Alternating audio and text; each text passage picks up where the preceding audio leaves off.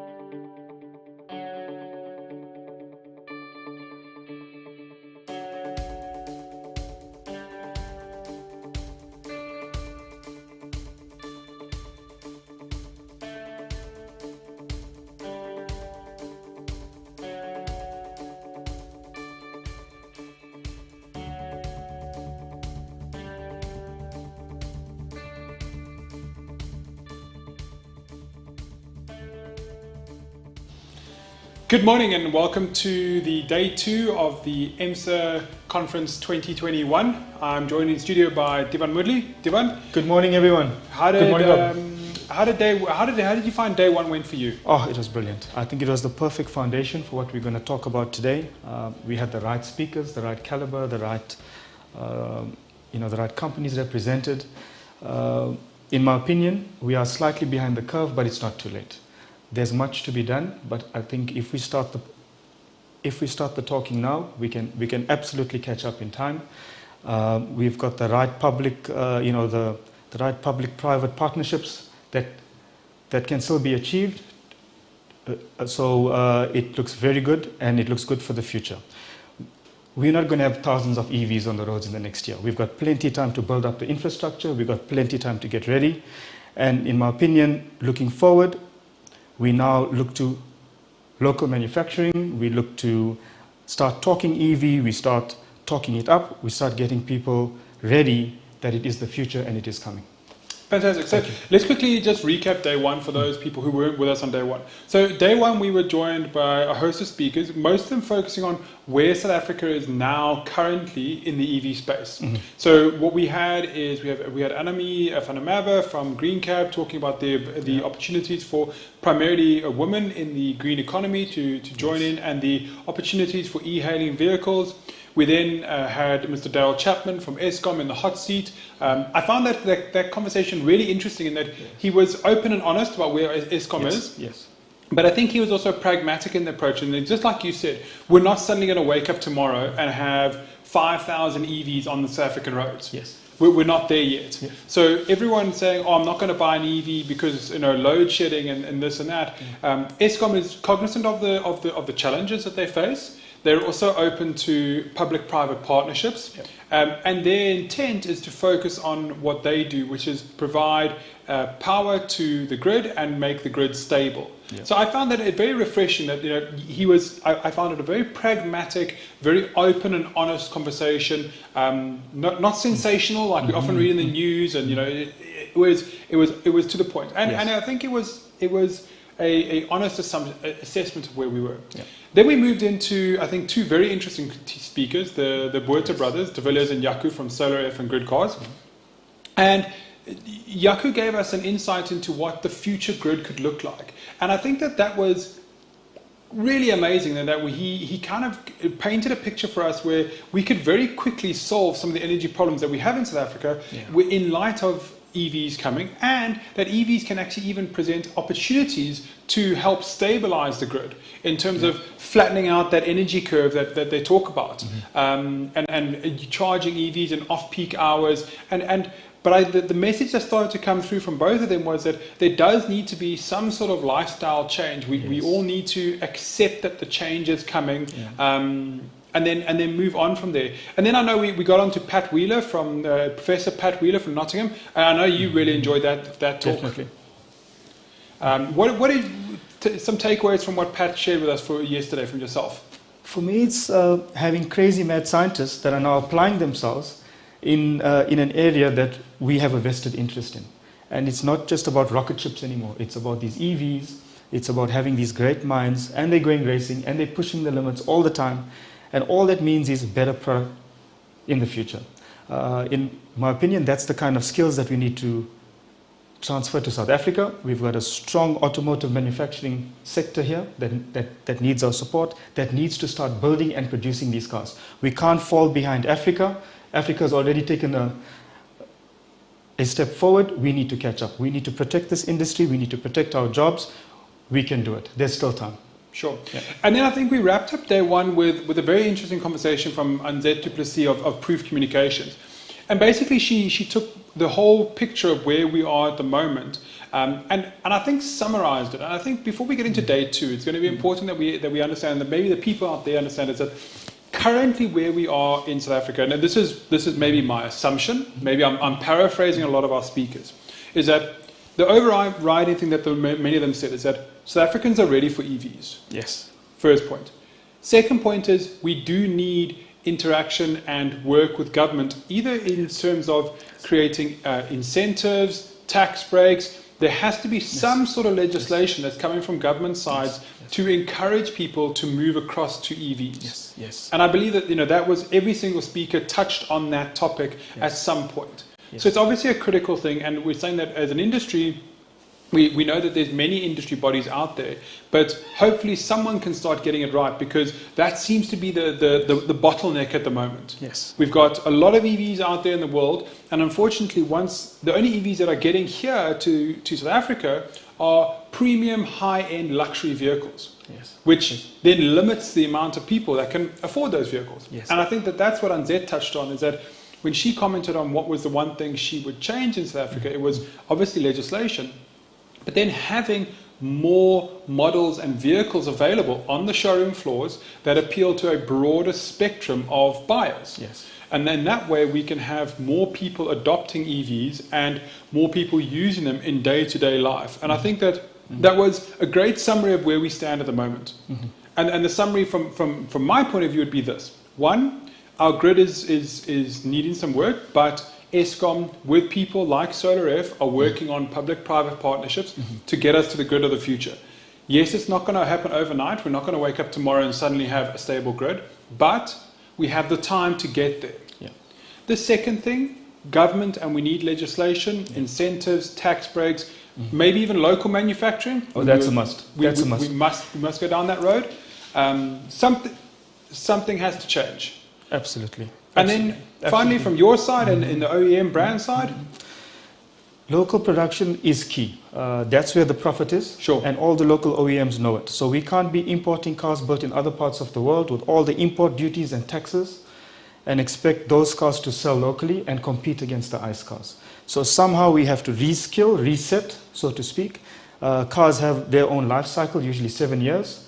So therefore, as we get to the next generation, so this is going to happen over the next 7 years, where we upskill, we get to a point where our current local OEMs can produce and export. That's the key for me. And over and above that, these incentives, be it import taxes, whatever it is, these smart guys know what to do, make these cars more affordable. We can't have cars only sitting at the 1 million rand price bracket and expect mass adoption. So it's going to have to be a planned response from our side, and we need to get there step by step. But I think we've now got the right people talking. And once you see the list of speakers today, I think everyone's going to get excited about what they're going to listen to. Fantastic. And as we go through. So now you I think that's summed up. That's day one. So we have a number of people, participants. We have people tuning in on our YouTube link, on Facebook. Number of people coming through have actually registered through Zoom. And what we need to do is we encourage, I should say, is to have those people interact with us. So if you have registered and you're on our Zoom link, please feel free to send through any questions throughout the whole day. Our team is monitoring the questions. We will try and get your question answered as much as possible. However, other participants and experts are also here, so they will also be able to answer your question for you. So what we saw yesterday was actually participants answering other participants' questions, which is really cool to see, because it's people answering each other's questions. Secondly, if you want to interact with us on Facebook or YouTube, we're live on YouTube today as well. Go in there, get a comment going. Our team, again, is monitoring those, and we'll try and get your comments to the speakers as much as we can to also get those questions asked. I think we had some really cool interactions yesterday. We had some nice questions coming through, a mix of people who obviously are the converted, EV guys who know what EVs are about, asking very pressing, direct questions. But then we also had some interesting questions from, I think, the people who are most important, people who don't know about EVs, and they're asking basic questions. And the one that stuck with me was we had a question from a gentleman who was in the rural East London, or rural Eastern Cape, I should say, not East London. And he was saying, how's EVs going to happen? What's happening for rural EVs? We don't have the infrastructure. And I think 2 or 3 of our speakers actually touched on that point, that there's options. There's options. And I don't know about you, Devan, but I felt that's where we need to get to. We need to stop preaching to the converted and start preaching to the people who don't know. Exactly. For those that don't know, they don't know how to plug it in, they don't know about slow charges and fast charges and solar panels, etc. And somehow there needs to be an education process. And I think it all starts here. And so what a great conference, and what a great way to start. Fantastic. So let's just quickly, a couple of comments that we had yesterday. I think it's because we're in the industry. So when we talk ICE, What's ICE? Internal combustion engine. So that's the engine you know now. As you know, petrol or diesel. And those that know say the secret why the old OEMs did so well and were in business is because they knew how to build an ICE engine. Anyone can build a car. There's seats, there's bodywork, etc. But it's only the guys that knew how to build an engine that could produce and sell a car. Now with batteries, the door is open. Anyone can come into the game. Anyone that wants to build a car that can stick a battery into something that we define as a car can get into the market. So it's a new language, so to speak. Fantastic.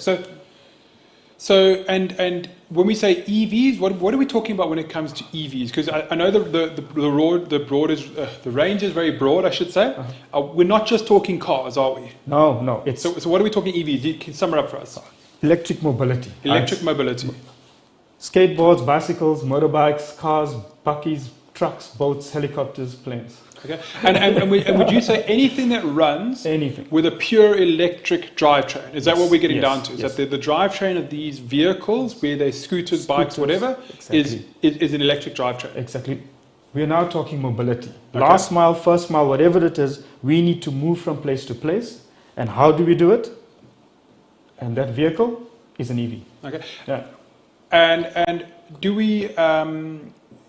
obviously these vehicles, for the layman out there, these vehicles are powered by batteries. Yes. Batteries store energy, as we term it, energy or electricity. Yes. And those batteries drive the electric drivetrain. Yes. Now, do we bring hybrids into this mix? Oh, yes. Or hybrids kind of something in between ICE and what we would call a pure electric vehicle? Yes, absolutely. So that's a great question. Yes. So I think hybrids are the transition vehicles. Okay. So it's a mixture of the two. So you've got a petrol engine or a diesel engine and a battery. And I think it's a perfect way as we transition, because till we have an infrastructure, we still have range issues, etc. But someone still wants to feel green. They still want to run with a active hybrid car, but they say, I've got 30 kilometers of battery power. Yeah.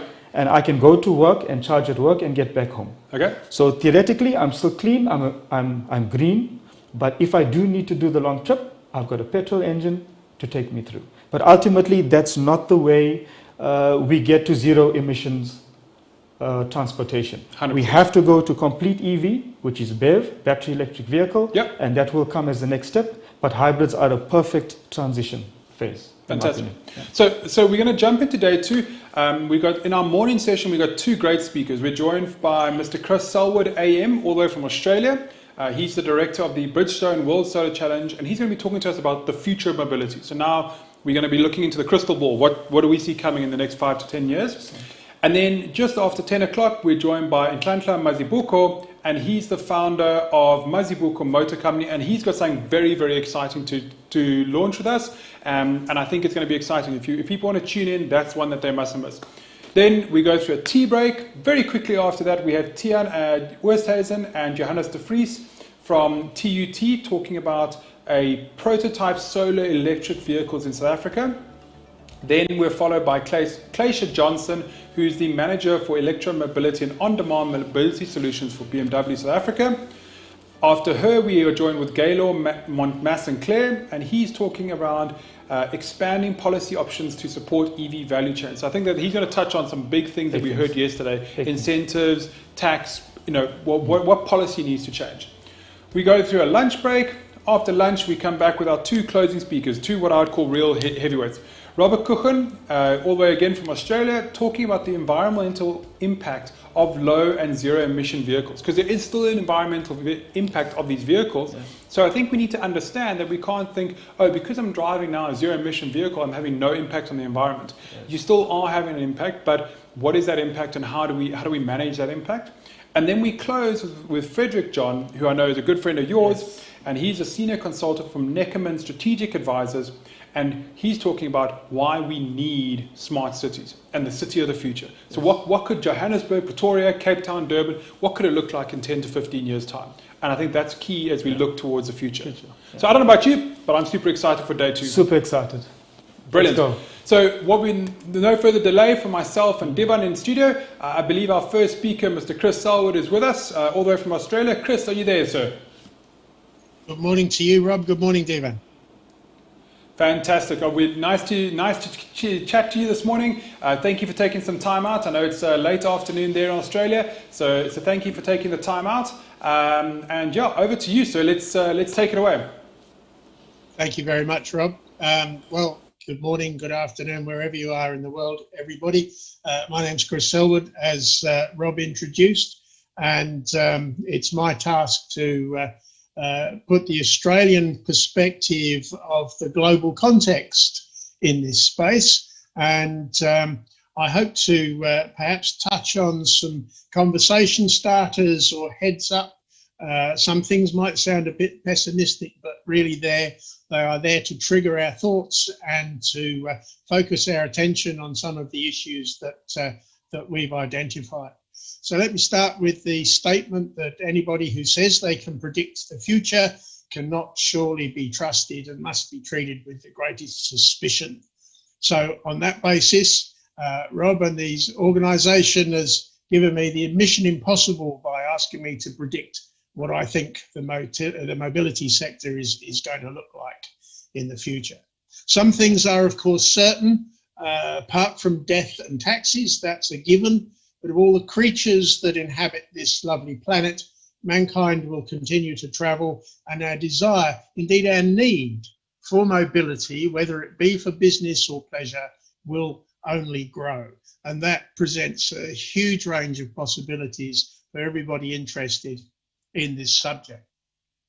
The other certainty is that of change, because while we have been used to evolutionary change, history shows that the biggest driver of changes to the way we do things comes from the unplanned disruption forcing us out of our comfort zones. And dare I say, many of us are currently experiencing quite a disruptive change right now. Indeed, I'm presenting this paper from my studio here in Australia rather than a conference room in South Africa, and that in itself denies me the opportunity of enjoying your company and your country, particularly in the less formal environs of the conference precinct. My other difficulty is the subject matter, because what will the future bring in mobility around the world? In the context of the overall conference, perhaps we can narrow that down to changes in which we get around. Mobility in general, urban mobility in particular, the cars we drive and the fuels that power them. And the 2020s will undoubtedly be a decade of transformation in urban mobility. But will it be the decade of fully electric cars, the BEVs? We're living in an area of change, unprecedented change, and new technology is being developed and existing ones are becoming obsolete at a dizzying rate. And the convergence of forces such as blockchain technologies, Internet of Things, mobile computing, each significant on its own, will surely have a cumulative effect that I don't think we've yet to comprehend. But again, if we take a reference and context from the title of our conference, I'll try and address my view of the mobility landscape and the emerging trends and the opportunities that right now seem reasonable to anticipate. The one common factor in this highly complex subject is energy, and what we do, what we are able to do, will certainly depend on the energy profile available to us in the coming years. And this has become a recurring theme in the research that I've done in preparation for this presentation. My working life has been provided me with the opportunity to travel far and wide, often well away from the tourist routes. And I've been able to meet with peoples of different cultures and backgrounds. Truth is, as human beings, we are all people with the same hopes and fears, and importantly in this context, the need for mobility to go about our daily business. What we learn from this is that solutions to these needs are not a one-size-fits-all scenario. The journalists always seem to talk of progress, and they always talk of that as a good thing. But as we said, change is inevitable, but is that the same as progress? So let's start with the need for mobility. Certainly as far as terrestrial mobility is concerned, there's been little change for decades in the way people travel, and certainly in the Western world, in the urban population that invariably means commuting to work. Urban life is bombarded by a potent mixture of social, economic and technological change and challenges, each of which have separate and conjoined effects on the way we do things. Every aspect of our lives is impacted, and mobility is undergoing one of the most transformational of all. And I venture to suggest that for many people around the world, physical improvements to their local road networks may have a far greater impact on their mobility needs than all the new technology put together. And for many, the barrier to mobility can be as simple, as if such things ever can be simple, as political rather than physical. So perhaps we should start with something we can understand: personal motor vehicle ownership. Traditionally, mobility has been based on the notion of individual car ownership, and changes to that model, which has steadily grown over the last 100 years or so, are already appearing on the horizon. It's evident that, in the Western world at least, today's teenagers are not driven by the same passions that we once were, not on any level. Certainly in terms of mobility, they have a very different outlook on life, and my own grandchildren, now of driving age and city dwellers at university, appear to have little interest in motor car ownership or developing their own driving skills. In the Eastern world, people of our generation rarely had the opportunity for their own personal vehicle ownership, meaning that their young people, again, have a very different outlook. The model of travelling to work, of commuting, is changing with people working from home. And architects around the globe are working to reinvent intercity lifestyles, once seen as not the preferred option, but now as a desirable proposition where people don't need to travel anywhere. They live, work and play within a radius of a kilometre or two. Some figures show private vehicle ownership is already in decline. So the question that must be put is, have we reached peak car? And in looking at the next 10 years, what is our baseline? Where are we now with the electric vehicles on the global manufacturing scale? And a question for you listening. What do you think now is the percentage of new cars being produced that are electric? What do we think? 15, 20, 30%? Certainly we are told that 50% of new registrations in China are of electric cars. But that doesn't really answer the question. In fact, this may be an example of the smoke and mirrors of the media. 50% of new EVs is a great number, but the International Energy Agency's annual publication, Global EV Outlook, tells us actually it's 5% of the Chinese vehicle production that is electric vehicles.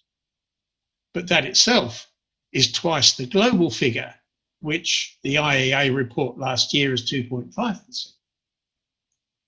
But you're doing very well in your country, I see, and you spoke about that yesterday. And I see the market plans to bring you lots of new models with exciting developments like the Mini E and the Audi e-tron and new Leaf variants leading the way. So figures have huge potential for growth over the next 10 years. And these can be driven by government incentives, falling prices, growing infrastructure, all resulting in growing consumer confidence. EV take-up is certainly growing momentum, gathering momentum everywhere the markets are opening up. And the key barriers to societal and behavioural changes are being steadily eroded, all of which shows that the market will grow exponentially as it matures. In terms of vehicle ownership, beyond the societal changes mentioned earlier, there are some key determinants that I've identified. The first of these is true cost of ownership. And that in some ways is the dark side of prices skewed by government subsidies and incentives. The actual running costs. People are scared about the running costs of EVs, their charging regimes, the conventional fuel comparisons on a per kilometre basis, and the unknown costs of service maintenance and repair schedules, particularly regard to battery life cycles. And it's gratifying to see companies like Toyota are offering 10-year warranties on batteries on vehicles like the RAV4 EV. And lastly, the poor residual values that we're starting to see in the EV market. And these are due to falling costs of new models, concerned over battery replacements, and the uncertainty of new models coming out at reduced prices, subsidized prices. And of course, on the flip side is the social media driven technological hype of FOMO, fear of missing out, because if you don't have the latest technology, then you can't be cool. But there appears to be a distinct reluctance for users to get to grips with a firm understanding of energy management and things like smart chargers, vehicle to grid, energy trading, and all of those things that people are going to have to change their mindset with their motoring habits. EV infrastructure is certainly growing, and there are huge opportunities here, and I think we'll see anxieties decrease as these markets mature. And as I've always said, political will is needed to accelerate these changes. And this is now manifest with the announcement of bans on ICE, internal combustion engines, by many governments around the developed world. Manufacturers have little option but to respond and adapt with significant investments in EV technology. So much so that McKinsey market analysts predict that EVs could account for 69% of passenger car sales by 2030. Everybody in the industry is talking about it. But are EVs really taking over the world? Certainly in certain markets, they are growing in quite an aggressive rate. But as I said just now, these EV take-ups refer to our own reality, the reality of the Western world with developed economies. And when manufacturers say they're not going to build any more ICEs, one has to wonder whose market segment they are addressing, because it may be some time before the EV industry reaches the maturity of total replacement. Let's not forget the great precedents of redundant plant being redeployed in developing countries. You may recall the Volkswagen Beetle was still rolling off the line in Brazil in the mid-1980s. And the old British Morris Oxford, in its guise as the Hindustan ambassador, only ceased production in India within the last 10 years. Ford's Dagenham plant in the UK has recently been retooled to put over 1 million diesel engines a year into the global market. And General Motors itself builds hundreds of thousands of conventional engines in the 1200, 1500 cc size range in Uzbekistan, all of them destined for emerging economies. And there's many other plants around the world that feed that hunger for new cars, which is soon to be measured at over 100 million units a year. But here in our Western countries, e-mobility is certainly one of those things that has captured the public imagination. And that, in turn, is fueled by the current climate of media hungry for content and success measured by the time eyes are spent on their pages. And just like the hype around my Global Green Challenge event itself 10 years ago, the marketeers and publicists continue to create their own view of reality, resulting in an urban mobility landscape that is arguably, or certainly can be, a mixture of spin, wishful thinking, and reality. So what might new movement in cities actually look like? What are the trends that are informing the future? I contend they are a combination of shared, connected, electrified, and autonomous mobility. Vehicles that are already disrupting the urban mobility landscape. Car sharing. A lot gets talked about that, but when we look at the Frankfurt experience, we see that that's losing a little bit of its shine already, because the German experience shows that the business case of car sharing is not really working out as they'd anticipated. To start with, just 5% of the population live in a city centre with a population density sufficiently great to support car sharing. And that's not a good business model to be starting with. Touted as a cheap form of transport with high convenience, cars need to be available close by and at short notice. And experience is showing that growth in the customer base is diluting these attributes to the detriment of the whole scheme. In addition, using car share at the expense of public transport was never an intended outcome. Economically, urban mobility is impacted by the gig economy, where ride sharing, deliveries on demand, mobility as a service, and contactless payments combine to bring convenience in moving around in a revolution, no pun intended, that is yet to involve the wheels that carry us. Technology is the biggest driver of these changes. In today's modern world, most of us have the luxury of a level of information connectivity in our pocket that could only be dreamt of not that long ago. It's a sobering thought to realise that the first iPhone was released in 2007, and an awful lot of metaphorical water has gone under the bridge since then. Technology allows us to know where our high-frequency public transport is, how long we can expect to wait for our ride share, and in extreme circumstances, even order Uber Eats while we are waiting. Electrification is the common factor, and undoubtedly at the top of the automotive wish list, electric cars are great. And I'm sure we all agree, but it's sad that some jurisdictions are starting to require soundscapes to be broadcast from the vehicle, much akin to the man with the red safety flag who had to walk in front of the early automobiles. We are told that the rise of connected and autonomous vehicles is set to revolutionise global transport by fundamentally altering the way people and goods are moved around. Again, the media gets very excited by this, but I don't see the legislators keeping up. And while the appetite for autonomy may be strong in some sectors of the market, two things I feel are very much underreported.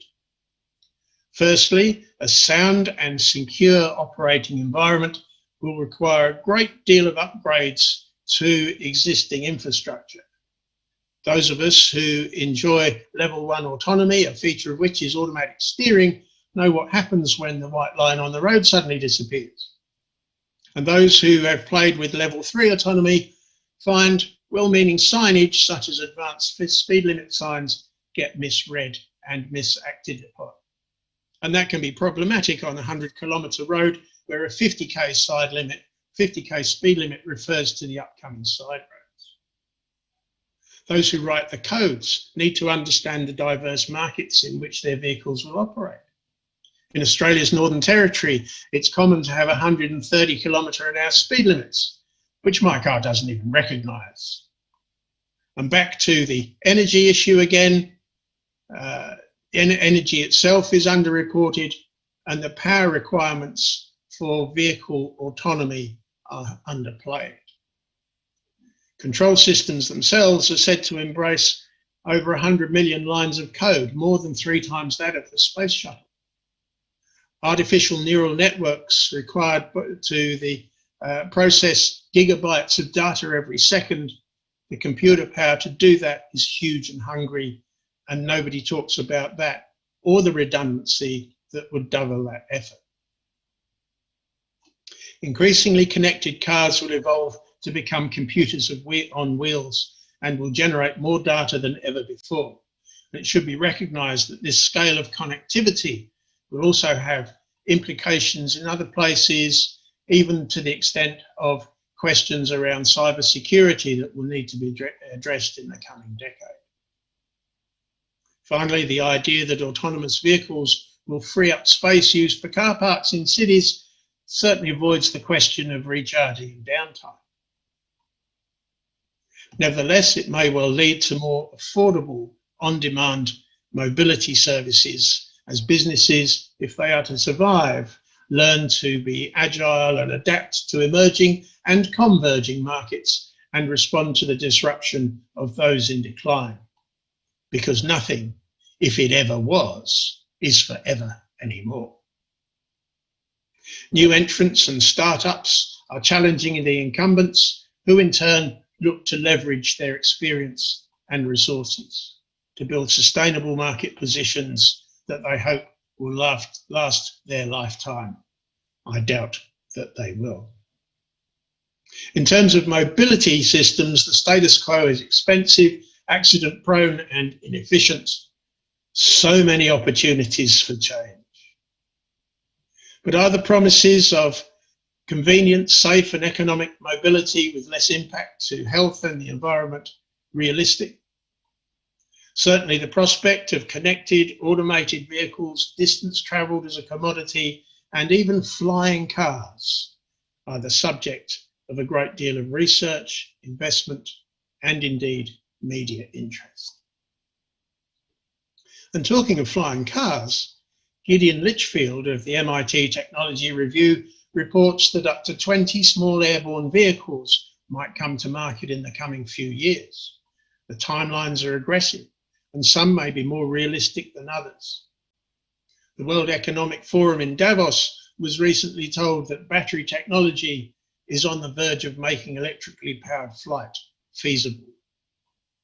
Further research suggests that powered flight requires a similar energy input as a large truck, and that in itself may preclude flights of any length, but short hops might not be out of the question.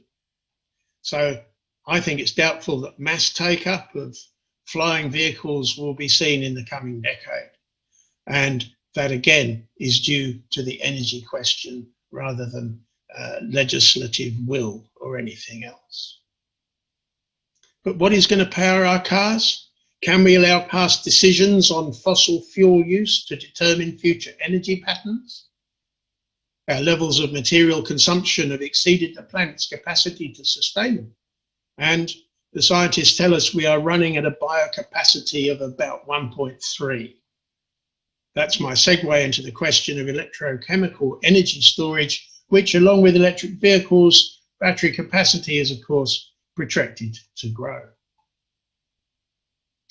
In the International Energy Authority's stated policies scenario, which is not a forecast but an assessment of political announcements, the global electric vehicle battery capacity increases from around 170 gigawatt hours per year now to about 1.5 terawatt hours per year in 2030.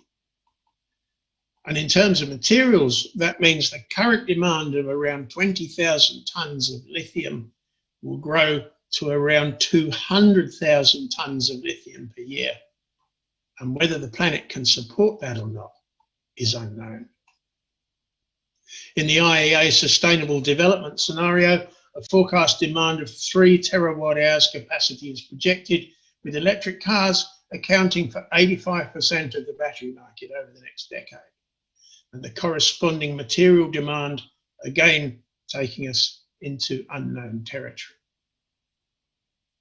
With projections that the network capacity to charge these vehicles is also questionable, the integration of distributed and renewable energies will certainly lead us into further development of disruptive technologies such as smart grids, capacity sharing, peer-to-peer and vehicle-to-grid trading, and let's not forget the contribution of energy-positive households.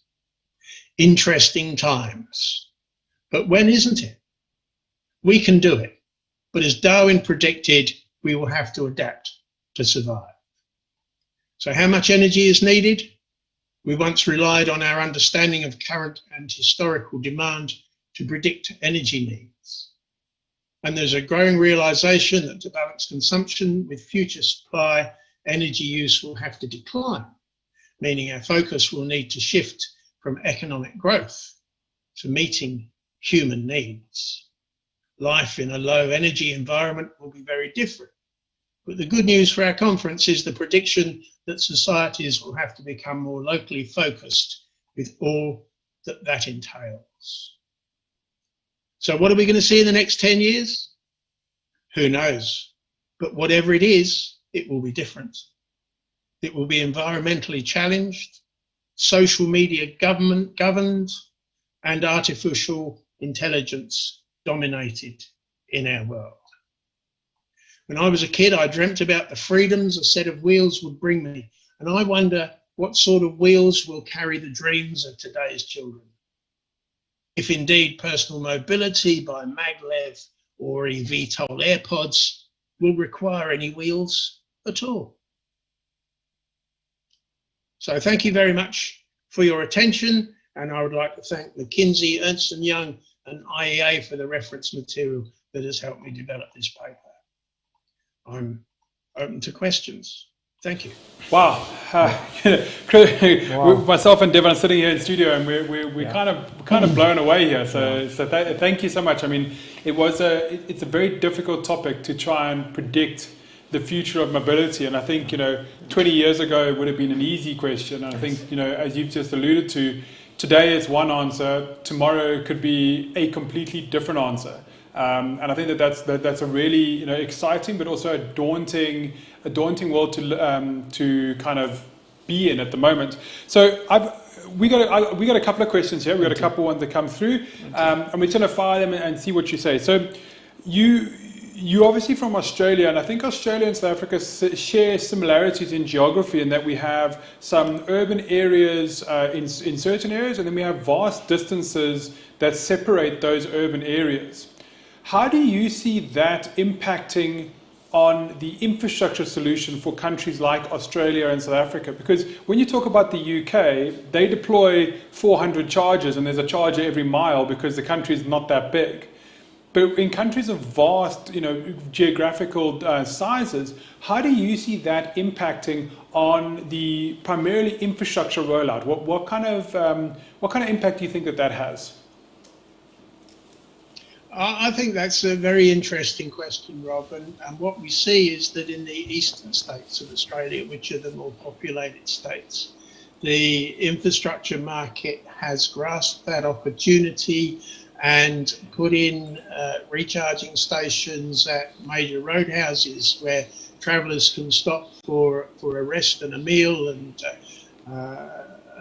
just take some time to recharge themselves before continuing their journey. And certainly the experience of the Tesla owners is that they can drive from Brisbane, Sydney, Melbourne and back on the major highways without too much dramas. Although what we're finding now is that because those the market share of those vehicles is putting a greater load on the physical infrastructure that's there. A lot of small towns are showing that they've come into the 21st, 22nd century by putting some EV charging bays behind a supermarket or something. But I don't really see that does a lot, because there's always fuss around what connectors there are and things like that. So that's very much in its infancy. I do wonder whether anxiety about travelling long distances is really a barrier to EV take-up. A friend of mine has a Kona. He's got a range of about 250 k's, and that's well within anything that he wants to do on a domestic basis. And the great news there is he also has a dedicated PV charging system on his garage for that car.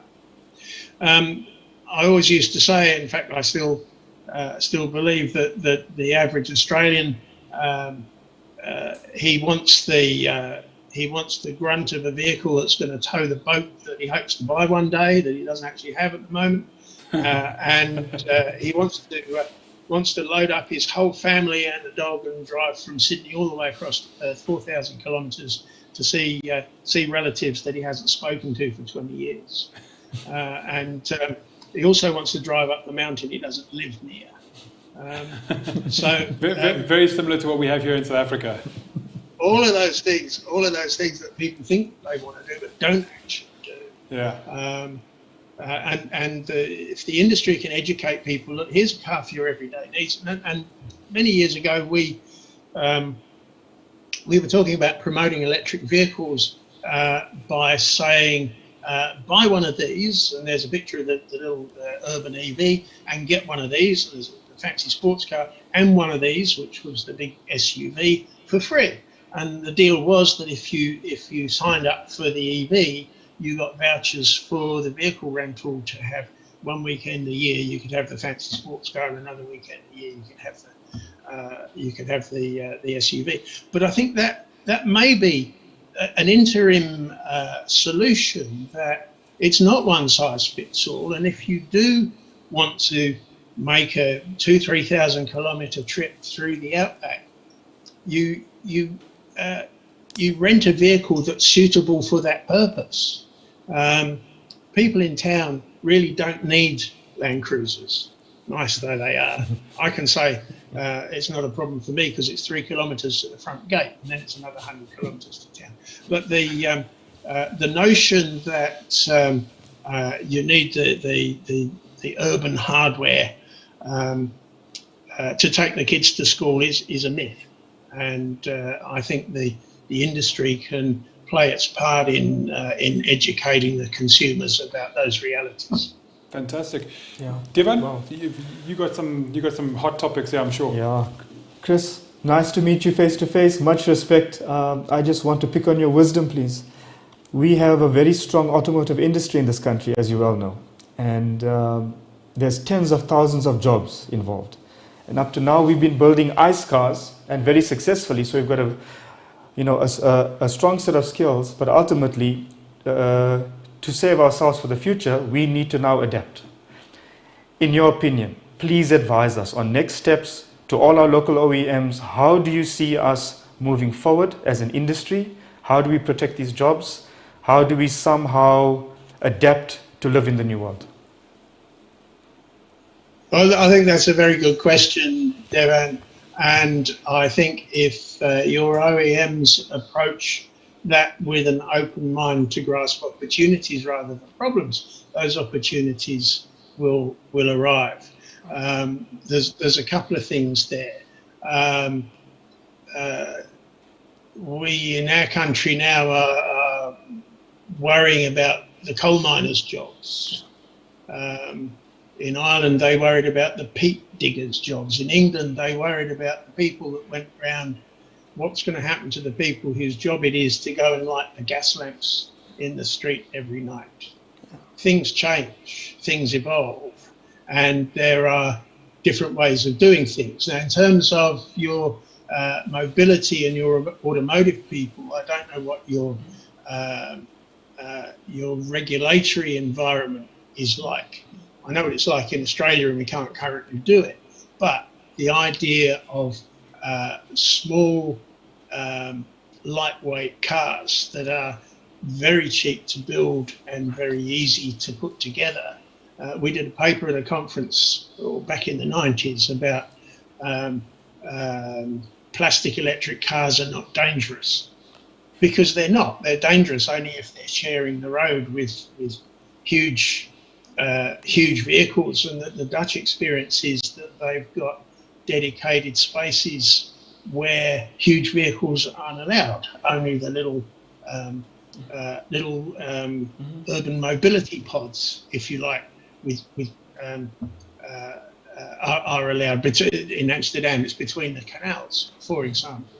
So this doesn't answer the question for the rural people, but the rural people can also accept that, like, if I want to go to the store, the nearest store to me is about 15 kilometres away, a 30k round trip. So a small urban vehicle is absolutely fine to do that.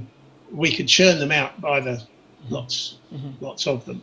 The issue will come, as I mentioned in my presentation, is where the materials for the exotic materials for batteries and control systems might come.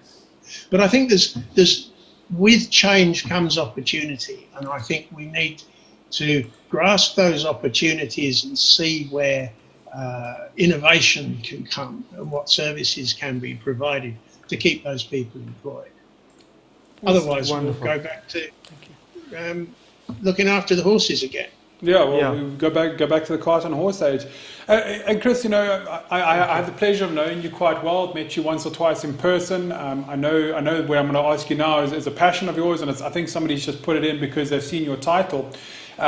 How do you see solar in countries like South Africa and Australia being part of the electric vehicle mix? I mean, we've got companies like Lightyear One, which was developed from the World Solar Challenge, which you obviously are very close to. And that's been developed in Europe, where they don't have as many sunny days as we have in Australia and South Africa.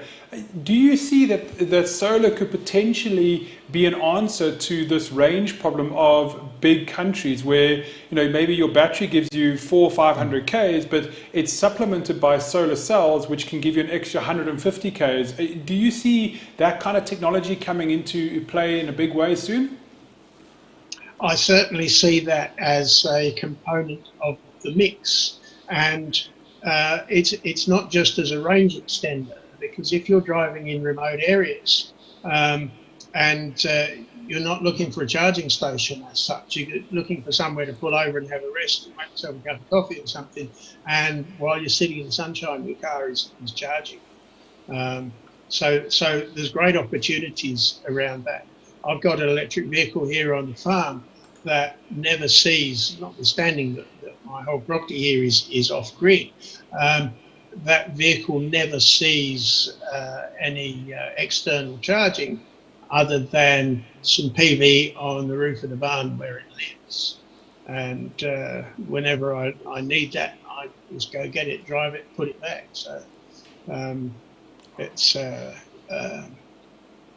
certainly got lots of opportunities, and what the kids are doing with the World Solar Challenge is pursuing the ultimate efficiency in electric vehicle operations. And in fact, the extended goal for the cruiser class is to do 1,000 kilometres without looking for a charging point. And the fact that we had one team actually do that shows that it's possible. Other people said, "Oh, it's all very well they did it, but we can't build a better car," because we never said any of this was easy. You come to the World Solar Challenge because it's the most difficult of its genre. Fantastic. Wow. Well, and I think we're going to switch gears here because Devon's going to throw a different kind of option at you here. Chris, we all know that the EV is the next step, is the next big thing. But I just want to pick your brain, please, on the next big thing. What are your thoughts on hydrogen? When do you think it's going to start becoming a little bit more popular and market ready? Thank you. I think the hydrogen economy is going to grow with fuel cells for heavy transport. When we go looking for efficient electric vehicles, we're trying to cut down on weight all the time, and we're managing to do that with new materials, particularly. And of course, that's not the same for the heavy vehicle market that needs to haul heavy loads around the place. And I think hydrogen is going to have a big part to play in electrifying the commercial vehicle fleet. Fantastic. Oh, brilliant. And I think that's a good answer, because I think that people are trying to find one thing to fit all modes of transport, all modes of mobility, and I think we need to maybe realize is that we move past that, where the ICE internal combustion engine did fit all modes, from big transport to small vehicles to sports cars. We might end up in a mix where there'll be different things that do different solutions, which I think is where you're getting to here, Chris, is where we're going to have the future of mobility won't be one standard answer. You may end up with an electric car and a hydrogen car. An electric car is supplemented by the sun. So the future is going to be broad and very, very different. With that in mind, I have a great question here that's just come through on Zoom. And the gentleman says, EV discussion aside, will car ownership even exist in 15 to 20 years' time? Surely as needs or usage model will prevail. If you need an SUV, you rent an SUV. If you need a truck, rent a truck. Obviously talking around, I'm assuming kind of car sharing models that we see coming around. What is your thoughts on that? Is actually vehicle ownership even going to exist in 15 to 20 years' time? No, I think that's an excellent question, Rob, because I alluded to that in my presentation. Yeah. That the whole model of personal vehicle ownership is under threat. Why would you do that? And there's many scenarios that could come out of that, and alternatives. And we talked about not being one size fits all. So why would you have one vehicle which is going to be far too big for everyday needs, but not big enough for occasional weekend needs, and sort of sit somewhere in the middle for the rest of its life? But that's a waste of resources. It's going to be too heavy on fuel, whatever that fuel is, and for lots of reasons, it's not going to fit. It's not going to be fit for the purpose that you're putting it to on any given day. And I think for that reason, we may well see in 10, 15, 20 years, a whole move away from personal vehicle ownership, where we're talking about mobility on demand and perhaps paying cost per kilometre as a commodity, and nothing to do with what it is, the wheels that are carrying it. Fantastic. Well, I think that really helps answer a lot of our questions, and I see there's a lot of more kind of comments coming through, Chris. And I think what you've shared with us is maybe not so much of a crystal ball, but you've shared with us maybe 3 or 4 crystal balls and said this is what it could look like. No one knows the answer, and this is what we may be looking forward to. And I think that really helps us to have someone like yourself who's been involved in mobility and the future of mobility for the last nearly 30 years. You've seen it all. You've heard all the talk. As you said, you've had the media hype. The media like to spin things in a way. And I think that it's very insightful for us here in South Africa to hear from someone like yourself. So if I can spring one last question on you, and this is maybe the 60-second elevator pitch. You know South Africa, you've been here a few times, you know the love for the country that we have, I know the love for the country that you have. My son lives there. Exactly. You've even told me that our wines are better than Australian wines, so this is great. I know. That might have been a misunderstanding. Our cricket team's better. Our cricket team, 100% rugby, wine, we're just winning here. I am embarrassed by our cricket.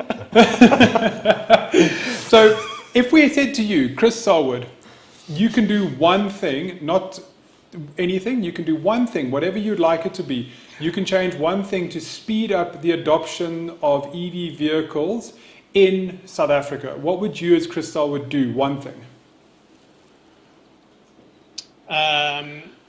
I think the biggest thing that you could do is embrace a manufacturer and have low-cost EV rentals as demonstrators widely available, so that people can get out of their head the prejudices that they've grown up with around some of the early adopters that were very limited on range.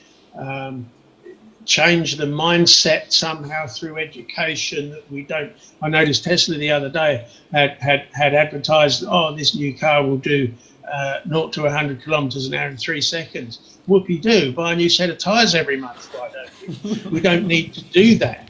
We need to learn to live more lightly on the earth. And I think EVs have got a part to play in that.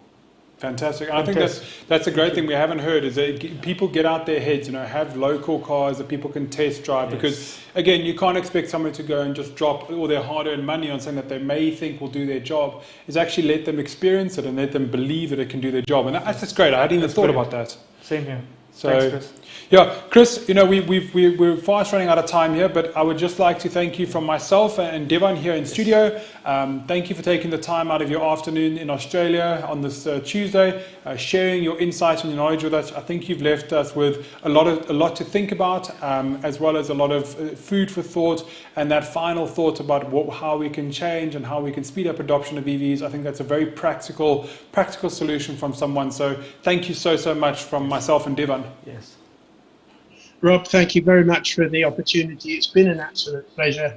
It's always great engaging with intellectually interesting people, because it always sharpens your own mind around these things. So thank you very much. I'm pleased I've been able to make a meaningful contribution to you today. Absolutely. And we look forward to the next topic. opportunity for getting together. Awesome. Chris, from all of us in South Africa, have a great afternoon, sir, and thank you for joining us.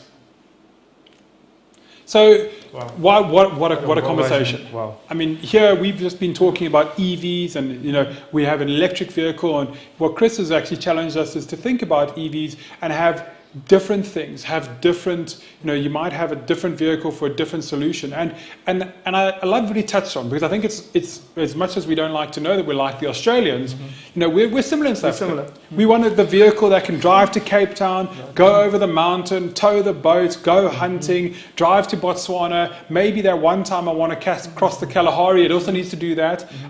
Maybe it's time for us to realize that we don't need that. Yes. And when we need that for the one trip we're going to the Kalahari, we go and hire a vehicle that can do that. And I think that's a really refreshing mindset, Ivan. Yes, absolutely. And also looking to the future. There's so much potential with hydrogen, and I'm not too sure what the byproducts are, and maybe then there's even more benefits.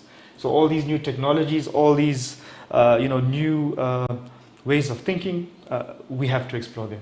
100%. And I think it's people like Chris Selwood who's sharing these kind of wide ideas, these big thoughts that can really allow us to maybe, every now and again, we need to look up. Yeah. And we need to realize there are opportunities. And I mean, one thing to change. What a great idea. Local manufacturer, and allow people to have an EV for a week, experience it. So they, so you can, when they want to make the buying decision, they made it from an educated point of view. Absolutely. And I think that's it's an absolutely phenomenal question. Absolutely. So what a way to start day 2. Great, really. And, call it an extended test drive. Yeah. So you hire a car, you get a feel of it, you get an idea of what it's about. Yeah. And that's how you get the feel of it. Get the feel of it. 100%. Yeah. And I mean, he spoke about briefly there about car ownership and how that model is probably going to change. I think everyone knows that maybe my kids, your kids, when they get to the age of having a car, it won't so much be about owning their first car. It'll be a car sharing model or a usage model. I think that's also really exciting, and it shows unique opportunities for countries like South Africa and Australia.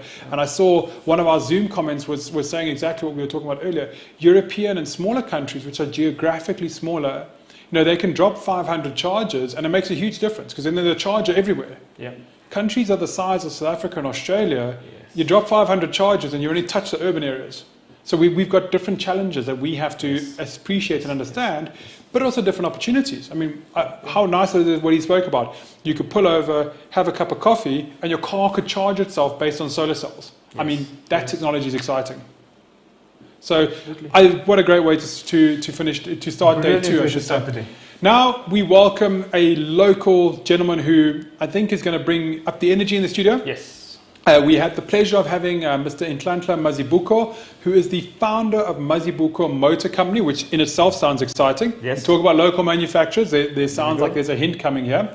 And Nhlanhla is going to be talking to us about the 4th Industrial Revolution and the EV opportunities come along with it. And I believe that's going to be super exciting. I mean, it's something that our president has talked a lot about. Every corporate in South Africa has talked about 4IDR, and to have somebody local who's going to be talking about it, and the founder of Mazibuko Motor Company, that sounds like something I need to listen to. This sounds big. Sounds important. I'm very excited, and also I hope it's the sign for the future. Yep. There's many more companies just like this, and we get the innovation and the creativity flowing. 100%. That's where the opportunity is. Fantastic. So we're going to be back in 2 minutes' time. And Nhlanhla's just getting settled. So if you're watching us on Zoom, if you're watching us Facebook, YouTube, we're going to have 2 minutes. Go grab yourself a cup of coffee. But believe you me, you do not want to miss this talk now in 2 minutes' time. Ladies and gentlemen, we'll see you in 2 minutes. See you now.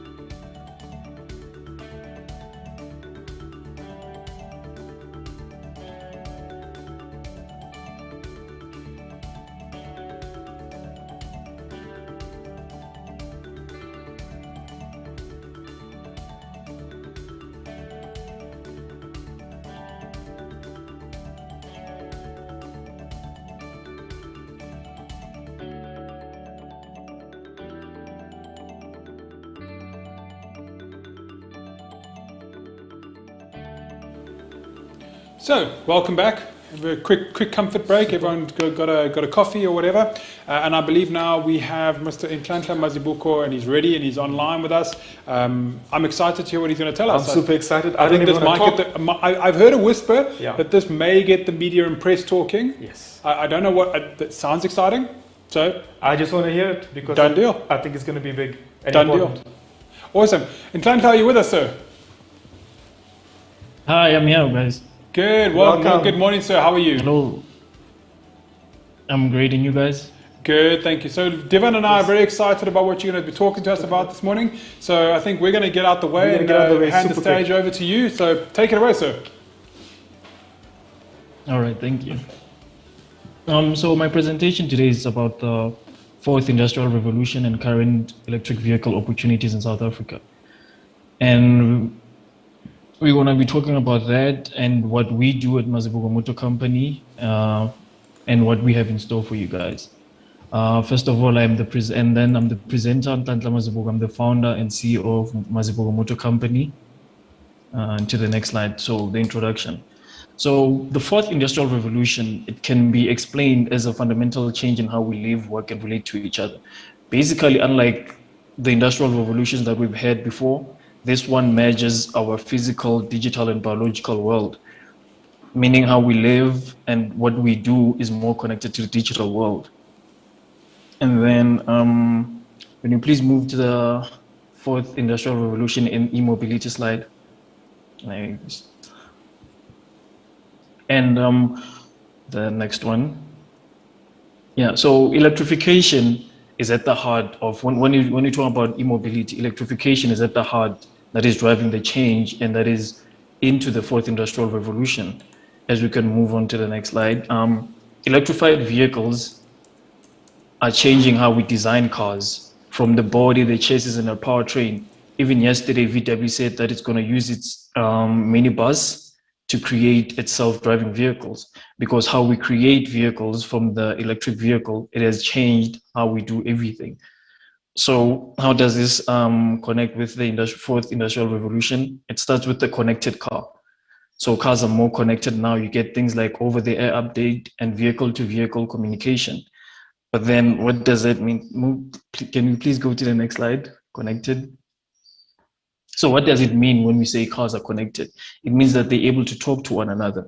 So if cars are connected and they have 5G technology and all of those things, if a car sees a huge pothole or something, it can talk to another one and say, hey, there's a pothole there, watch out. They can talk to each other, say, I'm traveling at this speed and all of that. So if cars are connected, if we move to the next slide, then cars will become automated. It means now we have autonomous driving, and autonomous driving is at the heart of the fourth industrial revolution, because self-driving cars have used things like, I'm blanking out, sorry. They use things like machine learning, artificial intelligence, so that they can learn how to drive as time goes on. So over the time as they drive, they learn how to become better drivers, how to be safe. And then with that, we can get less traffic on the roads and things like that. Personalized mobility. So in the heart of the fourth industrial revolution, like I've said, that the physical world and the digital world, they merge. So cars will become more personalized, and then they will learn our preferences. So once you get into your car in the morning, it can set the temperature that you like. It can suggest routes where you always go. It can suggest public stations, and it can talk to service people who do services, and it can tell them, hey, at this time, I think my brake pads need to be changing and all of those things. But cars will be more in tune and more personalized. It's like something that we're doing right now at Mazibuko Motors. We are designing a battery pack, and the battery pack actually uses machine learning and artificial intelligence. So basically, the battery pack will say, this person drives this distance every day, and they drive very slowly, or this person really likes to take their car to the limit. So over time, it can learn to optimize your battery pack so that it lasts longer. So that is personalization of the vehicle. So about our company, Mazibuko Motor Company is a technology and a battery electric vehicle company based in South Africa. And our mission is to speed up the world's transition from fossil fuel-driven transportation to electrification. Basically, I founded the company from the frustration, you know, when you stay in South Africa and you're passionate about EVs, but we're not getting the EVs. I remember in 2016, Elon Musk tweeted that we were going to get the Model 3, and I was very excited about it, but we never got it. So with that frustration over time, I decided, you know what, let me try and get into the space and not wait, because the climate change problem we cannot wait anymore. It's a current problem that we need to change and that we need to tackle now. So like I said, the fourth industrial revolution and the impact on Mazibuko Motor Company. So how we see the fourth industrial revolution in our company, we actually we use a model-based design method. So all of our components that we design and develop, we use computers to design battery packs, rolling chassis, and simulate the entire vehicle dynamics. And via this method, where you can do things via computers, you can save up to 60% of development costs. Okay, so on to the next slide, the M1B pickup. So the big announcement that we have today is that as a company, we've been working and trying to solve the e-mobility problem in South Africa. And we thought, you know what, instead of waiting for cars to come to us, how about we develop our own one? And we had a number of discussions. We thought of going the traditional route of maybe like starting with a supercar, something that's expensive, and then it can pay off for other models that come after. But then we felt like it's still going against what we felt like we needed. Even with the current electric vehicles that we have now, they don't really address what South Africans want. You know, and just like in the previous conversation that we said that South Africa and Australia, they have different needs. And Rob just mentioned that you want a car that you can take and drive to Cape Town, up the mountain in the rural areas. So that's why we decided to say, okay, our first car is going to be something that we know that we love and South Africans actually use, which is a pickup truck. Next slide, please. Next again. Yeah. Okay, I think we can move on as well from that one. So then about the pickup truck, our car has two motors, one at the back, one at the front. They have 250 kilowatts of power, and then in total, that's 500 kilowatts. The battery pack is 120 kilowatt hour. From our calculations, the car will do 0 to 100 in 5 seconds. The driving range is around 400. But that 400 kilometers, it's the very consecutive number based on our estimations, but we're very confident that once we can build this thing, it's going to get way more than that. But we just want to be consecutive about the number. So it's 400 Ks, and then the torque is 1,300 Newton meters. And now talking about the design. So the design process of this car, we started with what I knew that I wanted was the front running beam light. So then from there with the design, me and the designer started to sit down and talk about ideas. How are we going to do this thing? What is it going to look like? And then we had a number of ideas. The beam was there. And then the fog lights at the bottom, we thought of integrating that with an intake. And then the rear, it complements the front beam light. So in the rear, we also have the beam light. But the main thing was we wanted a very clean, minimalistic look with the car, a very modern car, and how we see the bakkies of tomorrow would be. We didn't just want an electric car, but it looks exactly the same like we have now. So as you can see here from our designs, we started playing around with a couple of things.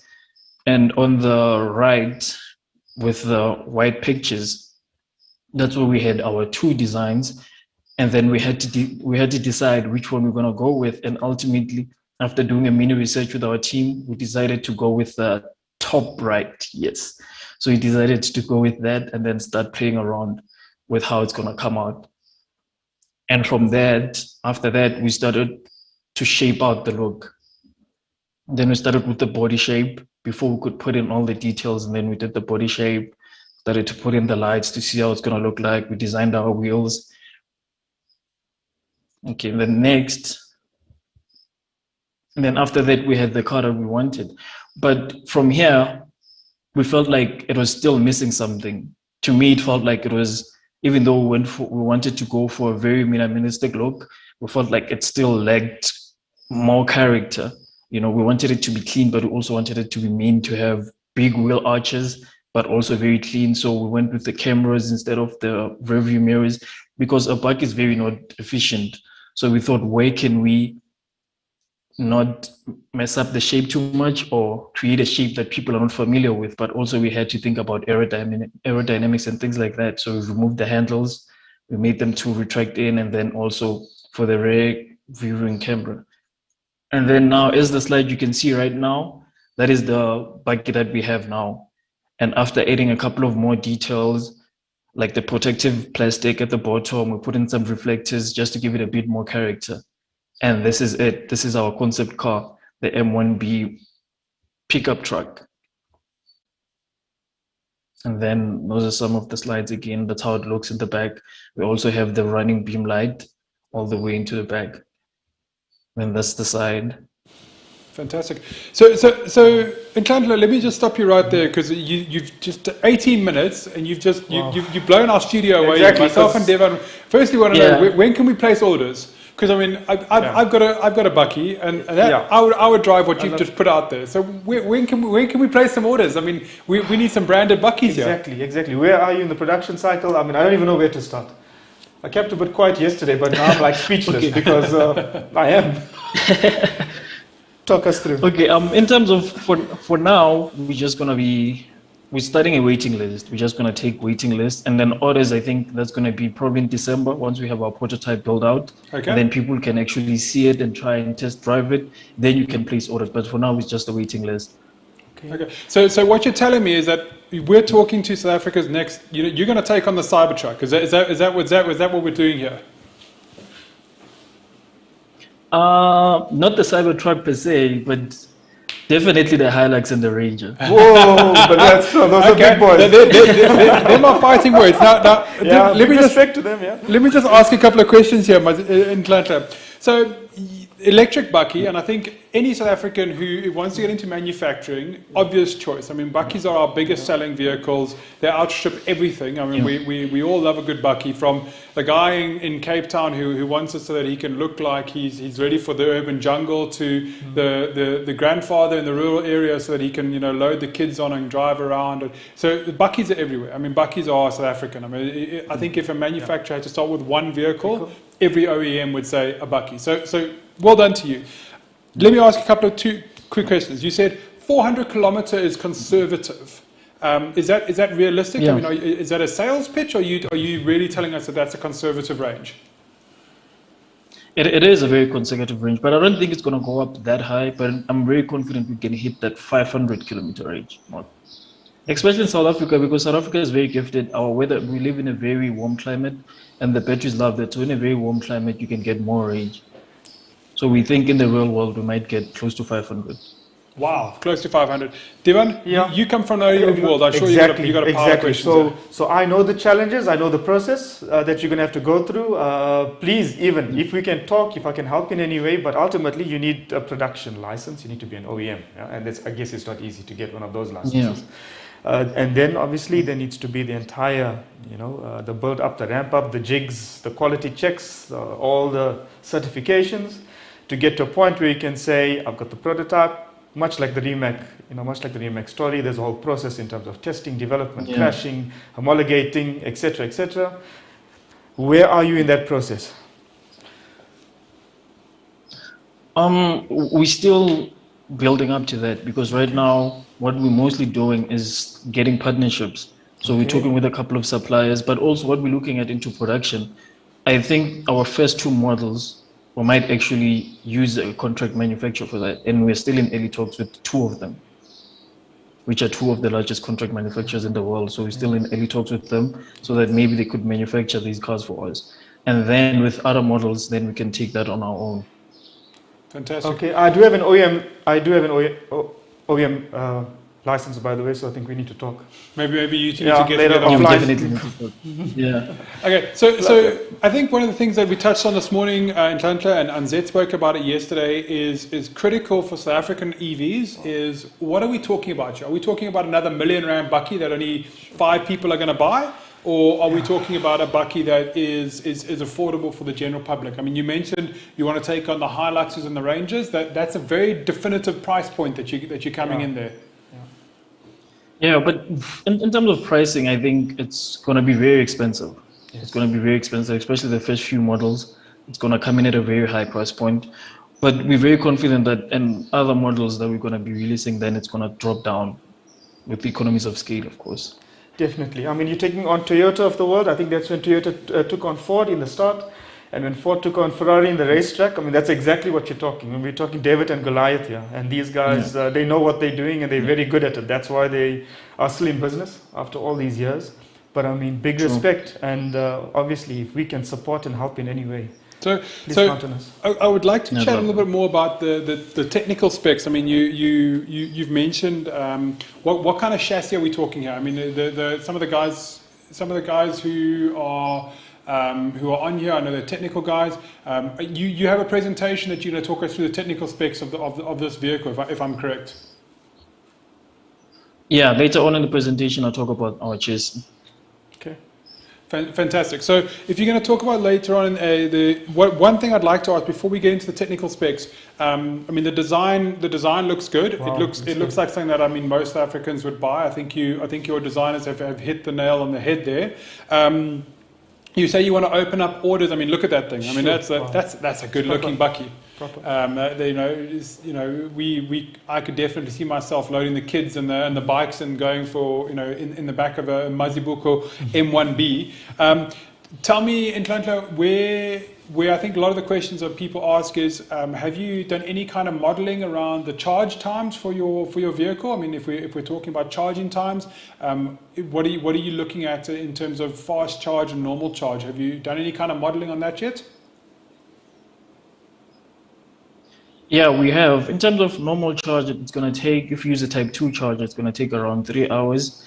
If you use a fast charger, to go from 0 to 80%, that's going to be around 30 minutes. And then if you charge it at home, maybe with a wall plug, then that's going to be around 14 hours. That's going to be very long. Sure. But fast charging, 30 minutes, 0 to 80%.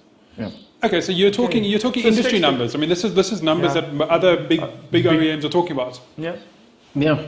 Fantastic, man. Look, I think I see there's lots of questions coming through. I'm gonna hold these off for 1 second, and I'm gonna let you talk us through the specs, because I think a lot of questions are coming through of what type of chassis we're talking about, what kind of battery. I think that you're gonna answer these questions, so maybe we can hand back to you. You can take us through some of the technical specs, and then once we're done with that, any questions that haven't been answered on my screen here, which is just flicking up with questions, you can take us through. But I'm super excited. M1B, sign me up.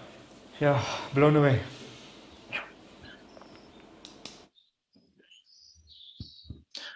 So the MMC platform. So what happened was last year during our development plan, the plan was to use an OEM's existing chassis.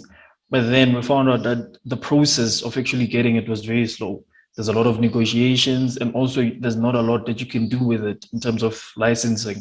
So we decided to develop our own. It's still early in development, our chassis, but it's fully integrated. So you have the e-axle, the motor, power electronics, and transmission. As you can see in the slide in your screen, that is our design for our, okay, it's a bit forward now. Please slow down. So right there, what you have, that is the chassis. And then those are the two motors, or our e-axles basically. And each motor has 250 kilowatts. And then when you combine them, that's up to 500 kilowatts. And then the four-wheel drive, then you move forward. Next slide. Next slide. Yeah. So in this slide, then you can see that is the fully integrated platform, which it's the e-axle, power electronics, and the battery pack. And the battery pack, that is 120 kilowatt hours. But we're going to have more than that. So we're thinking 120, 140, and then 180 for the long range. And in the next slide. And the next slide, you can see how our platform fits in the bottom of the vehicle. And yeah, I think that's it. So what's next? I know that just to answer some questions that might come later. So this year, our plan is to build up the prototype and actually start physical testing. Everything up to this point has been self-funded. So we're going to start our funding round, and also going to start crowdfunding. And with the crowdfunding, the name of the buggy, the M1B, actually people who crowdfund, we want them also to suggest names So the name of the car right now is just a standing name, and then people can actually suggest name, and then we're gonna pick one from one of the people who are in our crowdfunding platform, in our crowdfunding campaign. And then later this year, the plan is around December, we're gonna have an event where our customers who are on the waiting list, investors, and the media can actually come, and then probably they can see the prototype, and then they could drive it, test drive it, and see what it drives like and what it's like. And yeah, thank you.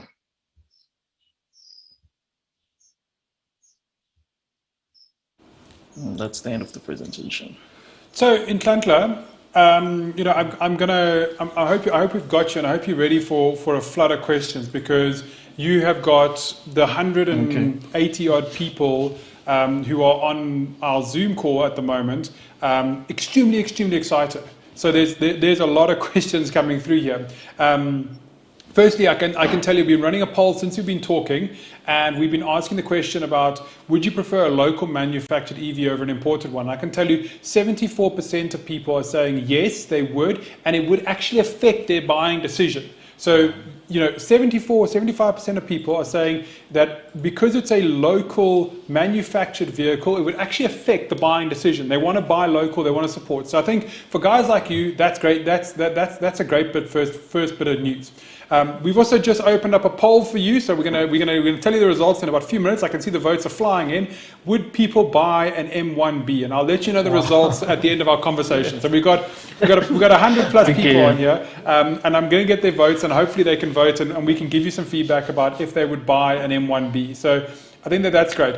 I'm gonna fire through some quick questions that we have to do here. There's some people asking, what can they do around the world? Because we don't just have South African people on our call at the moment. We've got people from around the world asking, how can they help and get you up and going with the M1B? Where can they go to assist you? Where can they go to get in contact with you in Klantler and Mazibuko Motor Company to assist you with this M1B? And there's a couple of guys asking this question. So where can they come and help you? Great question. Please go to our website. It's mazibugomotors.com. And then there's a whole flood of information that's already live now. You can learn about the car. You can learn about the chassis and everything that is there. How to invest, crowdfunding, everything is there right now. Fantastic. So please go to our website and then you'll find everything, yeah. Fantastic. That's really exciting. Devon, from your side, questions? Everything of the best, but I think obviously there has to be that plan. You know, every car has a life cycle, has a production life cycle. I'm not too sure also if you're familiar with the Lexus LFA. The challenge with that car was they took 10 years to build a car, and then the production cost became so high, then the car's price was totally priced out the market, and it couldn't compete. So therefore, all of these real world business issues from a design to production perspective, and the timing and the engineering costs, etc., but I'm sure there's plenty of people with the right brain power, you know, to help and to step in. I'd like to be one of them as well. So nice to meet you. So nice to meet you. So there's a couple of when I say a couple of comments in Klantler, we're getting them thick and fast here. So one guy saying, I love your rolling chassis. Sounds like a great idea what you've done there. I mean, your developments. Inspiration, where you took inspiration for your design, who inspired you? I mean, obviously you don't just pick up a pen and start designing a car like this. Talk to us through some of your inspiration and how you got to this point. In terms of designing the rolling chassis, the plan was, because we have two other models that we want to release not that long after the M1B, so we wanted a platform that we could throw other cars on top of it and to reduce our development cycle. So that's where we got that thing. And also there's other OEMs that are actually using it and who have their own skateboard platform. So we wanted to use theirs, but it was a long process. Yeah. So we're like, you know what, let's just do it on our own, you know, have everything in-house. And that's where the inspiration came from. Then in terms of the design of the bike, I don't know. I think, like I said earlier on, the one thing that we had was that front running beam light. I only had it one time in a dream. I was like, that's what I wanted. And from there, we just started building. So it came to you in a dream. Is that what you're telling us? This came to you in a dream? Yeah. Wow. Fantastic, man. Yeah, something like that. Okay, so I've got a question from a gentleman called Billy, and he says, you have a rather large battery spec. What do you anticipate the weight of your battery being? I don't have the numbers yet in terms of the size, because I do know that we use 10 modules, and each module has around 65 cells, the prismatic cell. So I forgot the size of the weight of the battery pack. I'm sorry. No problem at all. So my next question is from a gentleman called Vusi Muzi, and he wants to know, how long do you anticipate your battery life to be in the long run? Are you looking at a 5, 15, 10 year? What kind of life cycle are you anticipating with your vehicles for this M1B? We're thinking around, it's probably 10 years, but it could be more, because right now, the company that we're talking with from sourcing the batteries, it's one of the top 2 manufacturers, and Tesla actually uses the same battery. Okay. So we think it's going to last between 10 to 15 years. Brilliant. Fantastic. Look, I think there's a couple of other questions coming through. I've got a great one which I particularly like. Somebody saying, will you be accepting Bitcoin for payments? Definitely Bitcoin. My team will tell me the guys love Bitcoin. Yeah, our team loves Bitcoin, so definitely. Okay, that's great. I mean, sure. it's exciting, because I think you've seen yesterday, and everyone kept on talking about local is lacquer. We want a local manufacturer. Yeah, I saw. And you know, Mazibuko Motor Company stepping in to fill the void. I mean, it's exciting. So you've talked about 2 other models that you want to base off this frame. Could I hazard a guess that we're maybe talking about an SUV, like similar to what Ranger and Fortuna do, or Hilux or Ranger and Everest, I should say, and Hilux and Fortuna do? Is that something that we're talking about here? Maybe like an SUV?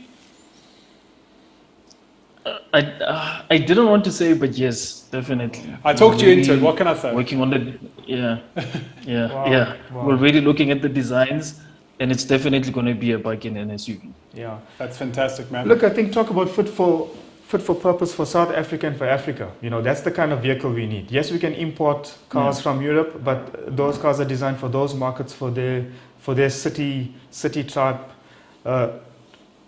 transportation needs. And South Africa needs a robust, tough, bucky / SUV kind of vehicle that's fully electric. And not all OEMs want to get involved in that space.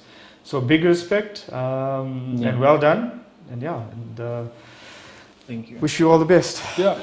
So in Tlantla, the other question that we had, and we've had a few of the guys asking this question, and it's a uniquely South African dilemma. And I'm going to step away from the M1B just for a moment. I mean, we're all very excited. My order's placed, by the way. I hope you know, like top of the list, Rob Walker, tick. I'll take mine in black with 22-inch rims, please, and that front light done. I'm ready to go. Okay, so top of the list. I don't even want you to name it after me. You can call it whatever you want. I'll drive it. Done deal. All right. Okay, so let's talk about a uniquely South African thing. Our minibus taxis. Yes. Now, you as somebody looking to get into manufacturing, is there not an opportunity for someone to produce a vehicle that can move people safely, our minibus taxi environment, but it doesn't need a massive amount of range, because most taxi drivers know exactly how many kilometers they do over in the morning and an afternoon, because they know that they need to fill up with exactly 22 liters of fuel so that they can do the trip there and back, and then they sit, often we all see them sitting on the side of the road waiting for the afternoon commute. Is there not an opportunity there for us to develop a relatively low-cost vehicle? Because it doesn't need to do 500 kilometers. I mean, you're talking about maybe 200 k's in the morning. It can then charge for 6 hours, and then 200 k's in the afternoon. Is this not an opportunity that somebody is missing? Maybe somebody's just not, tapping into this? It definitely is, Rob. I'm glad that you brought that up. So, right now, our entire plan is to have the buggy and the SUV come out at the same time. And then after that, we're going to go for the minibus taxi, something the size of a Quantum. That's definitely what we want. And then after that, our 4th model is going to be a hot hatch. But the minibus taxi is something that we're definitely looking at. And the buggy, the SUV, and the minibus taxi, that's where our platform is going to be used, those 3 models. Fantastic. And I think that's such a understanding of your local context. Yes. I mean, you're not trying to make something that works, in the USA or something. You've identified these are the 3 types of vehicles that South Africa needs, and I think that's absolutely great. And when we finish this call, I'm going to phone you because I've got your number. I would like to be a shareholder, so you can sign me in, shareholder. Myself and Devan, we're in. All right, thank you guys. But so a couple of questions. I've got, again, a couple of comments that are coming through on my side here. One or two people asking, are there opportunities for graduates to join you guys? You've obviously excited a few people out there who are graduates, maybe looking for something to get involved in. Can they contact you through your company to try and get involved in the project? I mean, obviously there's an excitement here that guys want to get involved with Mazibuko Motor Company. Yes, please do that. They can go to our website and then they can contact us from there. Because even right now, we're still in early talks with the University of Johannesburg. We're getting a couple of students there to come and join us as interns, and then we're also going to have a couple of final year students in mechanical engineering working with us. Fantastic. I mean, that's really, really exciting, and I think it's great to hear. What I can tell you is, I've just been shown a computer screen through the studio door here, where our emails are lighting up, and people are saying, can we share your? If people email us, are you comfortable with us sharing your contact details? I mean, these are people that may be wanting to assist you and help you. Are you comfortable that we can share with them your contact details? We're also going to put the website up on our feed so people can see the website, but we're getting emails from people. They are asking to get in contact with you in Nhlanhla. I think you have, on the 2nd of March, on this Tuesday morning, you have excited the South African people. We now have something coming out of South Africa that is uniquely South African. Yeah, thank you. Definitely, I think we'll talk off camera and then I'll give you all the contact details, which people to give what and the rest. Fantastic. So I have another question that's come through. Are you planning to maybe work with an EV and incorporate? We've been talking about solar panels. Is that something, obviously South Africa, we live in a sunny country. Is that maybe something that you would like to consider building into some future planning here? I like the question. To charge the M1B? We've thought about it, and in terms of efficiency, the solar panel makes not that much of a difference.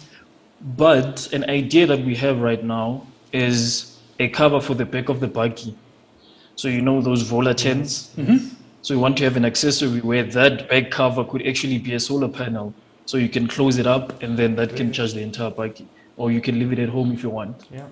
Oh, what it's not part of the structure, it's not part of the production costs, etc. So it's a good way to add it on. Fantastic. Yeah. Well, that's again, what a great innovative idea. Taking something that would normally be kind of a side thing, something that just to cover your goods. Now you can stick your solar panel on, and then you can charge your fridge. So when you get to where you need to be, your cool drinks are cold, and you're ready to rock and roll. Yep. Fantastic. Yep. In Nhlanhla, I mean, it's phenomenal. I mean, I'm really excited. Devon, any more questions from your side while we've got the man on the line? Because I think in a year's time it might be difficult to get him on the line. No, absolutely.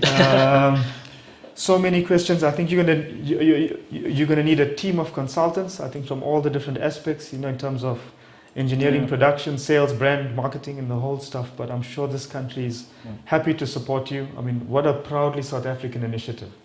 This is a small world, and well done.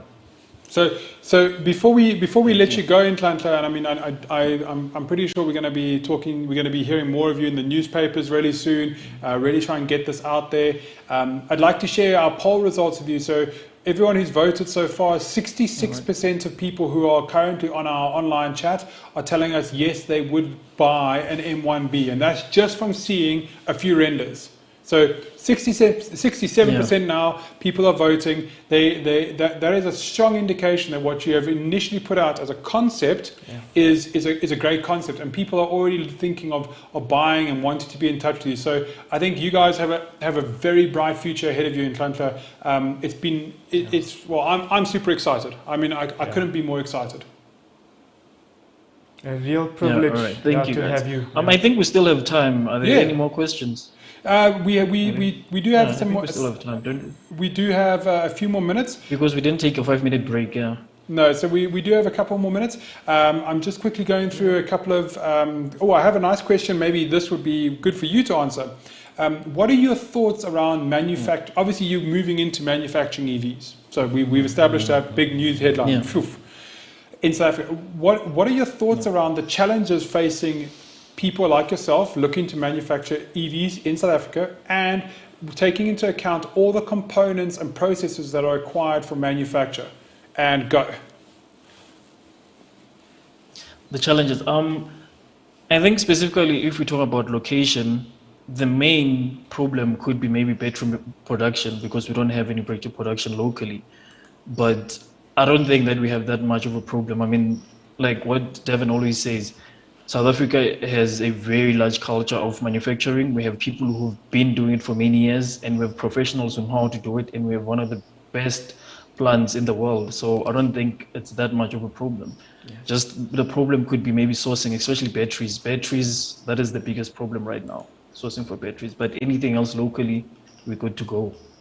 Okay, so what you're telling us is that it actually isn't that daunting. It's other than the batteries, we have the skills, we have the engineers, we have the know-how, and this is something that we actually shouldn't be scared about doing. Is that what I'm hearing from you, Nhlanhla?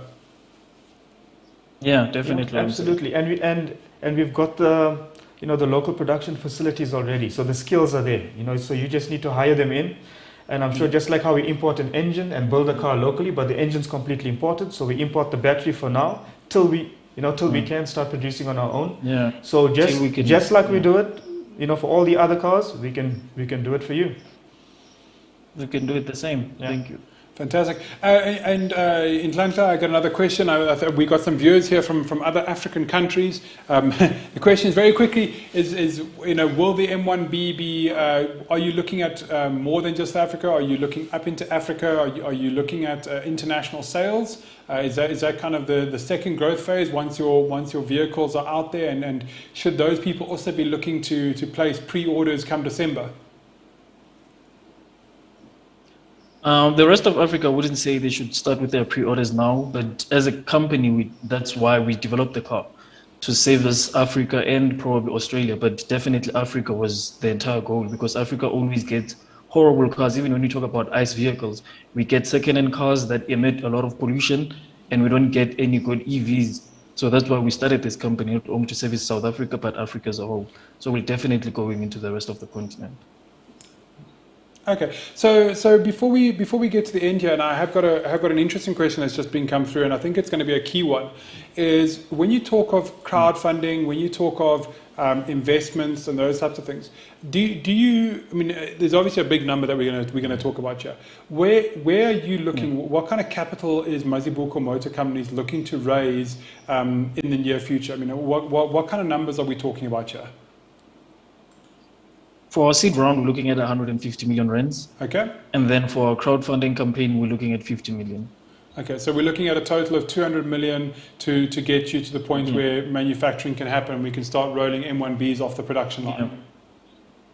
Look, I mean, more or less. It sounds like a huge number. No, as a start. But in the relativity, I mean, we all know Ford just committed 2.5 billion rand odd or whatever to South Africa, the Silverton plant. So in terms of the industry that you're in, it isn't a massive number that you're talking about. It's really not. Yeah, absolutely. No, it's really not. And I think no, go for it. Oh no, I was about to say, the only reason also why we're able to do what we want to do with such a small number is that we're looking for our first run of vehicles. Like I said, we're talking to a contract manufacturer. So they're just going to put our car into their own assembly, and then they're going to assemble it for us. Then we're going to take it to the guys, and then we're going to sell it. And then afterwards, then we're going to build our own facility. Yes, that's what it's about. But you may need IDC or DBSA to get involved in that. But it's going to be a few billion. But with the right plan and with the right people on board, that shouldn't be an issue. Well, I'm so excited. I mean, I'm thinking, Nhlanhla, one of the big things we spoke about yesterday, everyone kept on saying we need local vehicles, we need to bring it in, we need to have local manufacturers. And here we are talking to a young local South African, and you've taken the bit between the teeth. Yeah. And you said, well, why can't we do it? I'm going to come up with a design that's interesting, that's nice, and I've got a plan for a product line which is going to use the same ladder, the same platform, and I can only wish you the best of luck. I mean, I cannot wait to see Mazibuko Motor Company out there mixing it up with the big guys. And seeing some M1Bs out there on the roads. Devon, you from an OEM background. Exactly. And any final pearls of wisdom that you can share with our young entrepreneur here? This is a fantastic idea. Be strong, chins up. You have strong opposition, but with the right will, anything is possible. 100%. And with the right support, a bakkie is proudly South African in its context, in its relevance, and there's very few OEMs that actually invest enough in that segment. So your competitors are strong, but very few. So if you get it right, you can create something proudly South African that's maybe even funded by South Africa. And we then have a badge, and we have maybe the second South African Tesla founder, say, so to speak. Fantastic. Well, we could always do with a second local Tesla. So, Nhlanhla, from myself and Devan in studio, you've given us something so exciting that we're going to have to go for a tea break, so we can just kind of settle down a little bit before we go on to our next speaker. Any final thoughts from you for all the people who are watching on YouTube, Facebook, on our Zoom? You've got loads of support out there. South Africans want to support you. Any final thoughts from you, sir? For now, I'd just like to say the support is needed. Support is definitely needed. We're building a car. It's by South Africans, for South Africans. So definitely need the support, and that's it. Fantastic. So get out there. Go to Mazibuko Motors, go to the website. We'll send it out to everyone so they can contact you, and we will be hearing more from you in the near future, I believe. This is not going to be the last time we hear from you, sir. Yeah, no, definitely not. Awesome. Well, I hope that this morning has, if anything, given you a little bit of exposure out there, given you some leads, helped you on your journey in some small way. We've been excited to have you, and thank you so much for joining us and taking some time out of what I'm sure is your very busy schedule at the moment. So thank you so much. No, thank you guys for the opportunity to have us launch our car here. Thank you, and talk to you soon. Yes, definitely. Bye. Thanks, Nhlanhla. Bye-bye. Bye. So, launch of a local manufactured bakkie. We're talking about a 400 kilometer range, charge time that's very comparative to everything else out there. Built here in South Africa. That's the key. That's the absolute key for me. It's all about local production, local employment, and all the other skills that will come from that, and all the other suppliers, because we need windscreens and body parts, etc. So it's more than just saying we're building a car and we employ X amount of people. And this can just blow up into something completely much bigger in the future. 100%. Well done. So on that note, we're going to go for a quick tea break. We're going to be back at 11:05 with Tian and Johannes from TUT talking about concept solar cars on South African roads. I think there's a couple of questions asking about solar charging. People now thinking this is an opportunity. Tian and Johannes are going to bring it into us, explain us the opportunities that are there. And I think everyone maybe needs to just go and have a cup of tea and a cup of coffee and just relax after that. Yeah. The launch of the M1B here live on EMCSA Day 2. Wow. Fantastic. Everyone, thank you very much. We'll see you in exactly 15 minutes time for our next session after our short tea break. From myself and Devan, have a great morning. Great morning. See you soon.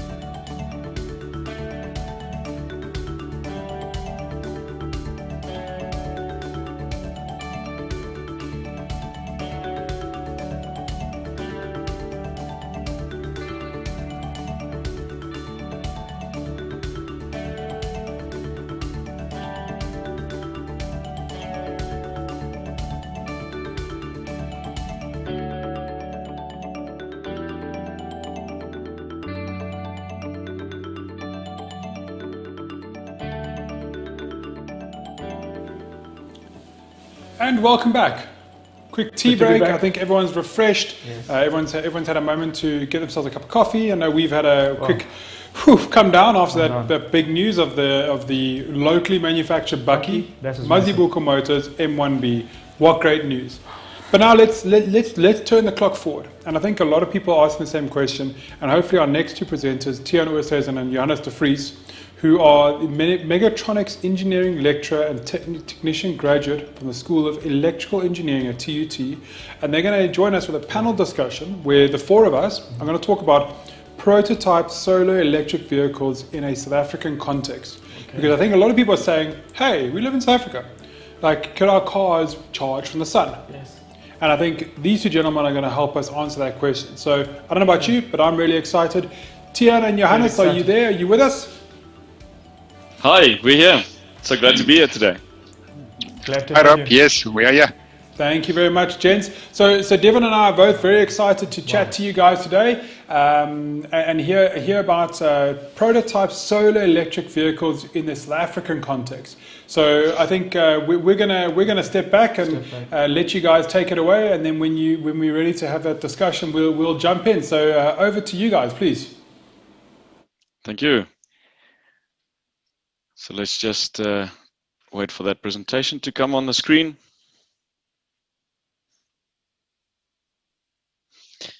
There we go. Thank you so much. Welcome, delegates, speakers, and hosts. Our presentation is entitled Prototype Solar Electric Vehicles in an African Context. And of course, I'm Tiaan Oosthuizen, and Johannes de Vries is with me today. Okay, so myself, I'm an engineering PhD in energy optimization, and I've done this on solar electric vehicles. I've built or co-managed or researched solar electric vehicle technologies for the past sort of 6 years or so. And I've published numerous journal papers on solar electric e-mobility. I've also supervised various state-of-the-art electric vehicle technology advancements with postgraduate students. Johannes?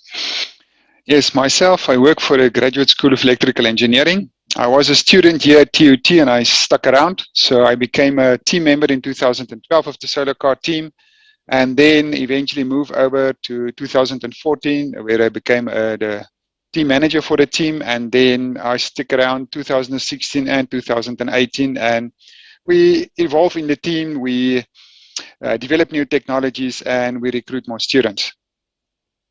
Over to Tiaan. Okay, so just on the next slide, Fritz, we're going to look at what we're going to discuss today.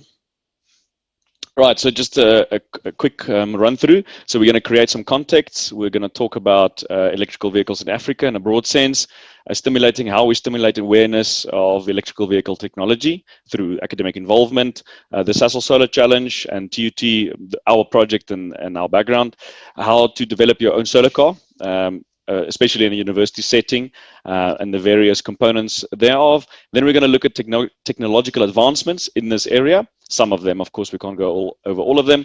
We can have a bit of a break, and then it's our Q&A. Okay, so creating context, electrical vehicles in South Africa, can it work? I think there's quite a mindset that needs to change for someone to decide if it can work or not. And I think if it's a matter of, if you do buy a vehicle, what do you buy it for? So vehicles are normally purpose specific, and I think it's the same with electrical vehicles. You've got a lot of skeptic people who say, listen, yeah, electrical vehicles, I can't tow my caravan. That's not what electrical vehicle is designed for. So it's more of, what is the purpose for an electric vehicle? If you can then define that purpose, then there's definitely a scope for it in South Africa. Looking at world plug-in vehicle sales, you can see that there's a lot of vehicles being sold internationally. South Africa is lacking behind, but it really, the sales of electric vehicle did pick up. And especially on the Tesla Model 3, you can see the top one. There's quite a lot of sales in 2020. We can move over to the next slide to see what was the electrical vehicle sales in South Africa. That's 2013 to 2018. So there was a spike in sales of electrical vehicles, and it's gradually slowed down. Would be interesting to know what the reason for that is. But at least we can see there's more than 100 vehicles being sold annually in South Africa. Let's move to the next slide. So yeah, the big question you always get is what is the purpose of having an electric vehicle, but you can only drive around town and then you need to go back and charge again. So as we can see on this map, there's quite a charging infrastructure. So, and this is being developed on a monthly basis. I think a company, Gridcars, is involved, and they roll out charging stations all over the country. These ones are charging stations already available. And then we move over to Tian. All right, so we're going to look at how do we stimulate awareness on electric vehicle technology through academic involvement, in other words, in a university setting. Johannes? So TUT, we looking at our track record, we started in 2012. We didn't do that great in terms of kilometers, but the important part is we participated, and I think that was the aim. So we buy the bullet, we say we're going to build a car, we're going to be in the race. I think we spent more time fixing the car than what the car actually drove on the road. And that's why I say, what was the weight of the vehicle? Now, it all depends on when in the race that you measure that vehicle. So it varies from 200 to 300 kilograms. And the reason being, we had a lot of changes made. So we had initial design, but we also had a backup plan. And I think most of the time we used the backup plan, and eventually we moved over to the final design. Then came Sunchaser 1. That was our first fully in-house designed solar car. Sunchaser 1 did 1,800 kilometers, which we were very proud of, especially since it was our first vehicle that we designed and built from scratch. It has 6 square meters of solar panels. The solar panels on this vehicle was imported from China, where on the previous solar car, we actually manufactured the solar panels ourselves. So we bought the cells, we solder them, we encapsulate them, and we actually join them together onto the solar car. Sunchaser 1 weighed 320 kilograms, then compared to Sunchaser 2, which weighs only 265 kilograms, there was quite an improvement in terms of weight. And also Sunchaser 1 did 1,800 kilometers, where the Sunchaser 2 did 2,200 kilometers. And we ended second of all the local teams. And that was a big boost for our team to say, listen here, we are definitely on the right track. We are able to improve on our initial designs. We start to understand concepts, and we find ways to improve on that. The next slide is then focusing on the 2018 vehicle, Sunchaser 3. So this car did 2,500 kilometers compared to the previous 2,200, but taking in mind this vehicle only had 4 square of silicon solar panels, where the previous one had 6 squares. So with 30% less energy, we still managed to do 300 more kilometers on the same road. And I think that was a big achievement for us. And also the weight reduction. So we moved from 256 kilograms down to 188 kilograms. So on this design, we had a lot of focus on how can we do weight reduction and the physical aerodynamic design of the vehicle. Okay, moving to the next slide. Jan? Right, so let's start thinking about starting your own solar electric vehicle team. How do we do this? Where do you start? Right, so let's dive into it. Okay, so it all starts with the solar car, right? The solar car is your main focus. Then branching out, you're going to look at things like design, the race, funding, and stakeholders. And then a little bit wider,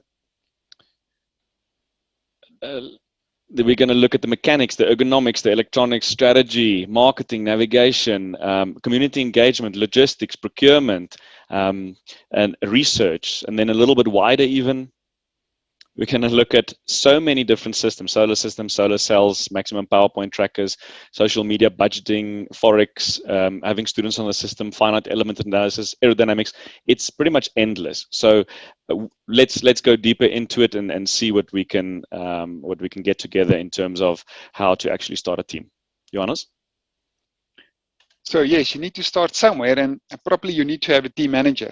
It's quite an important role. You need someone that can keep the team together and can actually listen to what are the needs and have an open-minded approach on what to implement, what not to do, how to negotiate with various parties.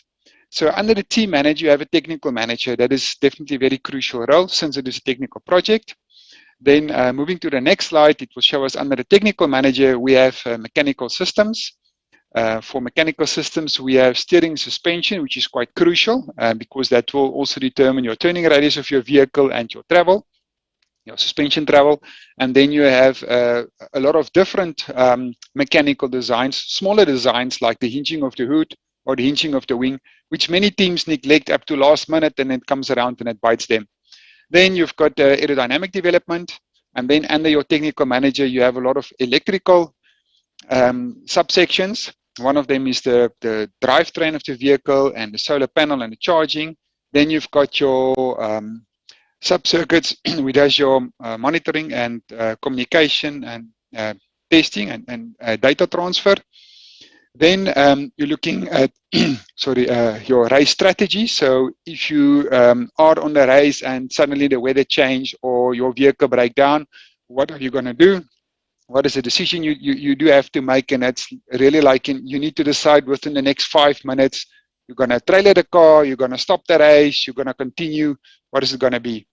Then part of your whole team is also your logistics manager, and that's not just for the vehicle itself and for the race, that's also your manufacturing of your components, your parallel tasking of your different manufacturing processes, and then you've got your procurement manager as well. You want to order your parts in time, make sure your shipment is sorted, your import permits are sorted. So all of these things adds on to what you need as part of your solar car team. So it's not just about building a solar car.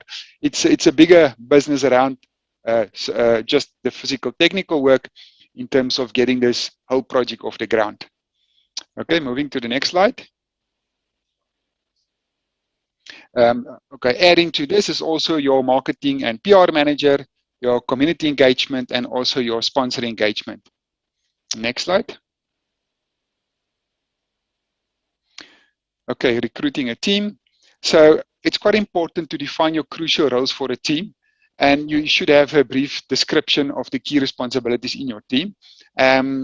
Of course, if it's a rookie team, a starting team, you won't have that many different roles and positions, because getting the vehicle built, designed, and on the road is your main focus, while maybe PR and marketing is less important, so you might focus more on your technical aspects.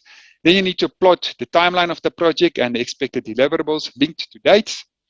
Then you need to promote available team positions on social media if you can't fill them in-house. The next bullet is you need to invite possible candidates to a show and tell event. So you need to actually promote your project to be able for students to apply and to select them for the different positions. And then added bonus is when team positions can be linked to studies and to student bursary. So if it's part of a student's study, he actually needs to do the project to be able to get his degree. Okay, moving to the next slide. So now we have a team. Where do we start? So we always say collect ideas, learn from the best teams. We have, especially we nearly made mistakes as a team in the beginning as well. Why don't we do this and why don't we do that? The best is go back to the drawing board, learn from what the other teams have already accomplished. Why are they doing that? How are they doing that? And learn from that. So you have to first decide on your basic structure and basic shape of your vehicle. The next bullet is you have to select your components, and your components are linked to your budget, to your sponsors, your support, and your expertise. And then the next bullet, are you going to do software design of your complete vehicle with your FEM analysis, or are you just going to build on the go? So it all depends on your resources and your availability of skills. Then you have to plan your manufacturing process. You need to look at available facilities, and you need to decide what parts are you going to outsource and what you're going to build in-house. Next. And then you need to test your subsystems the moment they are ready. Don't keep everything for the last minute and try to put it all together, and now you have a problem here and a problem there. The moment you have your subsystems up and running, test them and make sure they're working as expected. And then Tian will take it from here. Great stuff. Thanks, Johannes. So we are going to get into the nitty-gritty stuff of a solar car, of an electric vehicle, the engineering things. You can see there in the background, there's a couple of different components of development of the solar car. Firstly, we're going to look at the mix that you need. So disciplinary and multidisciplinary are the two top tiers, and that's where you essentially have, let's say, electrical engineer, mechanical engineer, and someone from logistics or another department working separately to a goal. Multidisciplinary is, of course, where you're working more closely together. Then cross and interdisciplinary is where you are actually starting to work as a team. But what you need for this project to work is, on the next slide, is actually a transdisciplinary approach, right? So this is where you are really, really integrated, and transdisciplinary forms the most complex form of collaboration. It's really actually project focused and goal driven and concerned with real world problems. And that's really what you need to make this work. Johannes, let me quickly go through the timeline before we get into the break. And after the break, we're going to discuss some of the technicalities of the car. So the timeline typically is brainstorming for the first 3 months, collecting ideas, brainstorming, selecting components, identifying suitable suppliers, costing, and so forth for another month or so. Then the body design itself, verifying the aerodynamics in wind tunnels and through simulation, 3 to 6 months. Mechanical design, suspension and steering, 3 to 9 months. Some of these run in parallel, of course. Mold manufacturing for the body, steel frame cutting, welding, and so forth, another 2 months or so. Electronic development, assembly and testing, 3 to 6 months, also in parallel. Manufacturing of composite structures, all the different composite carbon fiber structures for the car, 1 to 3 months, and assembling of mechanical components to the frame, to the actual frame of the car, another 1 to 3 months. And we're going to go into a bit of a break. This is where we participated in the Sasol Solo Challenge of 2018, TUT's Sunchaser 3 car. And after the break, we're going to get into more technical details on the car.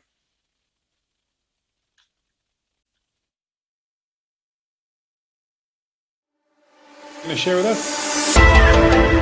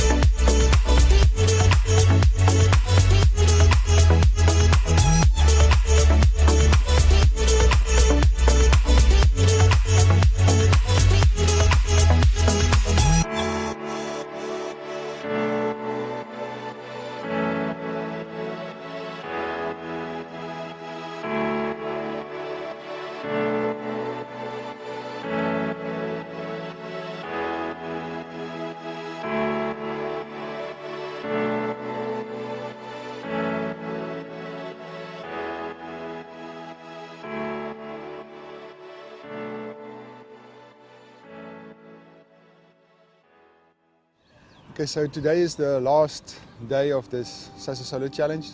It's been a great couple of days. Well, welcome back. I mean, Wow. a great video showing us some of the skills and expertise that are here in South Africa. That's And I really think amazing. we were just chatting that a lot of people don't understand that we have these skills. This is not, this is manufacturing. This is using composite materials. Yeah. This is really big stuff. So Tiaan and Johannes, talk us through the rest of your presentation. I've got quite a lot of questions. People asking how do we bring this technology into vehicles that they can drive on the road. So I'm sure we're going to get to that, but let's go through the rest of your presentation, then we'll get to some questions and answers. Great stuff. Thank you. Let's go for it. So the next part we'll be looking at when the slide comes on is actually not this one. It's a little bit back, Fritz. It's number 28. So it's about how to approach and understand your funders and stakeholders, right? So of course, funding needs to come from somewhere. You can't just you can't do this out of pocket. So I want to just sketch a little bit of a picture of how to get this funding together. Now, primarily you have three sources of funding. The first one is government, local, and international industry, right? So those are really your three main sources, and that's the who, right? And then the what and the how is what would they be able to give you. Is it cash? Is it in kind? Or is it another sponsorship type? Okay. And remember, cash is always king, because with cash you can do anything, right? And then the why is, why would they sponsor you? It might be for corporate social investment, CSI on their side. It might be for media exposure. It also might be for some other specific requirements that they might have for you to promote them on social media, or they might have specific milestones. So that is around the funding. There's a slide on it, but it's not too important. It's just to recap, it's government, local, or international industry. Those are your three main areas which you can approach. And I think it's crucial. Something like this doesn't come together just from funding that's given from one authority or from one partner. It's really from a conglomerate of partners. There's always quite a few of them. Okay, so let's quickly skim over the budget. Johanna is just going to show us a very, very brief budget. So we always getting questions, how much do you need to build a solar car? And it all depends on your component selection. So there are just a few items there on this first page comparing a low budget versus a higher budget. I'm not going to go into detail, but you can see some of these items are pretty expensive, like motor controller and the solar array. So moving to the next budget slide. Okay, so you need to think on composite, what materials. So are you going to build composite, or are you going to build the steel frame? That will definitely influence your budget. And then mechanical, you can outsource a lot of the work. You can buy off-the-shelf components. You can buy second-hand components, and that will also influence quite a big part of your budget. The third budget slide. So there's a little bit more about vehicle signage, race logistics. It depends on the clothing of the team. So how well do you want to represent the team out there, and how much do you want to spend with your photography and your making of your videos? Okay, so in short, you can see there's a budget difference between 360,000 and 2 million rand between the two. And then Tiaan will take the slide from here. Great stuff. Thanks, Johannes. So next, we're going to quickly look at how does the academic research and practical implementation, how do you find the balance between these two? Because of course, we are a university and we have to do this. So we need to divide the solar car designs of the solar car into design categories, of course. So we have levels of complexity, and then we have possible research areas, mechanical, electrical, whatever. Academic student projects can then be created to satisfy each of these design categories. Okay, so first year students or early year students can manage basic design and implementation, and they can rework these tasks into practicals, and you can use this in some of their subjects at the university. You allow about a year or two for actual good results. Final year students can do advanced projects, and this can become some of their final year subjects at university, and you need about a year for them to deliver some results. And usually about 50% of the team is final year students. Then you have postgraduates, masters and doctorates with specific research areas, and you need about 2 to 4 years to really see results in this area. So going on to the next portion, Johannes is quickly going to show us something on composites. Okay, so looking at our composite manufacturing is the first molds we sent for manufacturing outside, and then we realized, but there's quite a big learning curve that we could actually implement here for the students. Fritz, I think there's a video that might run and show how the KUKA is cutting some of the polystyrene. So yes, there we go. So we've commissioned this robot arm to cut our own molds, and the students are fully operating this robot arm. We do assist them with creating the toolpath on where and how to make sure that the robot is still operating safe, not crashing into the walls and to the roofs. But it's a very nice practical application where the students can actually use industry equipment to manufacturing in-house molds that we use for our solar car. Moving on to the next slide. Thanks, Johanna. So let's just quickly look at battery technologies and cell management. Now, in electric vehicles, we typically use lithium variants for energy storage, unlike traditional batteries. Lithium batteries can really be volatile. It means they're flammable and they can explode, right? So lithium type batteries management is crucial. The management of this battery is crucial. It's crucial for what? For safety, for reliability, for longevity of the battery, and for battery health. Data capturing ability is often used for research purposes, such as my own research that I'm doing.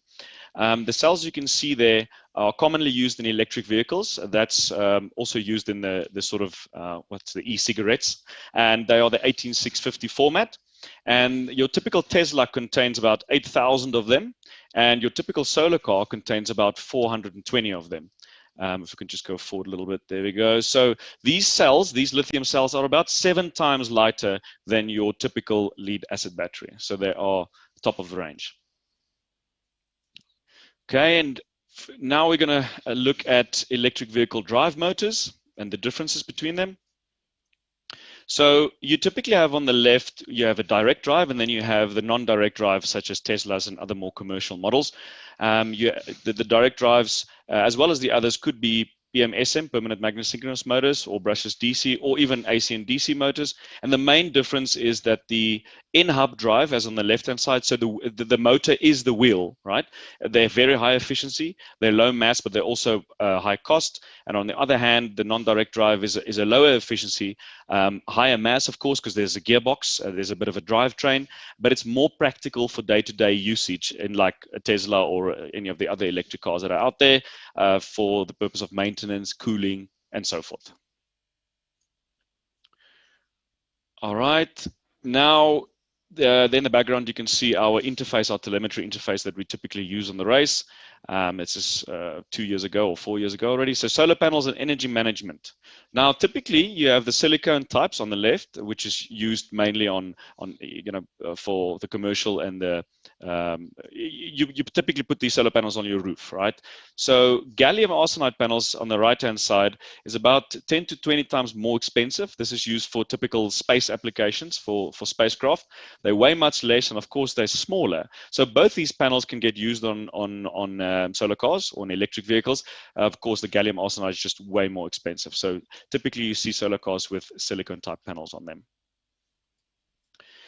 Right, then energy management. This can actually be a 5-hour discussion, but this was actually what my PhD was on. But in any case, energy management, I think, is just as crucial as the actual streamlined body, the lightweight, the efficiency of the motors, and so forth. We really need to make energy conscious decisions based on the vehicle dynamics. In other words, the mass, the aerodynamics, the friction, etc. There's so many components. The environment, such as the road conditions, the gradient, the distance, the elements, the wind, the sun, the air density, traffic, speed limits, planned stops, all of this needs to form a mathematical model, and then we can do good energy management. So TUT has proved twice already, one in a very rainy day and one on one full sunshine day during the Sasol Solar Challenge 2018, how crucial it is to do energy management. And on the next slide, we're going to see a short clip.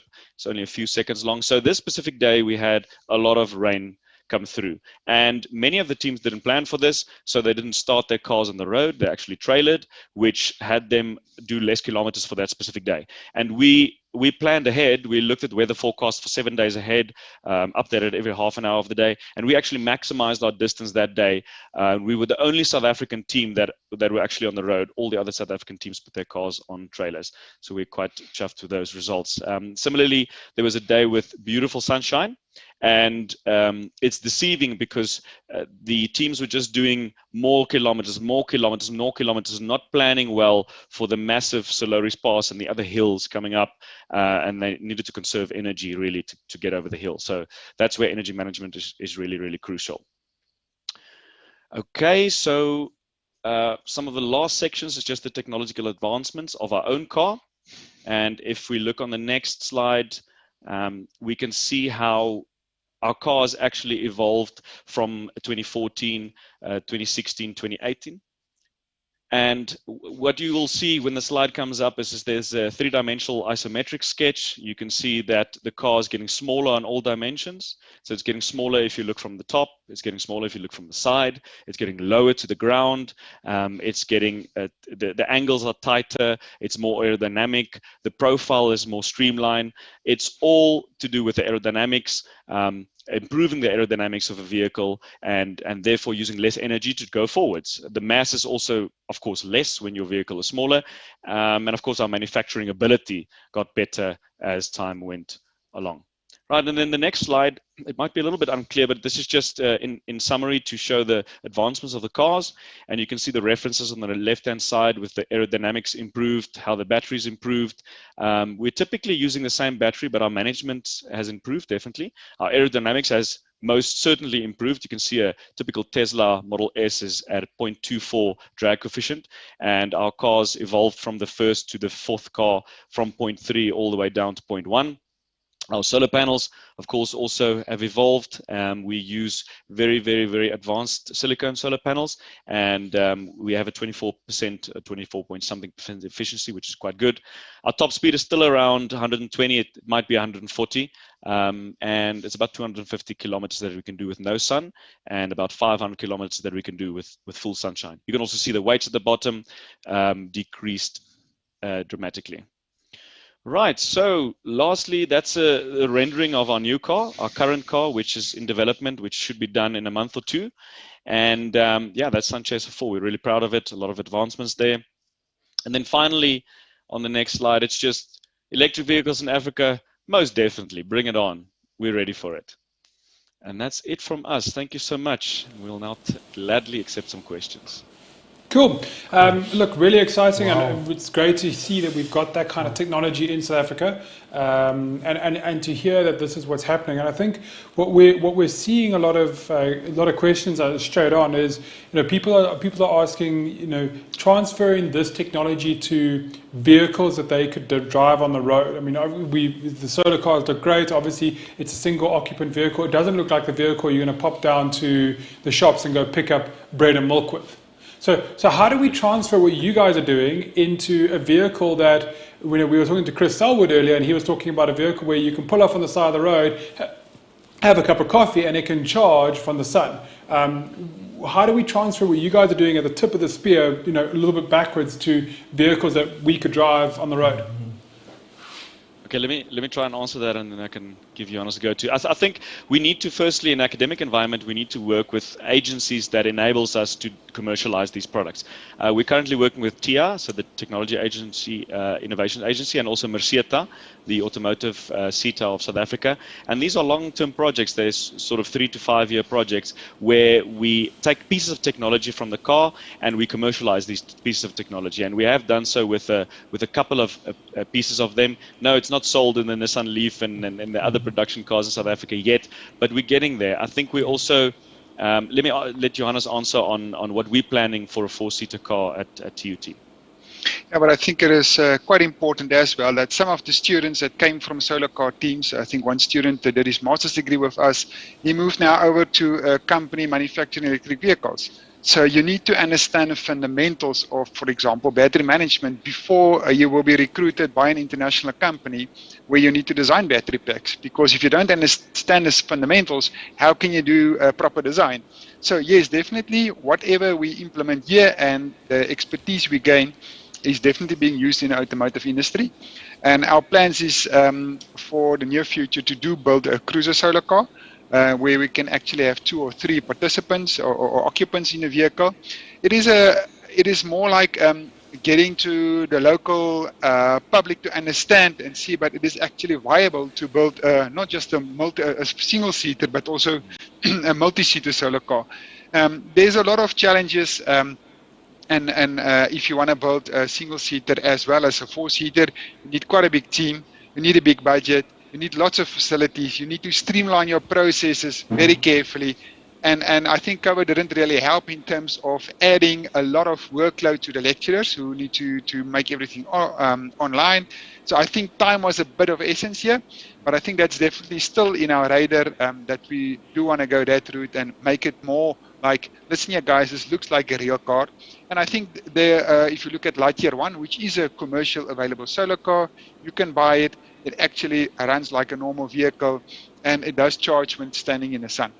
Fantastic. Wow. That's quickly. Divan? I've got so many questions, but what's hit me this morning is the skills, the expertise, the brilliance that we have in this country, from the universities and outsiders.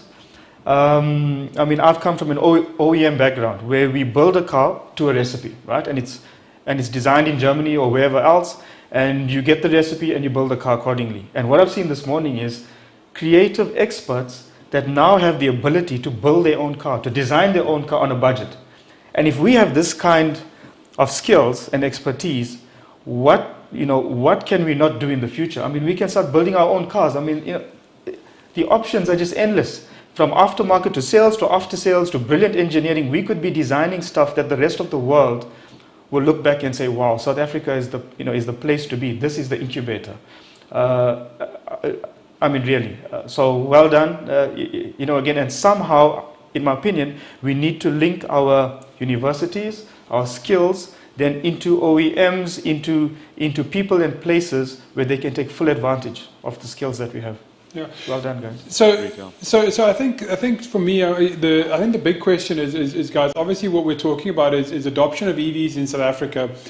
We live in a country that's wildly sunny. I think the stats that people talk about is we have 80% of our days are regarded as what they call sunny days, where we could charge, we can use solar technology. What is the big reason why we're not seeing more vehicles like a Lightyear 1? Where range anxiety is a real thing. I mean, we're preaching to convert it. We all understand. Stop for coffee, charge, etc., etc. The person on the side of the road doesn't understand it. Now, if we could sell them a car that would have 450 Ks plus an extra 50 Ks to get them to their destination because of the sun, that to me seems like a real win. Mm-hmm. What are some of the reasons why we haven't seen this adopted by the other big manufacturers as technology that can be used as a viable thing in countries like South Africa, Australia, Chile, Brazil? Lots of countries around the world are very sunny. Jonas, do you want to start off? Yes, from what I understand is that I think it's first the perception of your general public. So listen here, what are the capabilities of an electric vehicle? And as I said in my introduction, people negotiate and say, but I can't drive to Cape Town with this thing, why will I invest in it? But if you compare and see what is your average commute, someone working from home, dropping the kids off at school and back, you do maybe 30 kilometers max a day or 40 kilometers max a day. That's where you could definitely use an electric vehicle. So I think it's a matter of a mindset and say, listen, for 90% of the time, I will be able to use my EV. Maybe for the other 10%, I need to make another plan. But making that mind shift and say it is actually possible. I think that is the one thing. And the other thing is cost. They are very expensive compared to what you can buy if you buy an internal combustion engine. And I think if maybe rebates and subsidies will come into play, I think that will maybe tip the scale a bit in favor of EVs and say, listen, now it's worth investing in an EV in terms of the cost in the long run. Yeah, I think if I can just quickly give my 2 cents on it. Please. I think we really need to get the government invested in this. Yes. And the government doesn't get on board if there are no policies governing these new areas, right? So we have been engaging with policymakers in the EV industry for a while now, but it's slow. The progress is slow. It's really slow. There's a lot of red tape to get through. So if you can get government on board by showing them and guiding them into the policies that are that aligns with the rest of the automotive and other industries, and you bring a business model to them, a viable model that they can implement, or you can assist them to implement in South Africa, then we can surely do it. But our government is not on board with this yet. And we can see it, for instance, with the extremely ridiculous import taxes on electric vehicles and electric vehicle components that we are currently seeing. It's because our government doesn't really understand what it's about, I think, and that's why the policy making is required, and why we need to get them on board. If we get the government on board, we can do this. Fantastic. Yeah, I agree completely. You know, and it's you know, we have the right bodies also to engage, and I think we need to engage faster and quicker. But there needs to be this mindset change. You know, we are the converted. We know that EV is the future. Now we just need to bring everybody else on board. But the level of skills and creativity that I see, I mean, we can have businesses, manufacturing facilities popping up, proudly South African for South Africa, for Africa. Yeah. So Tian, you actually answered my question, which was going to be what was the one thing you would change to speed up the adoption of EVs in South Africa? And I think you've answered it very clearly, and it seems to be a resounding thing that's coming across: policy. And we need to engage with government. So you know, it's been a pleasure, guys. I think you've shared with us a element of the E and the mobility matrix, which maybe a lot of people didn't think about, which is, you know, guys like you who are thinking the tip of the spear. You're working at composites, you're working on everything, and with those skills that Devon's been talking about, you guys are the guys at the coalface. You're developing those skills, so you're making sure that we have a sustainable economy in this thing, where we're bringing engineers out. So when we have companies like Mazibuko Motors launching, they will be looking for engineers, and those engineers could very well be coming from university teams such as yourselves. So guys, from us here in the studio, massive congrats. I don't think you guys get enough props for the work that you do, and the people and the skilled individuals that you send out there. So thank you very much for joining us, myself and Devon. Have a great Tuesday afternoon, guys. Perfect. Thank you so much for having us. Privileged to be here. Absolute pleasure, guys. Have a good day. Thanks. Thank you. Bye-bye. Cheers. So Devon, very interesting to see. I mean, we're looking at all the components now. We've got, you know, Mazibuko Motors coming out, launching, excitement, and then people say, "But you know, what about the skills? How do companies look at the skills? Look at how universities, where the skills are coming from. Guys like that, they're learning about all the different aspects. They're learning about battery management. They're learning about managing teams, production cycles, everything. This is how we make sure that our industry is sustainable. Because there's no point in us starting to manufacture cars if we don't have people who can do it. And we have OEMs that may have to bring in an expat because we think they've got the skills. And, and their universities are better and their people are better. And from what I see today, wow. Yeah, and I mean, I can tell you from personal experience, I know, you know, TUT is only one of a number of universities that have these kind of teams. This is not something that is unique. This is something that's out there, and the guys are doing it, and we are creating the future as we speak. Yeah. So talking of OEMs, talking to an OEM that's very close to your heart, I know. Absolutely. We are very privileged to have in studio with us today Ms. Cleisha Johnson. She is the manager for electromobility and on-demand mobility solutions for BMW Group South Africa. So this is one of the brands that does currently right now have EVs in country. Obviously the Mini brand also falls underneath her. Yes. So they've got EVs in the country. Obviously everyone is talking about iX, iX3, you know, all these, everything's, BMW is really pushing. And I think if you ask people in South Africa, which brand does electric vehicles, it would be, they're talking either BMW or Jaguar. That's what they're talking about. Yes. So we're really privileged to have her joining us, and I'm looking forward to hearing what she talks about as in the future is electric. Yes. And I think Cleisha is going to share some really insightful thoughts and some insights with us coming from someone from an OEM background, because we keep talking OEM. Mm-hmm. Now we have an OEM. So we're going to take a quick 2-minute break while we get Cleisha online, and then we'll be back with you, and we'll be talking to Ms. Cleisha Johnson from BMW Group South Africa.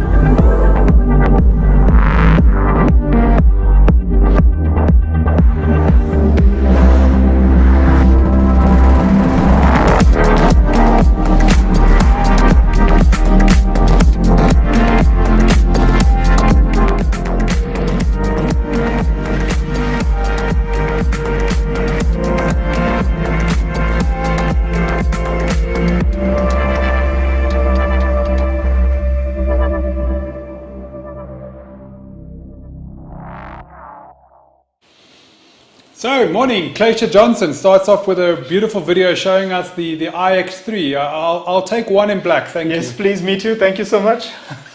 Yeah. Good morning, Cleisha. Welcome. Good morning, Cleisha. Thank you. Always great to chat to you guys. Fantastic to have you here. We've been obviously hearing a lot about people talking about the OEMs and what are the OEMs doing. And I think for us, it's a great privilege to have middle of day two as we're talking about the future of mobility from a South African context. One of South Africa's leading OEMs when it comes to the electric movement, BMW. So I'm really excited. You know, your topic is the future is electric. I think that's more of a statement than a question mark. And having someone who has your background, your knowledge, your expertise, talk us through it, I think it's really exciting to hear. So I think myself and Devon are going to get out the way and let you take us through it, and we're going to just field a whole bunch of questions, which I know we're going to get from people, and we'll fire them at you when we have an opportunity. Sure. Thanks, guys. Awesome. Take it away, Cleisha. Great. Hi, everyone. So today I just wanted to obviously just do a little bit of an introduction. So my name is Cleisha Johnson, and I basically head up electromobility and what we call shared mobility solutions at BMW Group South Africa. And today the main objective really is to share with you what BMW is doing, why sustainability is really so important to us, and what does the future really look like. And when I talk about this, I'm not talking about it from a global perspective, from a European perspective, but really also in South African context, because electric is here and we want to get as many people on board as possible. So it's very exciting. It's a great space to be in. And really for us, just as a little bit of an introduction, mobility is really the core of modern civilization. So the way that people move and goods move impact many aspects of life. In the next 20 years, we'll actually see significant changes as electrification, shared mobility, vehicle connectivity, and eventually autonomous vehicles start to reshape the automotive sector as well as logistics sectors all around the world. So technology is really at the core of this transition, but there are a lot of other factors that play an important role. So for example, the policymakers right now are driving the automotive sector towards this low carbon options, as well as improved fuel efficiency, right? You also start to see a lot of countries that are competing when it comes to building the next clusters of high value industry. And also you start to see automotive manufacturers and large fleet operators taking long-term decarbonization targets a lot more seriously. So while this is happening, on the other hand, you also have urbanization that's continuing around the world. And that really still has increased concerns when it comes to congestion, urban air quality, and as well as changing consumer preferences. You also then start to see trends such as battery prices starting to decrease, policy pressures starting to increase in many markets, and then you also start to see a lot of new EV products and services offered within these various markets as well. We know that COVID-19 affected a lot of industries, a lot of businesses, including the automotive sector in 2020. So globally, the automotive sector felt that as well. But what this does also start to bring about is these difficult questions that we need to start asking in terms of continuous investments in this transition. So you need to continuously invest in order to really build it up. And the fact is that, yes, the long-term trajectory doesn't necessarily change, but we anticipate that the market is going to be a bit of a bumpy ride for the next 3 years. And what you will really start to see is the difference in EV adoption from market to market. There'll be a bigger gap between the more developed markets versus the markets that are still quite developing. So if we start to look at a little bit of the stats, and I'm sure you guys have seen a lot of these. So for example, here we've got Bloomberg as well. So what Bloomberg is really saying, and this is something that a lot of the researchers are echoing, is that by 2025, 10% of the global passenger vehicle sales will be electric cars. And when you get to 2030, that will increase to 28%. And by 2040, it'll be 58%. That is a massive number. So the fact is that yes, we'll see a lot of this. We know China is obviously leading the market, followed by Europe, the States as well. There's a lot of early adopters that are happening there. There's a lot of also local manufacturing within those markets as well. There's a lot of policies in places within these markets, and that was really the tipping point for a lot of them. But what you're going to start seeing is that policy support is a major requirement. And I see it's echoing in a lot of the presentations that have taken place before me, and I continue to echo that sentiment as well, is the policy and government really starting to change some of these structures to support a lot of these, what of these OEMs are wanting to bring in will really be the tipping point for this market as well. You also need to start looking at charging infrastructure availability. Most people are actually not aware of how much charging infrastructure there actually is in the markets, and most people are actually surprised when they realize how much there is in the market and how it's going to continue to grow. So that is something that is taking place. It's probably just a education and a visibility part that needs to be focused on, and then obviously we really start to see. So what they're actually saying is really when you start to get to this 2030 mark, is you're actually going to start to see this decline in combustion engines and obviously the increase in EVs, which is very interesting. So if we go to the next slide. Right, so understanding the numbers, and this is really starting to look more from a South African context and really starting to understand what is happening in our market right now. So where are most of the CO2 emissions really coming from? So we see that the transport sector makes up about 10% of that, and within this 10%, the automotives from a light passenger vehicle perspective actually make up the most of that actually. So yes, they're predicting that this will obviously start to gradually increase, but that is more from the fact that this is a developing market more than anything else. We also can see in terms of past that the sales of electric vehicles have been quite low. There's obviously less OEMs that are selling vehicles in the market right now. But I think this will also change more and more as OEMs continue to lobby with governments. I mean, I sit on the NEMCSA committee as well. And we're really starting to see a lot of the OEMs really sitting and saying, how do we actually boost this industry? It's not necessarily about this OEM versus the next, but about the industry as a whole, and how do we really start to make sure that both public and private sector are working together.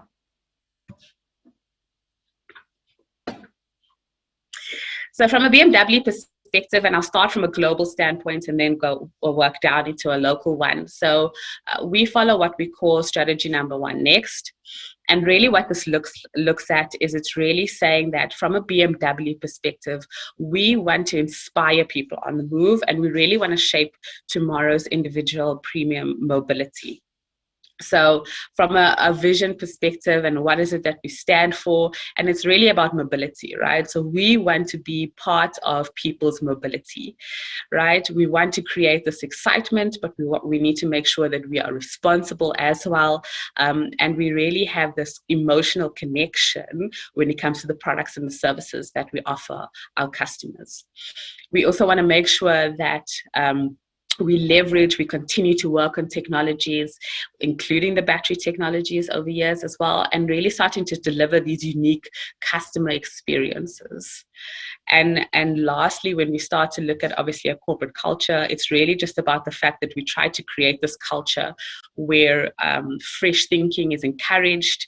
It's okay to test and try new things as well.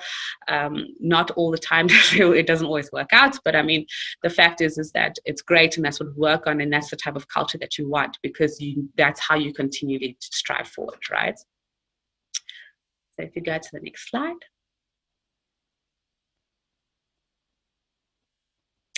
So from a European perspective, just to put it into context from a BMW perspective. So we're saying that by 2021, which is this year, 25% of the vehicles within the European markets will be electric. So our target for 2025 will be 33%, and by 2030 we are wanting 50% of the vehicles within the European market to be electric. Yes, that picture does look a little bit different in South African context, but the main idea here is the fact that we are investing heavily into electric vehicles, and this is going to happen all over the world. So not just in Europe or in the States or in China, but here in South Africa as well. One thing that people also tend to forget is that BMW has been manufacturing electric vehicles for a very long time. We built the first electric car in 1969 with the BMW 1602. And that was the first electric vehicle that we ever made. So we've been working on battery technology for a very long time. So, I mean, after that, we had the BMW E1 that came in 1991.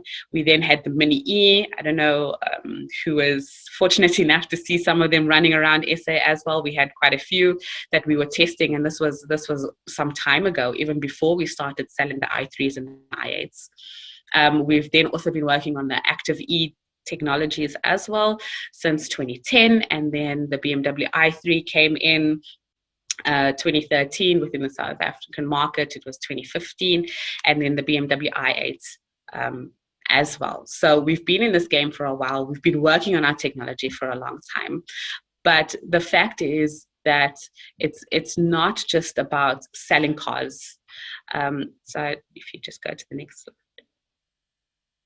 So for us, we really take sustainability very seriously. It is at the core of our values, and we really start to look at it all across the chain. So from supply chain to production to use phase as well. So our target is actually to reduce CO2 per vehicle by 20% by 2030.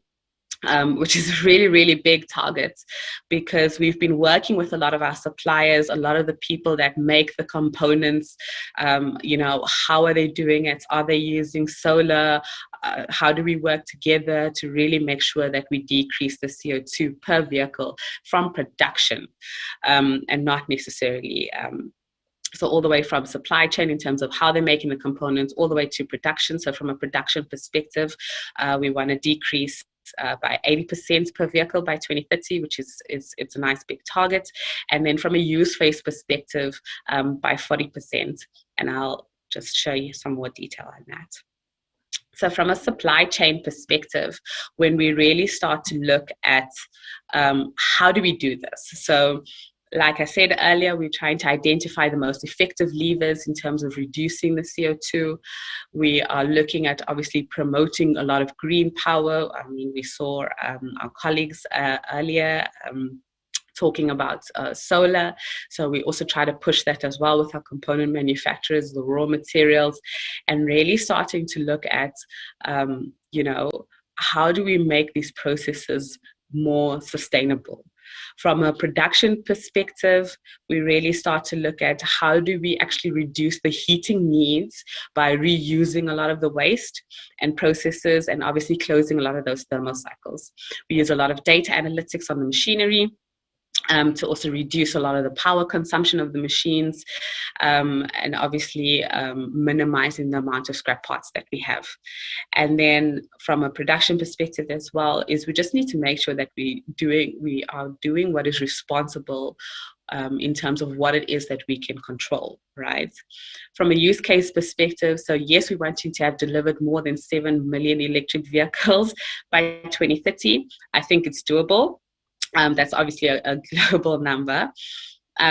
We also want to make sure that we contribute with efficient dynamics, and that the fact that with the further increase in electric driving in terms of what our product offering actually is, that people really have this power of choice. And it's something that we really punt, is the power of choice. So the fact is that whether you choose to drive electric,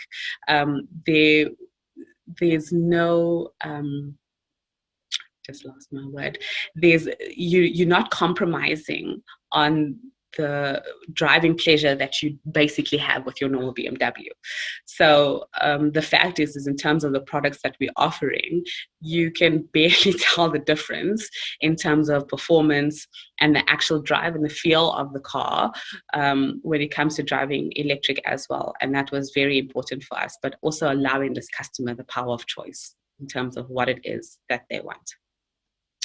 So when we start to look at the local market, it's really important to understand. So yes, there's a lot of policies. I specifically want to zoom in on the green transport strategy, because a lot of other policies, both internationally and nationally, actually helped to make the green transport strategy. I know that there was the automotive master plan that was also released last year. But a lot of these policies are really starting to talk to the same thing. The master plan really looks more from a production and developing and starting to produce a lot of stuff here locally.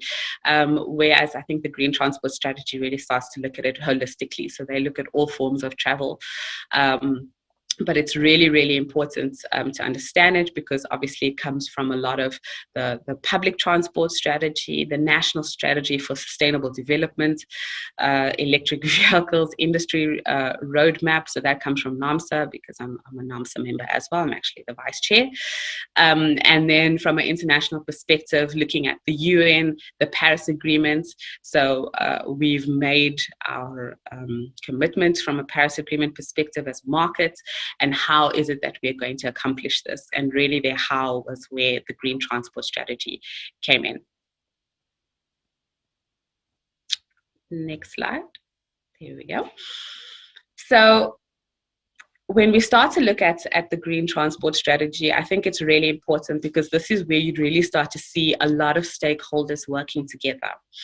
So we are aware of what the targets are, in terms of the uptake of electric vehicles, hybrid cars. We know that from a green transport strategy perspective, even from a government fleet, they have a target in terms of starting to introduce a lot of electric vehicles into the fleet. We're starting to look at a lot of offers from the EV manufacturing incentives perspective. So there is also a big difference in terms of the OEMs that actually manufacture in the market versus those that import into the market, because there's different duties, incentives, rebates, all those sorts of things that would affect the end price to the customer. There's the EV industry roadmap, which is led by the DTI. There's also a roadmap of proposed incentives from NAMSA, where the OEMs really start to sit together and say, how do we really drive this industry? I know that the DTI has also been looking in terms of retrofitting a lot of EV tech, and looking with local research institutions into EV batteries, storage usage, disposal. EWASA is also busy with the policy at this point in time in terms of the disposal of e-waste. So there's quite a lot of these things that are happening in parallel. And then lastly, obviously, just looking at incentives. So what incentives are in place, not just from a customer perspective, but from OEMs who import to OEMs that manufacture, and how do we really start to boost this as an industry? Because to be honest, from a South African perspective, we're going to have a lot of pressure from a lot of the other global markets when it comes to what we offer within the market, because you'll actually start to see this phase out of diesel engines globally, and that will eventually hit us as well. And we remember that we import a lot of stuff, a lot of these vehicles. So I mean, it's great. I saw the gentleman earlier in terms of the locally made Bucky, the M1B, if I got your name correctly. So it's exciting to start to see that it's not just about international versus local, but really starting to boost this industry and starting to change mindsets. The fact that it is possible. So it's really great to see a lot more people really coming on board with that. So let's get into a little bit of the exciting parts. So from a South African lineup, for those who have been following or those who don't, yes, there's a lot of vehicles that are offered internationally. Not all of them we've brought into the market. The business cases didn't always make sense to really bring a lot of these cars in. So this is just a little bit of a look. So we've had the BMW i3. Sure, we've had the i3 in the stable for some time now. It's actually gone through 2 battery upgrades. We started with the 60 amp back about 5 years ago. We then increased and improved the battery technology. It then went up to a 94 amp battery, and we now have the 120 amp batteries in the i3s and the i3S as well. We then have the i8 Roadster and Coupe that we offer within the market as well. So these are on run-outs at the moment. We also offer the BMW X5 xDrive 45e, great car. If you've ever had the opportunity to drive it, I think our plug-in hybrid technology has come a really, really long way. I've been working for the brand for a long time, so it's really great to see where the battery technology has come from and experience that. And you get into one of these cars now, and it's just mind-blowing, especially for somebody who has a passion for it, really. We then have the 7 Series plug-in hybrid that we offer within the market as well. At the end of last year, we launched the Mini SE. Very exciting. That one is really exciting because it's the latest battery technology, and you can see it charges faster, it's quicker. I mean, we know that the torque is instant. Electric cars are very quick off the line as well. So you really start to see that, not just in terms of how we were changing the batteries, but actually starting to experience it in person. And that really makes a big change. So what's coming? So we will see the BMW iX. I am personally very excited about this car. I really am. So I mean, here we're looking at about a range of 600 kilometers for fast charging. I mean, we're talking 10 to 80% in less than 40 minutes as well. 370 kilowatts off of the all-wheel drive as well. So after that, not too long after that, we will see the iX3. I showed a video on this a little bit earlier, and this one is really just the core of that power of choice. So from an X3 perspective, really in the market, the customer has the power of choice, and they would be able to decide if they would want a combustion engine or electric, and it will be competitive as we start to move the market over more and more. And here we're looking at about a range of 460 kilometers, which is very impressive. And then I know there's quite a few people that are quite excited about bringing the i4 not too long after that. So yeah, this is the lineup from a South African perspective. We know that it really just helps from a reduction in emissions perspective. We know that the cost of ownership of these vehicles is a lot lower because you have fewer working parts than a combustion engine, and therefore low wear and tear. So we're quite excited to bring these electric vehicles into the market. So I'm just going to go to the last slide just to finish off before we start taking some questions. So this for us is really the key considerations when it comes to the success of electric vehicles in South Africa. We've been lobbying for a very long time. We're involved in a lot of committees. So this is really just our take. So really just from a product offering perspective, making sure that we have a customer-centric business approach. This really comes down to this power of choice, right? So having the right vehicles for the market, making sure the range is there as well. And really from a BMW, a complete BMW segment offering, right? So from an entry level to a top level, so that it's not only just for the elite, but starting to bring a little bit more pricing competitive vehicles as well.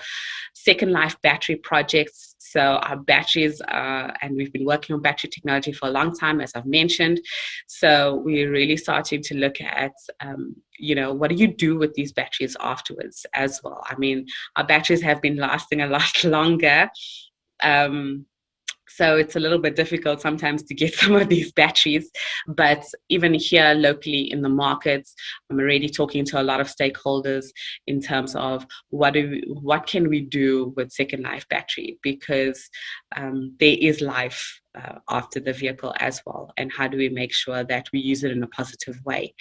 So from a regulatory support, as I said earlier, I think we 100% agree, just public and private sector really working together to achieve a common goal.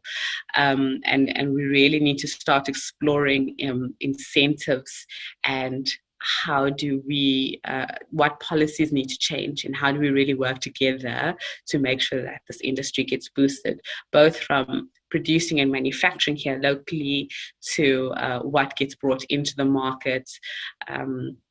So yeah, there's a lot of work there, and that's really one thing that I would want to change if I could, is really just trying to push the policies a little bit more. We know that it takes a lot of time, but I think that's really going to be the tipping point for this market. Charging infrastructure, so really just scaling awareness and visibility. As I said earlier, there is quite a lot of charging infrastructure in markets. Not everybody's really aware of the amount of charging infrastructure, and that really comes down to awareness and visibility, and really just exploring various forms of energy supply. So everybody always thinks it comes straight from the grid, and the fact is that not necessarily. I work with a lot of suppliers that don't necessarily use the grid. They're completely off grid. They're using solar, they're using wind. It's actually quite fantastic to see. And education, I think this is probably one of the biggest things. There are a lot of misconceptions, and there's a lot of misinformation around electric vehicles, especially within South Africa. So I think we all kind of just striving towards continuously growing awareness of electric mobility and what does that actually mean, and really just encouraging people to experience the various forms of electromobility. So there isn't just cars anymore. I mean, you've got scooters and all of these sorts of things that are coming into the market, which is very, very exciting. And the fact is electric is really, it starts to become a lifestyle, and we need to start looking at how do we boost that, because electric is a lifestyle. And so with South Africa, we've got a lot of advantages. It can definitely work. So that is definitely something that I look forward to driving, even from our side. With that said, I think let's play a video and then we'll do a Q&A. The iX has the role of being a pinnacle, a technical lighthouse. A courageous approach to transfer the BMW Group into the future. The way we design the products goes a little deeper. We created the car from the inside out. A very focused view on what our customers want. The exterior is monolithic. Simple and very modern. Every detail is designed to blend in with the sculpture. We try to approach some sort of wow effect. Some people even said this is not a BMW. It's more the philosophical approach, how we want to integrate all these high-tech possibilities into a more human interaction scenario. It is reduced, clean, yet warm and welcoming. Just imagine if you only draw a single stroke, it will be very conspicuous. if you have more, you don't know where to look. Yeah, we did try out different ways of thinking like a startup. Think big. Bold, 20 people, freaky ideas. We start from scratch. Fail quick, learn fast. It is like regaining the feeling of having just graduated. Draw what I think without boundaries. To pioneer themes and questions that will come up. The IX takes the I fleet a big step forward. It is a pathfinder. I don't believe that emotions will disappear in the future. We don't stop to love, we don't stop to hate. And we will use all these new technologies in a healthy and meaningful way. The future will be bright and positive. Let's go inside.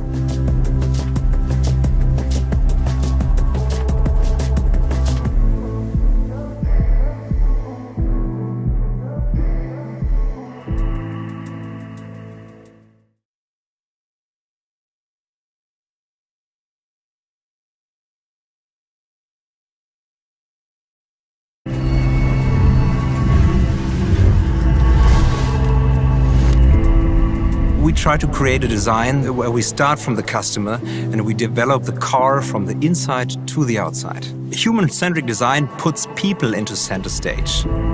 When I started the design process of the iX interior, I began with the approach of really questioning every element in this car and really asking myself, does the car need this? And if it didn't, I took it out.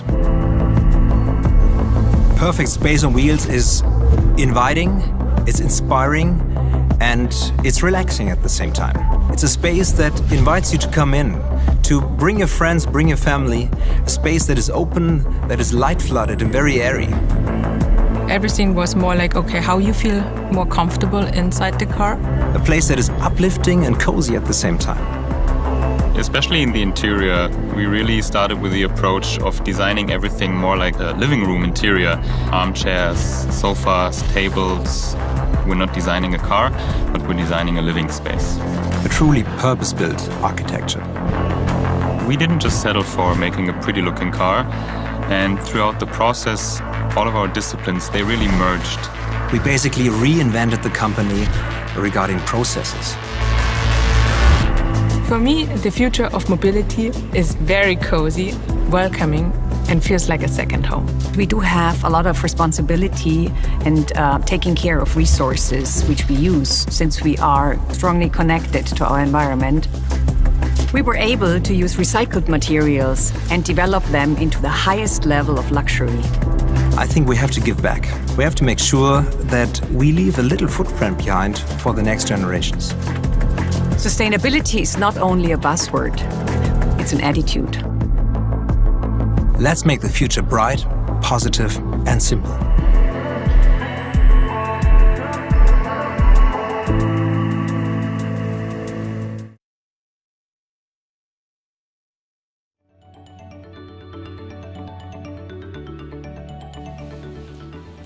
Well, Klesha, thank you very much. I mean, very excellent presentation, a lot of information, a lot for us to digest.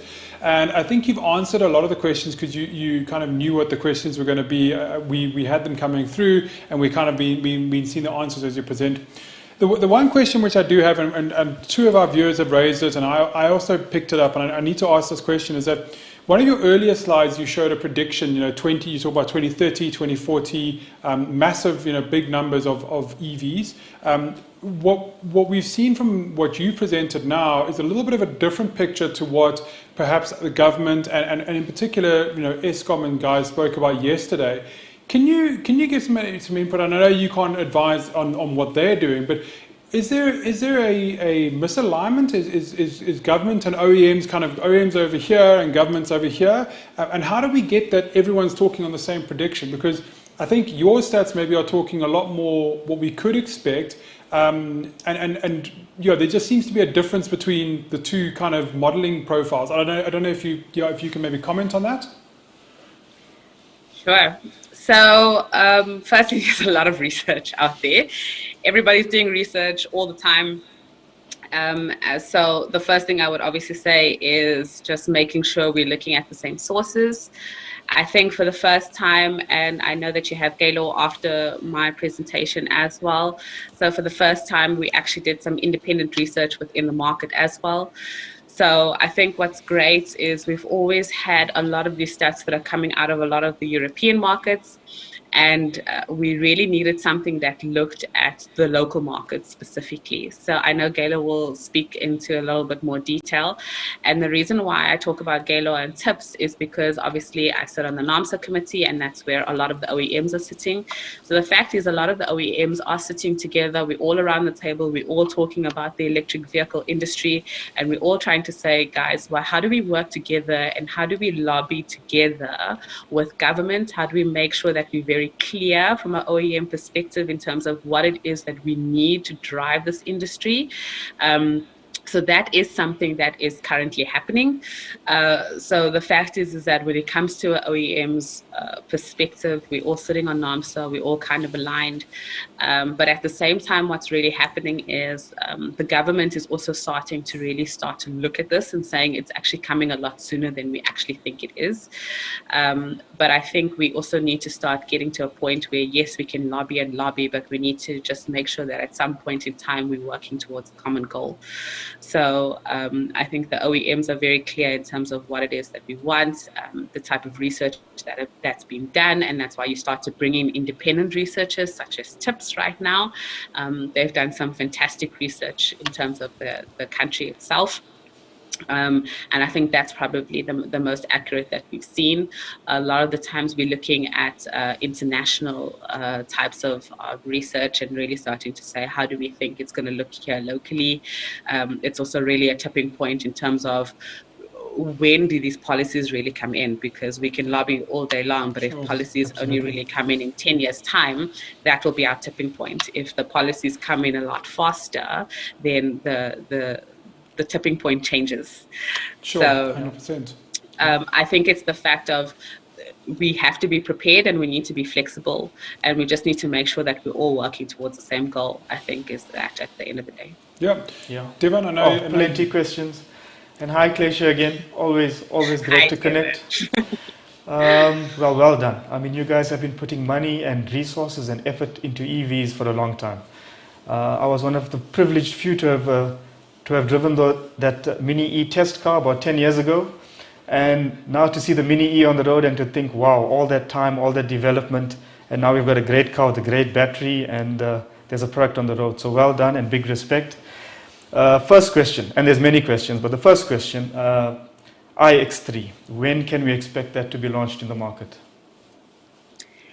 So we'll see iX3 in Q1 next year. You might see a few floating around later this year, but for the customers, we'll see it in the beginning of next year. Wow. Because in my opinion, the other challenge in terms of the low EV volumes is that we've not had a practical EV as yet.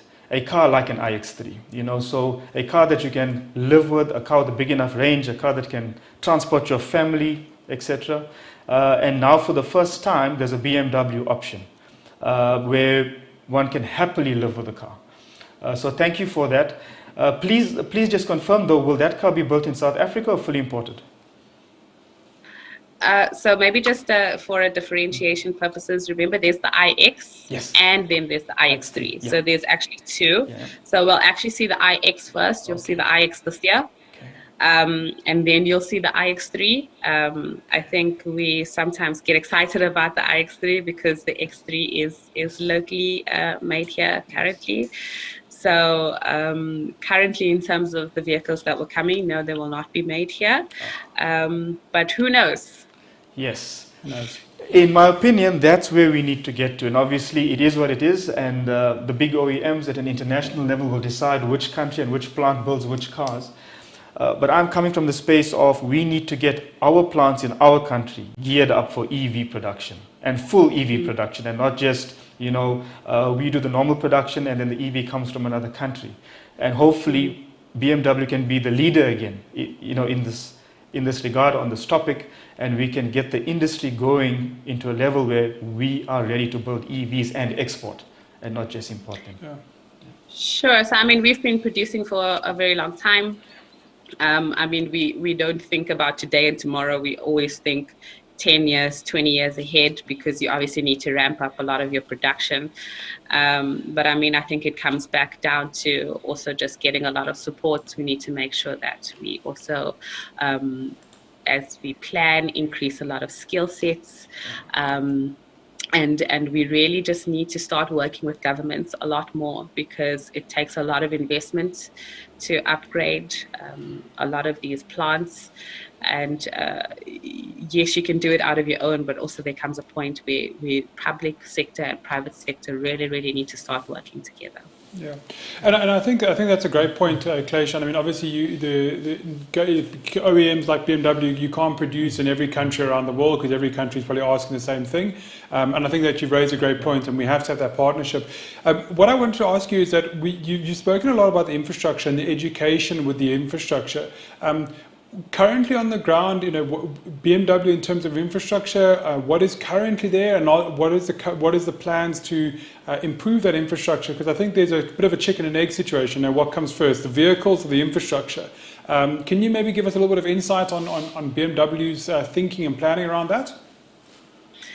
Sure. So BMW has been investing in charging infrastructure for a long time.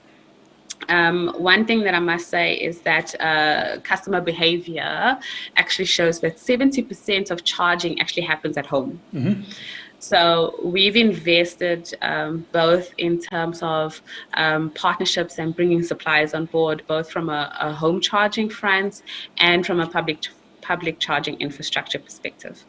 So we've invested a lot. We'll see a lot of our charging stations. We started with our dealerships. We then have a lot of companies that approach us, a lot of partners that we invest in charging infrastructure together as well. So we have a lot of charging infrastructure at malls, the airports, the 3 major airports, so OR Tambo, King Shaka International, and Cape Town International. So we have a lot of charging infrastructure at a lot of these main places as well. We know that there's a lot of people and other companies that are in the market right now, also in terms of putting up charging infrastructure. So we're very much aware of that, but it's not necessarily about a competition thing. It's about the fact that this is great. It's fantastic to see them. I wish I could see more, because it's really just a perception and a mindset, because South Africans are so used to seeing petrol stations, and maybe the visibility and awareness of the charging infrastructure is probably not sufficient at this point in time, even though it is available. That probably needs to be worked on, and only once you're in the EV space do you see it. But I think what I'm talking about when you get to education and awareness is really the people that are outside of the EV space. Because once you get into an electric car, you see all the charging stations, your navigation changes completely, your world kind of changes completely. But the normal petrol, diesel driving consumer doesn't see that. So it's a lot difficult. It's a lot more difficult to almost persuade them or turn them over, because for them it's like, well, I can't see them, so I don't know where they are. And that's really where the education really needs to come in. 100%. So Claysha, unfortunately, I mean, I think we've got loads of questions, and maybe we can have another follow-up session with you at another time. As you mentioned, we have got Gaylor on the line, so he's going to be coming through shortly.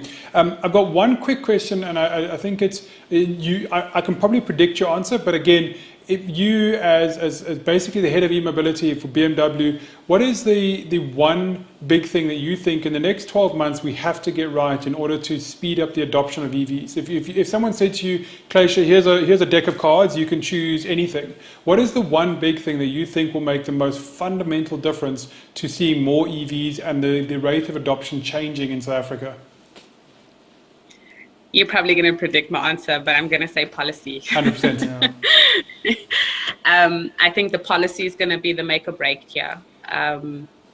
In most of the markets that are really developed and that are selling EVs in numbers that we can't even imagine right now, it's because the policies have been put in place. So I mean, our policies need to change all the way from definition to different structures for the companies that are importing versus companies that are manufacturing within the markets. So there's quite a lot that needs to change from a policy perspective. But I think the minute that changes, the game changes. Fantastic. And then you'll start to see. Well, I think, as you said, I mean, we're going to have a follow-up session with you maybe Definitely. in 6 months' time when a few of those more models are nearly are seaward bound to our shores. But it's been an absolute pleasure, Klesha. You given us a lot of insight. Giving us a lot of tidbits. Models that we can expect to see in South Africa, which is exciting. I think we're all excited to see a lot more EVs on the road, and especially with that famous BMW badge. So, from myself, Rob, and Devon, thank you very much. Thank you. Thanks, guys. Have a great day. Have a lovely day, Klesha. Have a good morning. Cheers. Bye. Cheers. Bye-bye. So I think, Devon, great privilege for us to have an OEM, a head of an OEM's department on e-mobility talking to us. I think there's obviously a lot of questions, guys. Saying, the cost of vehicles, this and that. And I think what we need to appreciate is that OEMs can't answer all those questions all at once. Definitely. And especially one OEM on its own. Exactly. And they have their own challenges. And it's all about budget. And they've got their own, their own issues, as well.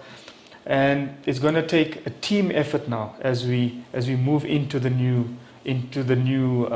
technology. Yeah. And I think people need to see charging stations at shopping malls, at gyms, etc. So it's much more visible in their daily life routine. Yes. Because right now it's in dealerships, it's at airports, and etc. And who's really going to charge?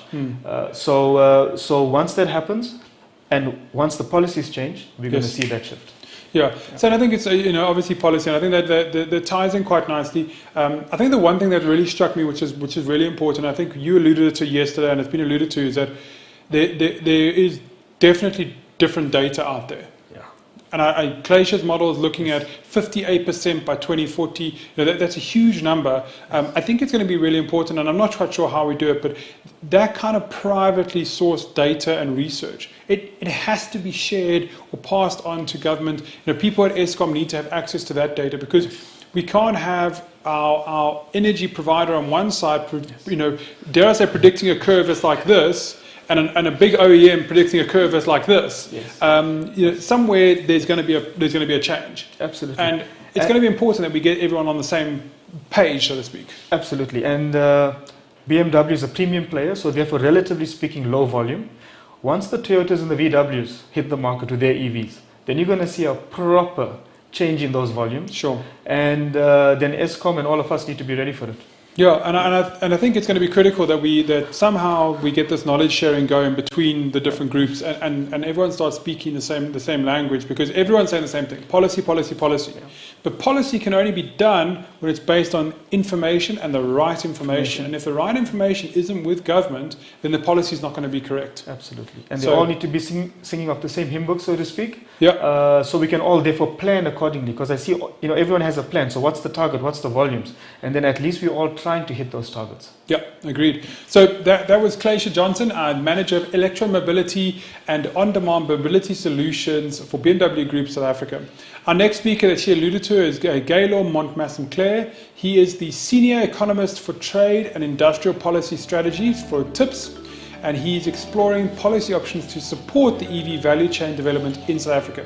We're going to take a quick 2-minute break while we get Gaylor set in and online and ready, and then we'll come back, and I think this is going to be one that everyone wants to hear about. Everyone's talking about policy. Hopefully Gaylor can show us some answers on how we can get the policy right. And he can tell us when. 100%. Yeah.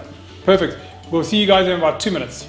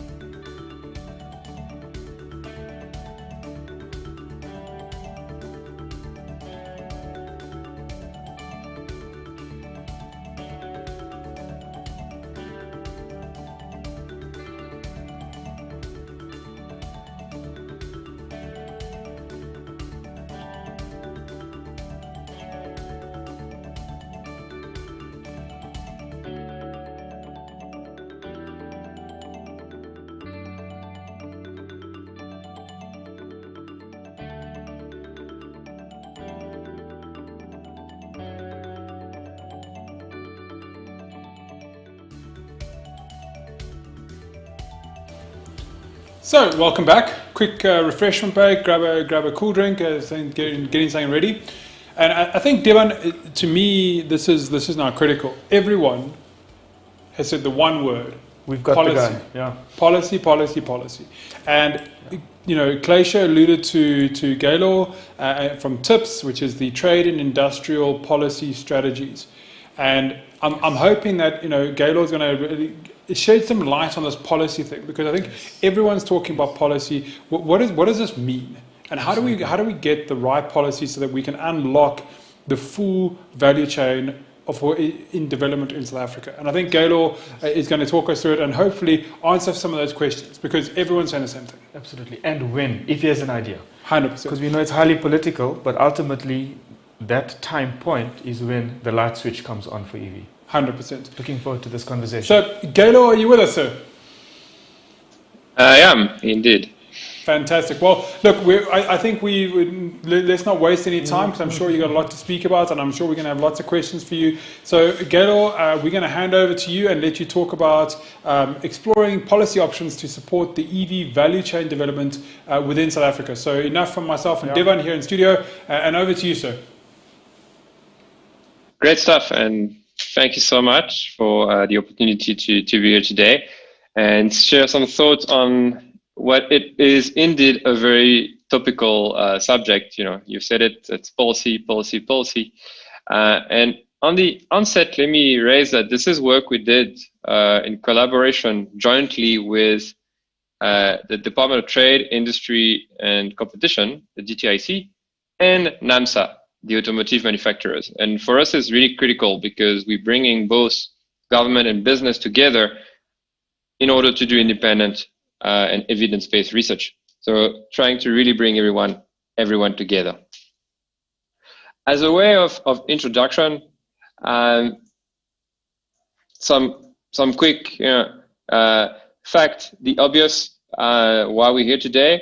The EV revolution is underway. The sales of EVs are growing fast and faster than forecast in most countries, but in South Africa we are behind. But we are behind like most of the world, effectively. What's important, though, is that both government and industry have made it publicly clear that this is an area for growth in South Africa. This is the future of the automotive industry, and we want to go big when it comes to electric vehicles on the market, as well as on the industrial side of things. So I want to share some quick thoughts on the policy options to support both market developments and industrial development when it comes to EVs in South Africa. Let's first look at the market development, and we'll split this between passenger cars and public transport, two quite different markets. If we think about passenger cars, that is our stock of electric vehicles in the country. It's about 6,000 vehicles, relatively small, of course, primarily some hybrid vehicles, but also some plug-in and some full battery vehicles. We don't really have fuel cell electric vehicles for now in the market. But if you look at this stock against the actual annual sales, well, if I didn't put the numbers below the graph, you wouldn't see EVs, all right? The two bars here are diesel and petrol cars. The EVs, you can't see them. The numbers are so insignificant. They're so insignificant because at this point in time, there's no incentive for customers. There's a lack of awareness. There's also not many models available. And there's still quite a sizable capital cost premium. EVs are much cheaper to run, but they're still more expensive to purchase in the country. So, what can be done about it? Often there is the issue of infrastructure and charging. I think it was mentioned that actually charging infrastructure in the country as we stand, given the number of electric vehicles that we have, is not seen as a major hindering factor. There is a lack of awareness and a lack of visibility for those charging stations, but that all goes away the moment you drive an EV. There's some teething problem around standardization, which are being addressed, but overall, as you can see on this map, quite a lot of charging stations already installed in the country, and certainly more than enough if we consider the limited number of EVs that we have. So what can be done? Well, there's a number of primary interventions that we can think about if we want to develop the market. The first one is to play with the VAT or the ad valorem excise duty, which is a duty that's on every good that is being sold in the country, and the higher the price of the good, the higher the duty. And that's all to try and reduce the upfront cost. You can reduce the VAT or reduce the duty. That would have a meaningful impact. It's possible to do it. The question, of course, is how do you justify it sociopolitically? You will end up reducing VAT or ad valorem duties on luxury vehicles that are mostly targeted for middle to high income households. So that's obviously sociopolitically difficult to justify. The second avenue, which the private sector always brings, is custom duties, the tariff. We need a level playing field, but we must remember that that only applies to battery electric vehicles, to BEVs, coming from Europe, which do fetch a slightly higher tariff, 25%, with regard to 18% for all other vehicles. So we would need to make sure that there is a level playing field. The question is, will this be passed through to customers? There's no guarantee by reducing the tariff that there will be. So we need a quid pro quo from the private sector that they will indeed pass that to the customers. The third avenue is looking at preferential finance. It would require a partnership with the financial institutions, but it would have a meaningful impact because interest rates are quite high in South Africa. And again, that would play on the capital cost. But we need to make sure, again, that it's not regressive, that we don't end up providing cheaper credit to high-income households that we would provide to the rest of the country. And the last key measure is really looking at flat level targets, saying, well, can we get a sales target? Maybe. That would really send the right signal, that would push the market. But of course, we need to put the right targets. Too low and they become inefficient, and too high and we're shooting ourselves in the foot. So our primary options, they really aim to reduce the upfront cost of the vehicles. And that's through the VAT or ad valorem, the duties on the tariff duties and finance. And then you have that quid pro quo. If from one end we give, what does business bring in? We would need reduced prices. We need some sort of target. They could be aspirational, but some sort of target. And we will need to see some sort of trickle down with the manufacturing. We need to make sure that whatever support we implement is short-term and conditional. That's to make sure that it's socially acceptable, and that we have that policy certainty in the long term. Yeah. And we think that in the short term, we should be technology agnostic, so not differentiate between BEVs, plug-in hybrids, or even fuel cell vehicles. In addition to those 4 key primary interventions, there's a wide array of secondary interventions that could be implemented, which I've listed on the slide. I'm obviously not going to go through them, but that could support as well potential interventions. They're not enough to necessarily tip the balance, but they could be beneficial. Things like a reduced tax on fringe benefit for EVs, for example. Things like playing with the charging or the fuel cost, the licensing cost, the parking, the tolls. You could have preferential advantages for EVs, but they're not enough to just tip the market. And then a lot of things could be done around non-financial incentives, as well as customer awareness. Again, as a complement to our 4 main interventions that I've spoken about. If we turn our attention to public transport, then we need to remind ourselves that the main mode of transport in South Africa is public transport. And that's why it's really important that we look at it, because car ownership is still highly segregated. And if we want to just transition to e-mobility, then we need to bring e-mobility to public transport as well, so that the technology is available to all. If we look at the primary interventions, we have some overlap. First one is, again, this VAT and ad valorem story. But here it's a lot easier to justify, because now you're targeting low-income households. So it's a question of opportunity cost. If I put my money as government into this, I can't put it somewhere else, of course. It could be done through the taxi recapitalization program, which is a program for the minibus taxi industry to introduce new vehicles, scrap the old ones, introduce new ones. It's trusted mechanism. Again, very easy to justify, but some cost implications. We could do it through preferential finance, very similar mechanism, but again, much easier to justify. And we could do that through public procurement, particularly for buses. Yes, it's really interesting because we can link that very clearly to local manufacturing. But we need resourceful and resourced municipalities to do that effectively. So if we look at public transport, we see that it's very progressive in terms of interventions. And again, we're trying to here reduce the upfront cost.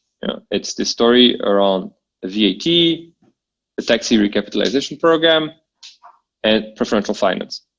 What's interesting with public transport is that there's a very strong alignment potentially with supply chain and manufacturing.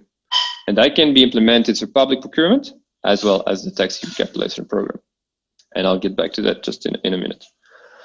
Like for passenger cars, there's again a wide area of interventions that can be complementary, kind of secondary interventions. And that can be around testing incentive. For example, here the tariff doesn't really apply because there's no issues with regard to the tariff for buses and minibuses. And in any case, there's a very symbiotic relationship between supply and demand on the local market, with quite a strong overlap in that respect. Again, fuel cost, administrative cost, and associated costs could play a role as a complementary measure. And then some other interventions around maybe vehicle right sizing and some non-financial incentives. So again, very important to understand the ambit that we can use to support public transport. But now let's turn our attention to industrial development. Here we'll look on the one hand on vehicle manufacturing and on the other hand at the supply chain. So if you think about vehicle manufacturing, it's important to remember that first we are, as South Africa, part of a global market. On the left-hand side, you've got the vehicles that are produced and exported, and on the right-hand side, the vehicles that are sold and imported. Roughly, without getting into details, you'll see that roughly half of the vehicles produced in South Africa are exported, and roughly half of the vehicles that are sold in South Africa are imported. So we're very part of global dynamics. But we do have quite a strong vehicle manufacturing base. It's a key industry in South Africa, often heralded as the one success of South Africa's industrial policy. But we are only 22nd in the world when it comes to vehicle production. So again, we are dependent on global dynamics. We're not number one. When it comes to our automotive products, they go primarily to the EU as well as to the US. And that's critical because these are two markets that are quite rapidly and quite aggressively moving towards e-mobility. So our export market is at threat if we don't change our production. Today, there's only one hybrid passenger car produced in South Africa by Mercedes-Benz. And there is some production of niche vehicles. We have a fully electric refrigeration truck, for example, being produced in South Africa. We've got three-wheeler utility vehicles, but no mass production. So what can be done? We need to look at this from a vehicle perspective. We also need to look at it from the buses and the minibuses.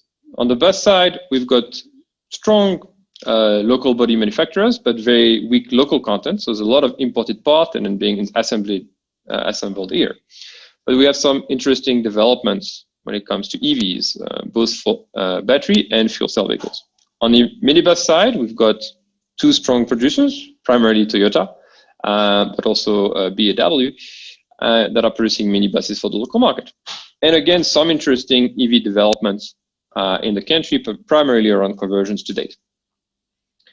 So if we look at the primary interventions to support vehicle manufacturing, the first and most straightforward avenue is to use the APDP.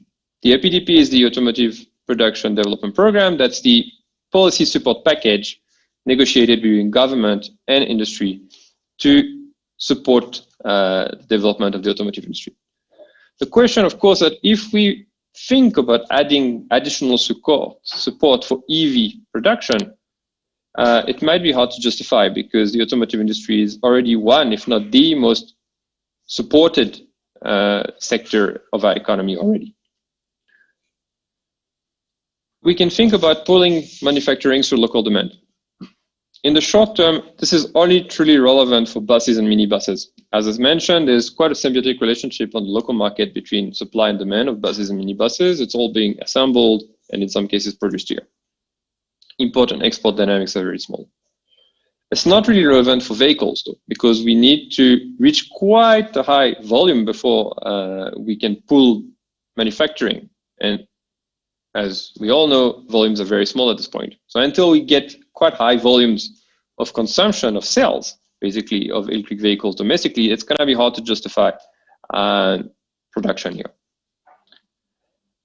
Last but not least, fleet level targets can again be used, although these are sales targets. It would be hard for us to put manufacturing targets. We're only 22nd in the world. If we put manufacturing targets, most likely shoot ourselves in the feet. So how that can trickle down to manufacturing remains a question. In terms of policy implications, it's clear that the manufacturing of e-buses and e-minibuses is closer than the manufacturing of electric passenger cars in the country. We need to be aware of this misalignment between market development and industrial development. We may have to do the market development first and then have industrial development come on the back of export market until it can be supported domestically. If we're serious though about stimulating manufacturing, this has to go through the APDP. There's a number of mechanisms to do that, but they will have to be temporary and phased out over time, probably where we see increased support for EV production and decreased support for ICE production. Of course, the quid pro quo, investment and supply chain development by industry. Once more, there's a wide array of other additional measures that could be implemented as support, primarily to support smaller business ventures, small and medium-sized enterprises that are entering that space, most likely in niche markets, as we have actually in the country in quite a few. That could also be done through special economic zones, as we have already done, and increased testing and certification capabilities in the country, which is which is sorely lacking in some respect. If we turn our attention to our last area, the supply chain, the first thing to remember is that there is some overlap, obviously, between the EV and the ICE supply chain, but there are, of course, some completely new areas around the battery value chain or the fuel cell value chain. If we look at South Africa, the first port of call is, of course, the minerals. We have a wide array of minerals relevant for the production of EVs. And that's very clear just looking at some of the key minerals in South Africa for batteries, for example, manganese, titanium, nickel, iron ore, phosphate, cobalt, and copper. And of course, when we're talking about fuel cells, we have platinum, and we are the world leader when it comes to platinum. If we look at it from the regional perspective, we have every single mineral, including lithium, in Zimbabwe. But we want to go beyond just mining, of course. So what about mineral beneficiation? Well, in South Africa, we've got a long-standing experience, but actually there's very little domestic refining of minerals for battery production in the country. Only manganese and aluminium are refined to battery grade at the moment, and we have potentially nickel and lithium in the pipeline. If we look at our export of components and parts, we are a strong player, but again, mostly going to Europe, with the exception of engines that are mostly going to India. So this is at risk going forward because catalytic converters don't feature as strongly in the mobility of the future, and that's true as well of engine parts. But we have some vibrant EV-related manufacturing industry. That's the case in R&D, that's the case in the lithium-ion battery value chain, with some really good players around the battery manufacturing, not necessarily cell manufacturing, but battery manufacturing indeed.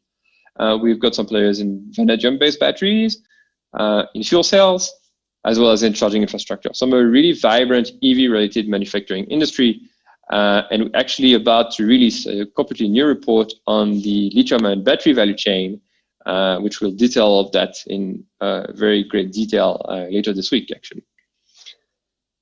So what about the interventions?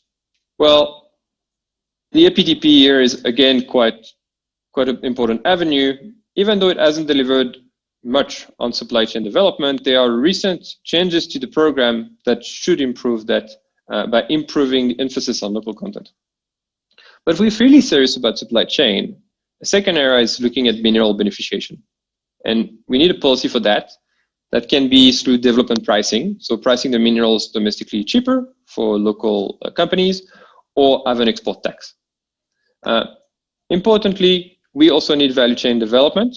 That's to support all our small and medium-sized businesses that are operating in the space, for example, in battery manufacturing. So in terms of policy implications, it's pretty clear that we have the minerals, but we want to move beyond this. Having the minerals is not a competitive advantage. It's a comparative advantage that warrants that we look at it.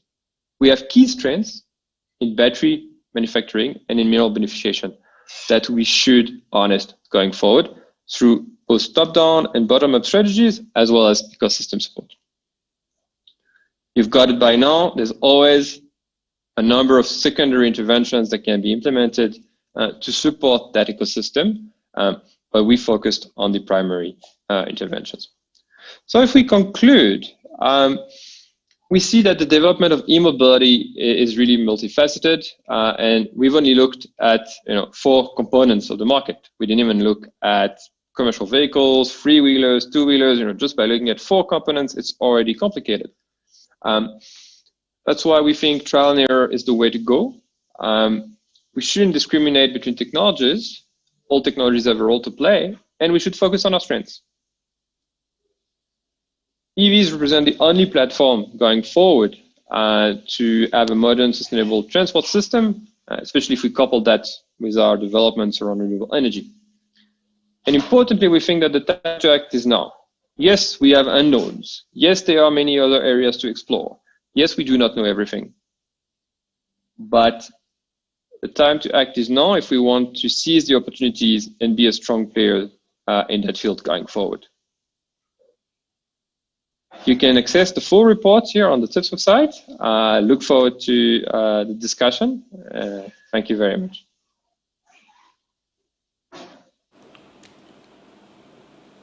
Awesome. So, Gaylor, I think it's really interesting. I mean, you've shared a lot of insightful stats, some data, and I think maybe what we want to try and do now is break it down to some basic understanding, so that the man on the street can understand what does this all mean. And I think the most important question is, to me, and we've just come from talking to an OEM, is that how crucial is it that South Africa's automotive industry undertakes this transition to EVs? Some people say, well, can't we just keep producing internal combustion engines? It seems like a pretty obvious question, but based on what we've talked. But I'd like to, your insight in terms of why can't we just keep producing ICE engines? Sure. And it's a very important question. Look, for the short term, we could very well keep producing ICE, and we will. The question is, over the medium to long term, it's evidently clear that our export markets, EU, US, are shifting to EVs. So that market is gone. Going forward, that's going to be gone. Then you've got two options. You go one option and say, you know what, I'm going to keep with ICE, that's what I know how to do, and I'll find new markets. I think this is a flawed argument, because new markets are going to be restrained. There's going to be less and less new markets. And the few markets that are still going to be available, there's going to be really a lot of competition. And eventually, we'll be forced to move to EV production. But we'll be on the back foot. Yeah. So the option is actually to be a lot more proactive and say, let's do it while we're still producing ICE. Let's bring in the EV on top of it and position ourselves for the economy of the future. That's what being proactive is about. 100%, and I think you've touched on something really important. Is that we've got to be proactive. There's a couple of questions. I'm going to paraphrase 3 comments that I can see in front of me, where what you're basically saying is we need to be forward-thinking. We need to start upskilling our resources now. We can't say in 5 years' time when we want to do it, because then it's too late. Because if we do it in 5 years' time, and I think this is a comment that I love, is that we're going to be left behind, and the only thing we can produce is ICE, because OEMs and big manufacturers would have already chosen their production facilities elsewhere, which is something that we cannot afford in South Africa's economy. In our job environment, we just cannot afford for these OEMs to start choosing alternative markets because we're so far behind. So I suppose the question, and I'm going to paraphrase, is, Gaylor, from your perspective, what do we need to do now, and when I say now, in the short term, in the next 12 months, what do we need to do to make sure that we can start changing policy and start making sure that South Africa is positioned as a manufacturing destination for the OEMs? Indeed, and I think it was mentioned, I think in the previous presentation, is that we do not control the OEMs. Yes. Right. It's not, government doesn't decide, oh, you coming here and you producing that vehicle. This is part of global strategies for OEMs, and we have no control whatsoever over that. What's important to do is to send the right signal, because you have OEMs which now go to their headquarters and say, I want to bring vehicles to Africa. And then the first question that's being asked to them is, okay, what kind of policy environment do you operate in? And here we have little to say. There's just nothing at this point for electric vehicles. So we need to send the right signal. What has happened on the back of the research that I shared is that the automotive industry, NAMSA, put together a position paper as industry, highlighting what their position is, what they think is required. At the same time, government, led by the Department of Trade, Industry and Competition, has been doing the same thing. Trying to say, okay, what can we put together to support industry? This is moving very rapidly at this point, and negotiations are imminent, really. between industry and government on that front to put together the package of interventions. Of course, what's going to come out of that, we don't know yet. Sure. But we need this to come as soon as possible to say we are supportive of that transition. It's not just talk. It's been in the media. The minister has made it very clear publicly. Champions of industry have made it very clear publicly. What we need now is action, is the measures on the ground. We need to tweak maybe our interventions around the PDP and so forth to say we are serious about it. And that's really coming in the weeks and months to come, actually. Okay. Fantastic. So, and in your opinion, if we hit that green light now, and if we get that approval now, how soon before that gets, say, real legs on the ground? So if they say APDP changes, we can now build EV cars, there's the right incentives. In your opinion, from that decision to the time we can see a real increase in electric vehicles on the ground in South Africa, what's the timeline that we are looking at? Well, I think when it comes to sales, this could be moving quite quickly. We could, if we get the right incentives, let's say this year, I think 3 to 5 years, you could have really significant share of electric vehicles in all their forms on the South African market. Sales is something that can move very quickly, providing that we make it attractive for consumers. That's all that matters. It has to be attractive. Fantastic. Yeah. And I think, so I've just seen a comment come through, which I actually love, and I think it puts you maybe a little bit on the spotlight here, Gail, so I hope you don't mind. It says, one of our attendees just said, if you, Gaylor, let's say you're now head of DTI, you're the decision maker, you're the man who can take the call. Okay, if you were given the responsibility to implement just one policy out of all the options, and you could do it as quick as you can, which one would it be? The $1 million question. Yeah. Yeah. Look, as I said, there's no real silver bullet, but look, the main hindering factor is the upfront cost for customers. Okay, sure. It's the high capital cost. So that's where I'd go. And look, that can be done probably through maybe a reduction in the duties overall, either through the VAT, through the excise duty, and of course the leveling playing field on the tariff. If we do that, look, that will, and of course there's quid pro quo from industry that, this is passed through to customers, otherwise it's pointless. Then I think, you're making the vehicles cheaper. You don't need to make the business case on running the vehicles. That's there. We need to make it, okay, instead of paying much more, we can have that. And then if I have a choice as a second measure, then I go to the financial industry and saying, let's do something on the interest rates. Let's reduce the interest rates. Let's get some financial product so that it's more attractive for electric vehicle buyers to purchase a vehicle. That's what I would do when it comes to the passenger car market.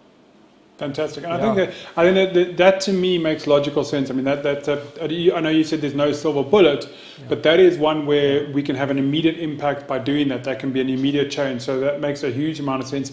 Devon? No, agree completely. And then, with the financial institutions, though, call it, what are the options? I mean, obviously, it still needs to make business sense to them. Yes, there's a value to be financed. In your opinion, Gelo, do you even have an idea maybe in terms of a deal structure? Because it is going to cost somebody money. And ultimately, at the end of the day, the consumer is looking to say, what's my rents per month? And this car versus an ICE car. Now this is the reason why I choose an EV. Any ideas in your mind right now as to how they will go about to incentivize EVs? Sure. Look, that can be done fairly easily. We've done that a lot in the renewable energy space, where you get development finance provided by maybe bilateral donors, European Development Bank of sort, or even our local development banks, the IDC, the DBSA. provide concessional finance, so cheap finance to our financial institutions. We can then offer lower interest rate on EVs. As I said, it's been done regularly when it comes to the rollout of renewable energy. It's also been done for energy efficiency interventions quite largely. We haven't seen that when it comes to EVs. There's also some interesting possibilities about packaging EVs with solar panels. Yes. And I know some manufacturers, some OEMs are looking at that. But we need to say, if you can offer a package to customers, you're buying a car, but you're buying a package. You're buying as well, solar panels. Then you can reduce again the cost of finance and the overall cost of your offering. So there are really a lot of options to do that. Then there's more sophisticated in terms of pay as you save, which you can do on leasing and that kind of thing. But for upfront ownership, it's definitely possible to do that. So I suppose maybe for the more pessimistic of us, there's been a comment and it's come through a couple of times from a few different viewers, and there's, in summary, what they're saying is it in government's interest to actually do these policy changes, Gaylor? Because we know South African government earns quite a lot of money from the fuel levy, they earn quite a lot of money from carbon tax on motor vehicles. And I suppose the more pessimistic viewers out there are saying, but it's not in the government's interest. Because if they open this floodgate and they allow the electric vehicles in and they offer these incentives, and in South Africa we're going to charge from solar panels, government's standing to make a huge fiscal loss from this decision. What can you offer from inside and into that? I mean, because obviously that is a consideration for government. Fuel levy gets slashed, it's a massive income earner. What kind of insight can you offer to our viewers on that? Sure, and thanks for that question. I've actually done some work on that previously, and I can also share some previous research on this. It's true that, of course, yes, there would be some revenue loss from one side. I mentioned the fuel levy. But it's important to take an holistic view about the costs and the benefits. We may lose on some aspect in some areas, but in others we will dramatically gain. We mustn't forget that the largest import in South Africa is petroleum, liquid fuels. All right, that comes at a huge cost to the country. The cost of air pollution, health impact, comes at a huge cost to the country, mostly to our hospitals and our health system. Of course, the cost of the climate change impact comes as well, again, dramatically to the country. And we must look at the integration of EVs into the electricity or the energy sector overall. You can then start seeing dramatic reduction in the cost of running your transport system, running your energy system. So cost saving for municipalities, cost saving for our utility. So yes, if you have a one-sided view, you say, oh, well, we're losing on one end. That's true. Yes, the fuel levy will reduce, but we're actually winning or earning or benefiting on so many other areas that if you look at it from a net perspective, it's hugely beneficial to go towards e-mobility. And we also must remember that before we feel any impact on the fuel levy, we need quite sizable volumes of EVs into the system. Sure. Yes. So in the short term, even if we grow the sales of EVs quite rapidly, we're still going to see in absolute terms increased sales of ICE. Okay, so, and then you have obviously a fleet that's going to be there for 5, 10, 15 years. So before we see a decrease in the sale of fuel, we've got some time to come and some time to prepare. And I think, Gaylor, that's a great answer, because I think that's where maybe a lot of us laymen, people on the ground, normal, we say, oh, government doesn't want to allow the policy because they're going to lose money on the fuel levy. Yeah. And that's like, as you say, it's a single-sided perspective, where what you've just offered is actually a much wider perspective where we say, yeah, you're going to lose on one side, but you're going to benefit of all these other cost savings on the other side, which is going to more than make up for what you've lost on this side. And I think that's a great perspective, Devon. Great, yeah. So now we just needed to somehow get to the right ears, and those right ears need to sign the right paperwork, so we can. So Gail, maybe touching on that subject, as yourself, as tips, can you offer any insight? Because I think there is a lot, and I'm going to give you the last 2-3 minutes of your session to give us this insight. I think there's a huge amount of degree of frustration, if I'm being honest, amongst people who are EV kind of fanatics or enthusiasts, and everyone can say this is the right thing to do, and we can provide sustainable energy, and we can have solar, and we can package cars, and all these wonderful things that we've heard up until this point, which actually tells me that South Africa is ready for EV adoption. Why do you think, or maybe let me answer this question, when do you think we're going to see government actually, you mentioned it's going to be imminent. Can you give us any kind of insight where we can say, all right, by the end of this year, we can expect to see something, or 6 months, and when can we expect to start seeing some wholesale changes to policy which really affects e-mobility in South Africa? Sure, and look, you point to understandable frustration. We should have been moving faster. We could have been moving a lot faster. And let's remember that anything to do with the automotive industry tends to move fairly slowly in South Africa. It's one of the key successes of the country's industrial policy, and everything is well oiled and well negotiated between government, business, labor, and other social partners. So things do move slowly, and I think we need to acknowledge that. As I mentioned, look, we're definitely going to see some changes this year. Actually, if it hadn't been for the COVID-19 crisis, changes would have come last year. But we had a bit of a setback, of course, with other priorities. But it's now firmly back on the agenda of government and of cabinet. And it's certainly firmly on the agenda of the automotive industry. So I expect some implementation in the coming months, definitely this year.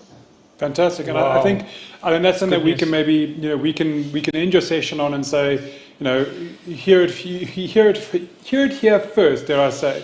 Is that within the next 12 months, we can expect some big implementation, and hopefully when we come back in 12 months' time for EMCSA next year, we'll be talking about this policy implementation and all these things. So Gailo, I think that's a great bombshell that you've dropped on us, and I think that's going to excite a lot of people to say, we're talking short term, we're talking 12 months.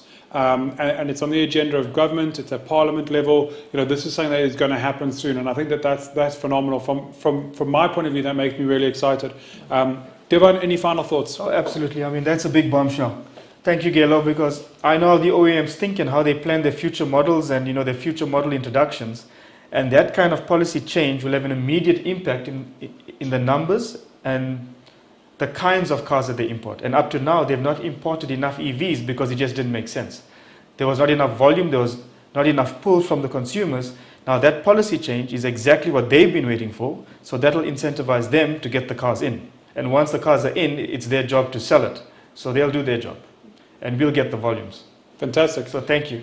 So Gailo, for myself and Devon here in the EMCSA studio, thank you. That's a great bit of news that you left with us on this Tuesday afternoon, and thank you for taking some time out of your day. I know you're a very busy man, and sharing your insights with us. Hopefully we can have you back again in 12 months' time, and we can talk about how those policy implementations have fundamentally shifted the value chain, and we can start looking further down the line. So thank you so much for joining us, sir. It's been a pleasure. Thank you for having me. Cool. Thank you very much. Have a great afternoon. Great afternoon. See you soon. So we're going to go to a very quick lunch break. I think on that bombshell. That's another bombshell. Implementation of policy changes within the next 12 months, actually within this calendar year, he said. Yeah. Now, that's a guy who government, OEMs, everyone's listening to. So he's in the know. He knows what's happening. Yeah. That is a great one. That's a really big piece of news. So we're going to go for a quick lunch break. We're going to be back on the hour at 2 o'clock with Robert Kuchen. And he's going to be talking to us about the environmental impact of low and zero emission vehicles. Because as much as we know they are less environmentally impact than your internal combustion, they do still have an environmental impact, and we need to be aware of that. So a little bit of an interesting different side of the discussion that we're going to be talking about after lunch. We're going to break for lunch, and we'll see everyone back in half an hour at 2 o'clock. Thank you very much, everyone. And have a great lunch break.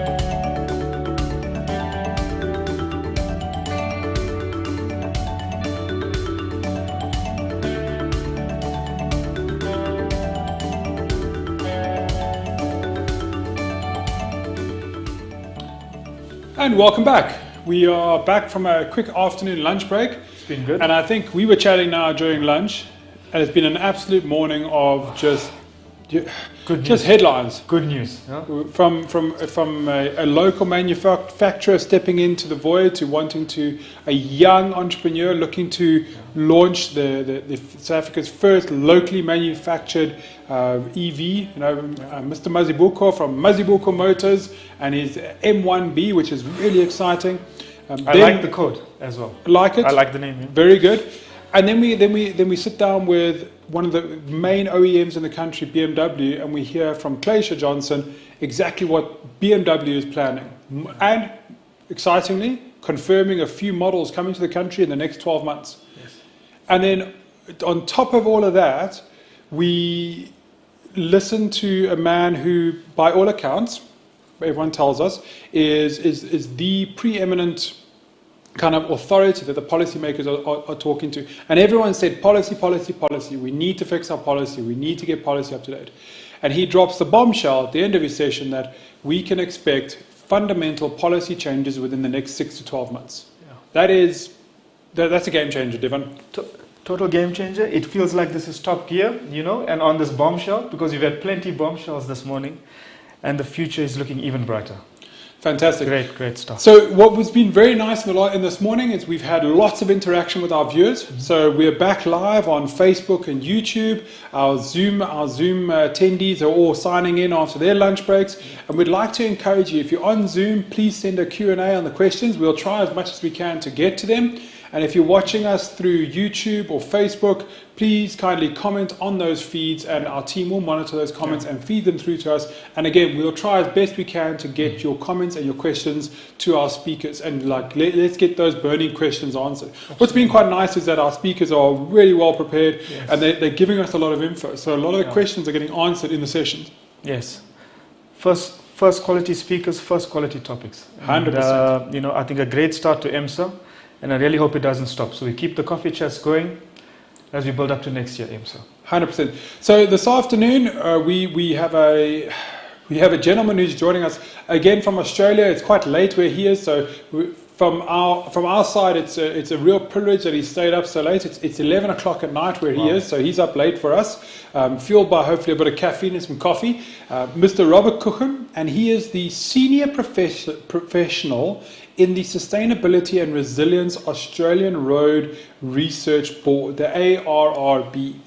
And Robert is here to talk to us about environmental impact of low and zero emission vehicles. And I think, Devon, this is a great topic, because I think everyone says, I've got to go drive a green vehicle, green. And the naysayers will say, but it's not that green, you're still doing this, you're still doing that. Mm-hmm. And we need to understand that argument so that we can provide facts. And I think like Gaylord did, is say, but look at the whole picture. And I'm hoping that Robert will give us that whole picture scenario. And I'm looking forward to see what he says from the research that he's conducted in Australia, and how we can learn from that in a South African perspective. Absolutely. This is early days. I mean, this EV language is quite new. We all are learning from a vehicle perspective, from a production perspective, and therefore we can always look to our friends overseas to please guide us. Yeah. So looking forward to hear what Robert has to say. So Robert, I believe you're online and with us. Welcome, sir. How are you? Oh, hello. I'm very good. Thank you. Thank you for the introduction. Hope you can hear me all well. Yeah, we got you loud and clear, sir. So I think you've got a really interesting topic, and I'm going to allow myself and Devon to kind of step back a little bit, and for you to take us through what is the environmental impact of low and zero emission vehicles. I think a little bit of a different side of the argument, and help us understand this side of what we've been talking about. So over to you, sir. Yeah, thank you very much. So I think that's a very important topic in general, because it explains a little bit why we are doing all of this, the transition to electric vehicles. I mean, it's nice technology, but there's a certain purpose behind it, and it certainly can help to lower to achieve our climate goals and lower the overall impact of road transport in general. So I'm talking a little bit about that from an international perspective, and then maybe some slides on Australia and South Africa as well, of course. So the agenda is a little bit of a background. about that topic, and then the different or the main stages of the life cycle of a vehicle, which is the manufacturing stage, the use phase, and the end-of-life phase. And then after the break or in the later part of the presentation, I'll talk a little bit about what the Australian Road Research Board is doing in terms of electric vehicle research in general, and what I've been doing in the sustainability and resilience team within ARP. As I mentioned, life cycle. Yeah, when we talk about electric vehicles, we have to take into consideration different things such as costs, air pollution, and of course the emissions. Emissions is what I want to talk about in this presentation, but there's also quite a few other things. When we talk about electric vehicles, what I've been involved in personally in terms of research on the costs and the air pollution side, and on other things such as the noise of electric vehicles, the saving fossil fuels for other applications rather than burning them in our cars. But this presentation is about the emissions, which is certainly an important aspect. And a little bit of a background, these slides show Australian data, but maybe a little bit different or in other countries. If you look at road network from the 1970s until today in Australia, there's a growth of 200% of our road network. And most of these roads are sealed roads, freeways, which means if there are more roads, there are more cars as well. And that's actually shown on the next slide here, where we can see the growth of the vehicles that are operating on the roads. Also, since 1970s, it has grown by about 250%, from about 4 million cars to more than 14 or 50 million cars, which is quite a remarkable growth. And if we keep going on like that with population growth and the vehicles on the road, there are more and more emissions over time. And electric vehicles can certainly help to bring down that curve in terms of emissions. This is another slide, again, with some data from Australia. It might look a little bit different in other countries, where we can see the brown column here in the middle, which represents the transport emissions as a share of the total emissions of the entirety of Australia. 18.3%, almost 20% of the emissions come from the transport sector. And a third of the emissions comes from electricity generation. And if you highlight those emissions, we can see that most of the emissions from the transport sector are actually road transport sector. It's not the trains, not the ships, and not the airplanes. It's road transport. So there's a massive potential to reduce emissions if we introduce cleaner electric cars or cleaner cars in general, cleaner modes of transportation on our roads. And if you look at the electricity, if we can reduce that as well, that's certainly a very important point to consider when we talk about electric cars. We can't keep using the electricity that we generate today. It is generated in some countries more, in some countries less, by fossil fuels. So we need to transition to more renewable energies as well at the same time as we transition to electric vehicles. Here's another slide or another graphic about visualizing the background, what's happening at the moment. And this is the uptake of electric vehicles worldwide, different regions of the world. But the most important thing that we can see here is that there's an exponential growth, and it's continuing to trend upwards, which means the electric vehicle market is gaining momentum. And certainly interesting to look at the life cycle emissions and what impact that can have in the future.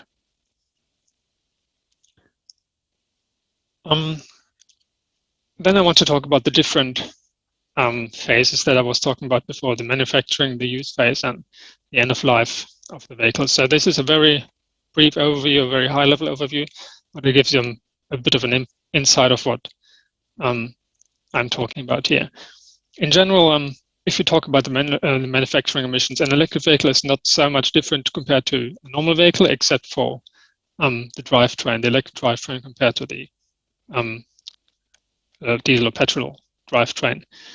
And in particular, we need to look at the battery, at the emissions from the battery manufacturing, from battery production, which is the majority of the difference when it comes to considering the emissions from from a battery electric vehicle compared to a petrol diesel vehicle.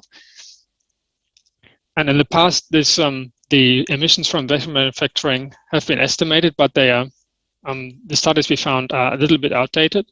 They use data from low volume manufacturing and also data from that uses average electricity mixes, which are going to become more renewable in the future. So overall, the estimated battery emissions that are estimated in many studies today are a little bit too high. They're going to come down in the future. That's something we need to consider, although overall the emissions from manufacturing a battery electric vehicle will be higher than the one for a petrol vehicle, mainly because there's a lot of energy that goes into the extraction and production of the raw materials that are used in the battery, the cathode materials, for example, or the mining, refining of materials and metals. So there's still a bit of a disadvantage for the electric vehicles in terms of emissions, life cycle emissions. At the beginning of the life cycle of that vehicle during the manufacturing stage, but that can be offset during the use phase. I'll talk about that a little bit later. The picture below, by the way, is one of the gigafactories of Tesla in the United States, with a lot of solar panels on the roof. That highlights already that battery manufacturing may be cleaner than we think it is today because of all the renewable energy that is used in this particular case. Going on to the next slide, we see two different graphs here showing what impact the carbon intensity of the battery manufacturing has on the overall life cycle emissions of a car.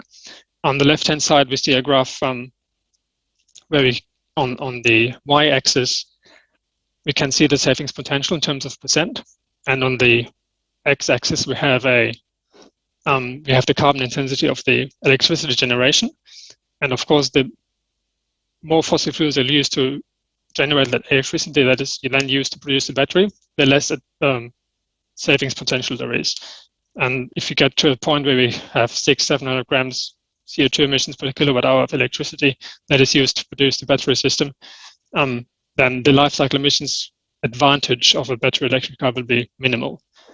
Whereas if we use fairly clean energy, there's a big savings potential in terms of life cycle emissions, 60 to 80% over here. And on the right-hand side, that's a little bit of a similar graph. But depending on the mileage of a vehicle, at the beginning of the life cycle of a vehicle, that battery electric vehicle has a disadvantage. It's negative 60, 80% more emissions. But over time, as we fuel or we charge the electric car with clean energy, it becomes it becomes better in terms of emissions compared to a petrol diesel car. And depending on the battery size that we have, there's different lines in that graph. But that highlights that at the beginning of the life cycle, a battery electric vehicle will be more emission intensive, but over time it will gain advantage compared to a petrol vehicle or diesel vehicle. Then if we look at the use phase, that's the second phase, and that's probably the most important phase because it creates the majority of emissions of the life cycle emissions of the vehicle. And I've put two terms over here, the well-to-tank emissions and the tank-to-wheel emissions, which both have to be considered when we look at the electric vehicles, or not only electric, but also the internal combustion engine vehicles. The well-to-tank emissions are the emissions that are created for the manufacturing of petrol or diesel and distribution to the petrol stations, or for the generation of the electricity that we charge our cars. And the tank-to-wheel emissions are actually emissions from burning that fuel. And in the car, in a internal combustion engine vehicle, and there are no tank-to-wheel emissions for the purely battery electric vehicle because it's emission-free, locally emission-free. But we have to take into consideration both of them in order to get a full perspective of the emissions during the use phase.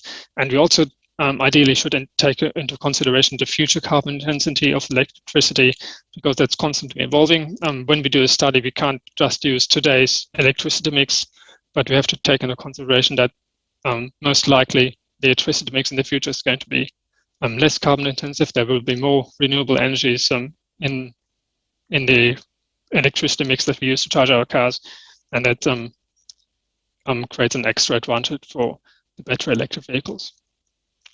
I've put a few graphs here for especially South Africa and Australia in terms of electricity generation, because that's, as I mentioned, a very important part. And as we can see, those two countries are fairly low in the renewable energy shares of the electricity mix. This is data from the International Energy Agency, so it's fairly reliable. And other countries, of course, have, as you can see on this on the right side here in the right graph, the EU, USA, China, UK, they all are well below what Australia and South Africa are at in terms of carbon-intensive energy generation. And the question is whether in Australia or in South Africa we can still achieve an advantage of using electric vehicles compared to petrol diesel vehicles if the energy that the electricity that we use to charge our cars is that carbon intensive. And I've done some calculations about that, which I've put onto this slide here. This is a bit of a graph where we have the use phase emissions in kilograms CO2 equivalent per 100 kilometers on the x-axis, and we have two y-axes, one on the right-hand side for the liters per 100 kilometers of petrol diesel. That's for the gray graphs, gray dotted lines. And on the left-hand side, we have the kilowatt hours per 100 kilometers for the electric car, for the battery electric car, for the different regions that are presented in the slide before, Australia, South Africa, and some of the other regions worldwide. And the cleaner the energy mix is, the further left the graph is on this particular figure. On the far left here, we have Norway, which has almost 100% renewable energy from hydro, and South Africa and Australia are somewhere in the middle here. And if you look at, or if you can compare a vehicle, for example, one vehicle that uses about 8 liters, 100 kilometers of petrol diesel, then we are ending up about maybe 200, 250 kilograms CO2 equivalent per 100 kilometers. If you compare that to a car which uses 20 kilowatt hours per 100 kilometers, all of these regions, and even Australia and South Africa, they can achieve a savings in terms of emissions from the use phase. Of course, in Australia and South Africa, not as much, a bit more where the energy mix is a bit cleaner, but still in those countries we can achieve something. And I think this highlights pretty well that there's a certain potential there. The cleaner the energy gets, the better it is. But even at the current stage, some savings are possible.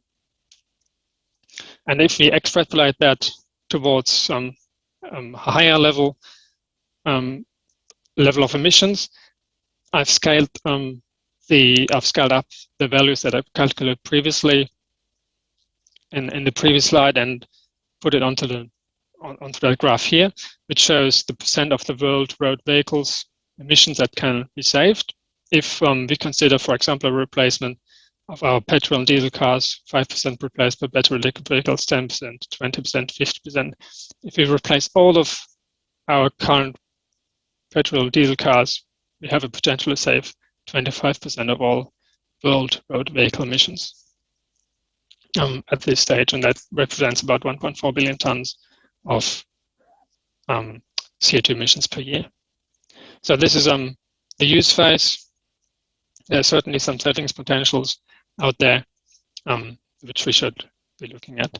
And then finally, of course, there's the end of life stage of the vehicle, and that's in particular the battery. Most vehicles are, or the components of most vehicles are recycled. There's all the plastics, the rubber, the metals. That is not so much different from a battery vehicle compared to an internal combustion engine vehicle. But when we look at the battery, there's some new technology and some materials in there which are not in a normal petrol vehicle, and that needs to be looked at in terms of recycling or in terms of second use phase of such a battery. And if we look at the recycling, we are not only should take into consideration the recycling itself, which is shown on the bottom left of this graph, where we have the material recovery and the smelting of the battery materials, to be able to reuse the material in a new cycle of battery production.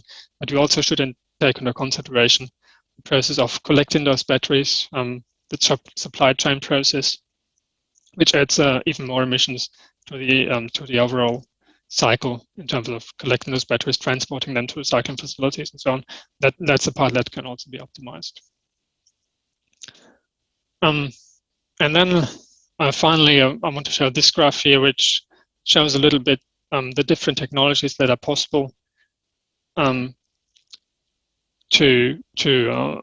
recycle those batteries. And on the left side here, we can see the percentage of emissions compared to lithium-ion battery production, which is the 100% line here, compared to recycling a battery. So if we were to produce a new lithium-ion battery from virgin materials, we would be at that gray line. If we recycle the battery, we would be, with different technologies, we would look at the blue and green bars here. If we look at the greenhouse gas emissions, for example, both of these technologies have some savings. So it makes certainly sense to recycle batteries if we optimize it in a certain way in order to reuse those materials in new battery production compared to just using virgin materials. However, there's a problem, and the problem is that at the moment, and this is shown in these graphs here, at the moment, the number of batteries that is available for recycling is very low, because the number of electric vehicles on our roads is very low, and they are also fairly new vehicles, so they haven't reached their end of life yet. So the available gigawatt hours of battery capacity that is available for recycling it's far lower than the actual demand for the new batteries.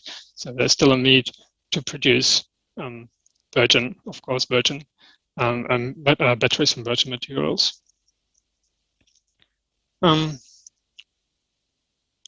Okay, so this is a very quick overview of what we should be looking at in terms of the different life cycle stages. And then if we get to I'm happy to answer some questions right now or after the break, and then I will go into what ARP has been doing in terms of their projects a little bit in that space.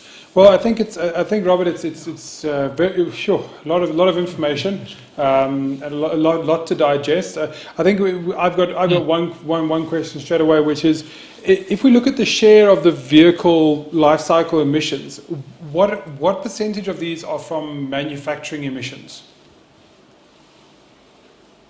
The life cycle emissions, if you go back to this slide here, we look at the bottom of the graph, for example, here. If you look at the light blue and the dark blue you share, you can see the bottom part here, which is the manufacturing emissions, and all the top part are basically the use phase emissions. So if you compare the bottom blue part to the overall height of the graph, that's maybe about 25% of the overall emissions, and that's on a global scale. Of course, it depends very much on how much energy, how clean the energy is that you use to fuel your car or to charge your car. If you, for example, have a house and the house has solar panels on the roof, and you always charge your car at home, then the use phase emissions will be very, very low, and the share of the manufacturing emissions compared to the overall life cycle emissions will be much higher than 25%. Okay. Look, it's interesting to look at the whole life cycle of a vehicle, not just look at it on the part of the road, and understand the full life cycle of it. Divan? Yeah, I've got a very interesting question. Robert, nice to meet you. What is the share of road transport greenhouse gas emissions in other countries other than Australia? But to be honest, I don't have a figure about that. I know that in Australia it's about, as I showed, 18%. However, I have looked it up as part of my research. There is, on the global scale, it's roughly 11.5 to 12%. That's a global average. Of course, it probably depends very much on the country, whether there's a lot of road-based transport or if there's a lot of rail transport or other forms of transport. I can't really answer the question fully, but on a global scale, it's about 11 to 12% of all emissions come from road transport. Okay, and I've got one more from one of our audience members who said he's asked you, what is the potential reduction? And maybe this is something that I don't know if you'll be able to comment on. It's talking about global warming. Is there a potential? What is the potential reduction in temperature, global warming, due to a reduction in emissions or a ratio basis? Is there something that we can look at towards how we can reduce global warming through these reductions? Well, the general intent of doing this, or why we should be looking at it, is of course that the contribution of the electric vehicles to meeting climate goals and eventually slowing down climate change. But I can't really say how much we can save through battery or battery electric vehicles in terms of how much % of that goal can be achieved through that. That's I think hard to tell, and I'm not sure if anyone can. Sure. And can come up with a specific figure. Sure, fantastic. Well, look, I'm looking forward to kind of the rest of your presentation. And let's see what more you can share with us. Sure, no problems at all. Fantastic.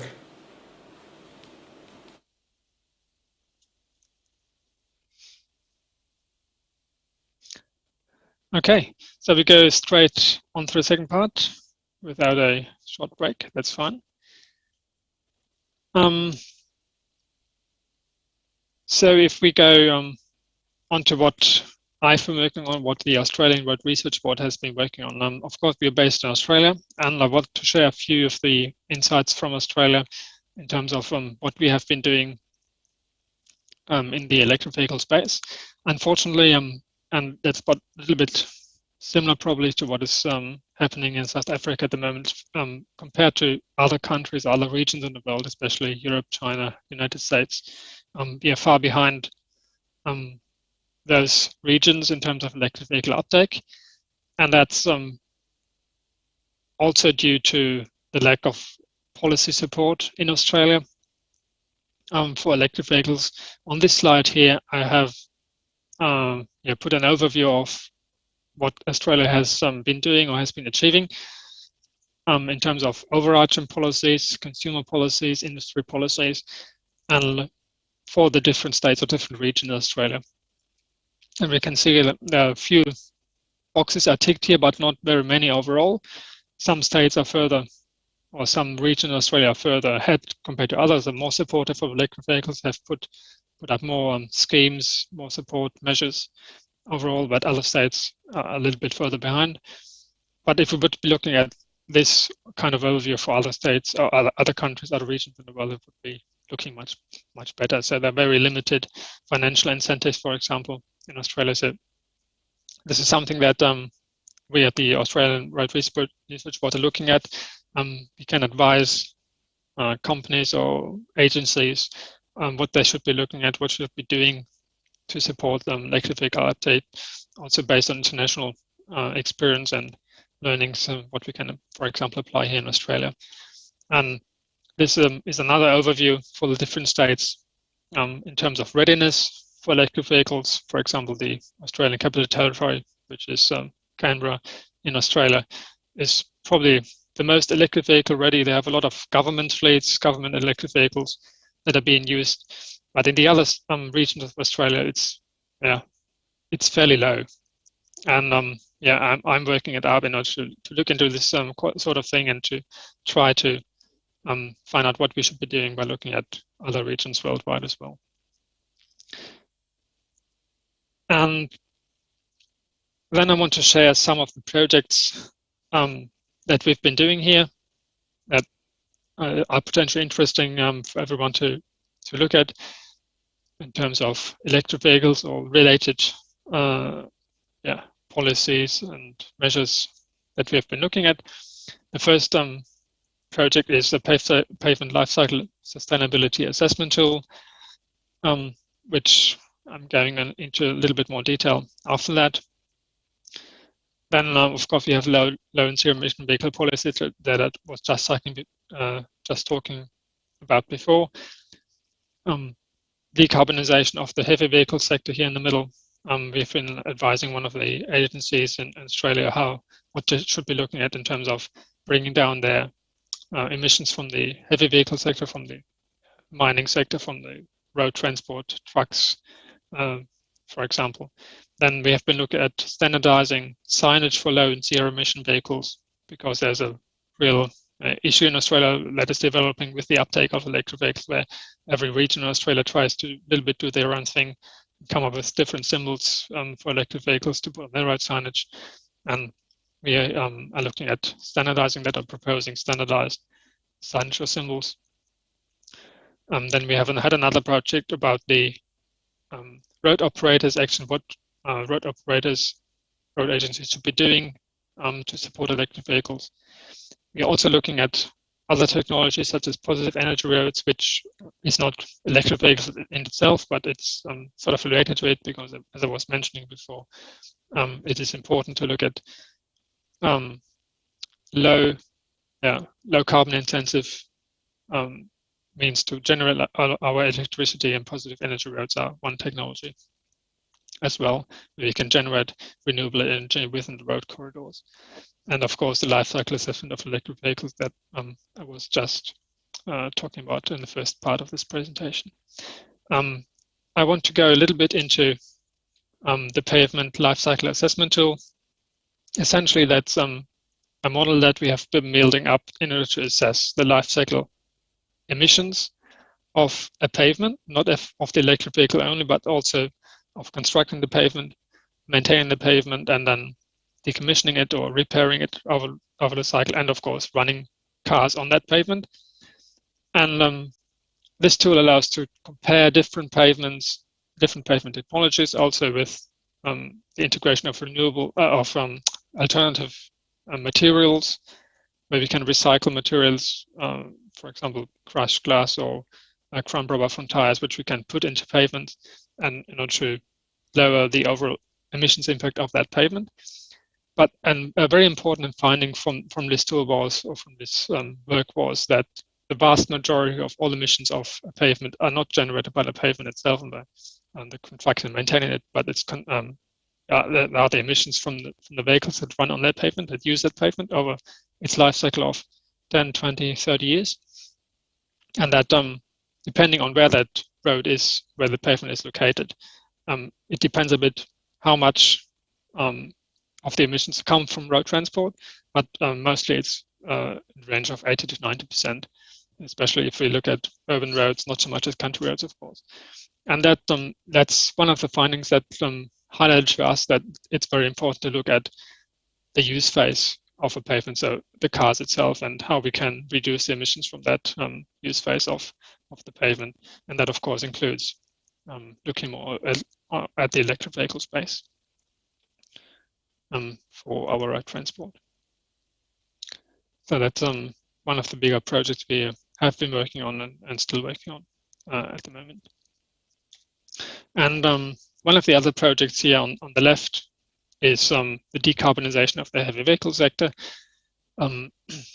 As I mentioned, it's one of the projects we've been doing for one of the agencies in Australia, state agencies, road agencies, and we've been collecting different opportunities for them to lower the impact of heavy vehicle road transport, including mining and agriculture.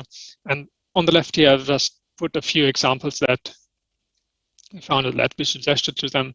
One of them is, for example, the electric waste trucks. They have been running in Australia in different parts already, and it certainly makes sense to use such a truck compared to a diesel truck, because it's mainly used in low speed applications, stop and go traffic, where the trucks collects the bins, the curbside bins. And in that particular application, an electric vehicle or electric motor is much more efficient compared to a diesel engine, which saves or can save a lot of emissions. And of course, there's less noise involved as well. Electric motor is much quieter than a diesel truck going through the suburbs. Another technology is shown on the top left here, or the middle left, the truck that collects energy from overhead wires. Similar to a train, that is a project running in Germany that could potentially be implemented in order to reduce emissions by having trucks run on a freeway, collecting energy from the top, and then they can recharge the battery that way and also drive electrically off the freeway and on urban or country roads. Then on the bottom left, we have an electric mining vehicle, which is a good application, for example, if you go in underground mines, because we don't have to deal with all the issues from the exhaust emissions. An electric vehicle doesn't create any emissions at all. So it may be a good application for use in underground mines. And of course, there are also some applications in the agricultural sector where you can electrify agricultural machinery. All of these are different technologies, different options that allow to reduce emissions in the heavy vehicle sector. And another project that we were working on is the standardization of signage across Australia, electric vehicle signage, and I've put just a few pictures here on the bottom left part of the presentation, where we see the different signs that are currently in use in Australia, with different symbols on them, no symbols at all, just text, signalization symbols. And this project aims to avoid that in the future. Different agencies, different parts of Australia adopt different approaches to electric vehicle signage. So we are aiming to propose a symbol or propose a sign that can be used all across Australia that is standardized. So there's a common approach to electric vehicle signage in the country. And that's probably also something that other states should be looking at. If you look at internationally, there's still a wide range of involvement of signage around, even in the United States, Europe. That's some of the projects, some of the key projects in that space that we've been working on. I hope to answer some questions, but I want to wrap up this presentation with this COVID-19 overview. It's something that happened about a year ago when the entire world was winding down the transport and industry applications, winding down the economies, and that's where we saw a massive reduction in the carbon emission or in emissions of pollutants in general. And through the electrifications of our transport system, it's hopefully possible to not only have this at the short time, because after that image, of course, it was ramped up again in terms of economic activity, and all the emissions came back. So through the introduction of a clean transport system, we hope to, it's hopefully possible that we achieve something like that in the longer term as well, and contribute to the climate goals that we've set to global warming. That's about it from me. Awesome, thank you, Robert. I mean, happy to answer questions. Yeah, I mean, a lot of information, a lot for us to digest. Really some interesting stuff that you guys have been up to. I think maybe for a South African context, my main question to you is, you've modeled South Africa against kind of Australia. We look over the pond and we see Australia is doing much better than us. What can we do in South Africa to increase our electric vehicle uptake? And all these things that you've spoken about, the making it more, environmentally friendly, low carbon emissions, all these great things that you've spoken about. I think we're all on board with it. We all want to do it. What can you, as an expert in your field, what can you advise South Africa to do to increase electric vehicle uptake? Well, first we have to know what we have been doing already in terms of electric vehicle policies. But in general, I think it's very important to promote electric vehicles, and to a very good incentive, or initial incentive, to increase the uptake of electricity. If you look at, for example, examples in Europe or Norway even, they have put a lot of purchase incentives on electric vehicles, which made electric vehicles cheaper to buy than petrol vehicles. And that is probably a very good incentive initially to promote the uptake of electric vehicles, but we have to be careful to not not overdo it, so that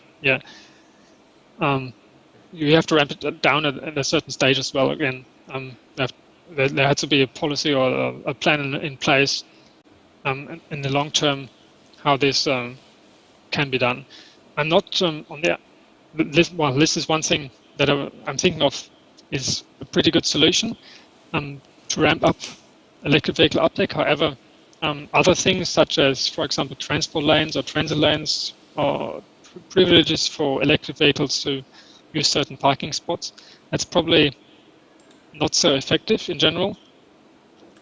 It doesn't also contribute much to the emissions goals. For example, if you think about the transit lanes and having electric vehicles use transit lanes, in that case, the electric vehicles, they may be more attractive to buyers because they can drive faster, can get quicker to the destination by using the transit lanes.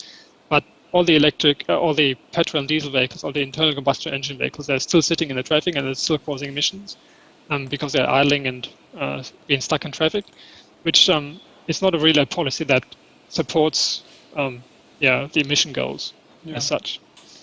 Well, Robert, I think we're gonna have to stop you there. Unfortunately, we've run out a little bit of time. We've got quite a tight schedule for the rest of the afternoon, so I'm gonna have to stop you there. But thank you so much for taking some time. I mean, I know it's late there in Australia. It's 11 o'clock where you are, and I think it's such an in-depth presentation. Giving a lot of information and a lot for us to consider here in South Africa, where we're maybe a little bit further behind Australia. But some great information for us to consider. So from myself, Rob, and Devon here in the studio here in South Africa, thank you for taking some time out of your evening and spending it with us here. We really appreciate it. Thank you, sir. No problems at all. Thank you very much. Awesome. Well, I hope you have a great rest of your Tuesday evening. And so that was Robert Kuchen sharing with us some really interesting stats about the sustainability of low emission and zero emission vehicles. A lot of real big data there for us to digest, to take in, and we probably need to maybe take about a 5 minute break, and then we're going to be back with our closing keynote. Devon, your good friend, Mr. Frederick John. He's a senior consultant at Neckerman Strategic Advisors, and he's talking. He's not a question mark; it's a statement saying we need smart cities. Yes. And I'm sure that for anyone who hasn't, who wants to tune into one thing today, this is the one that they need to listen to. This is it. He's an officer and a gentleman, and I'm so looking forward to what he has to say. Fantastic. 5 minutes time. 5 minutes time. So we're going to take a quick 5 minute break, get our speaker lined up, get everything sorted out, and in 5 minutes time we'll be back with you at exactly 10 to 3 with our closing plenary for the EMCSA 2021. Thank you very much, and we'll see you all in 5 minutes.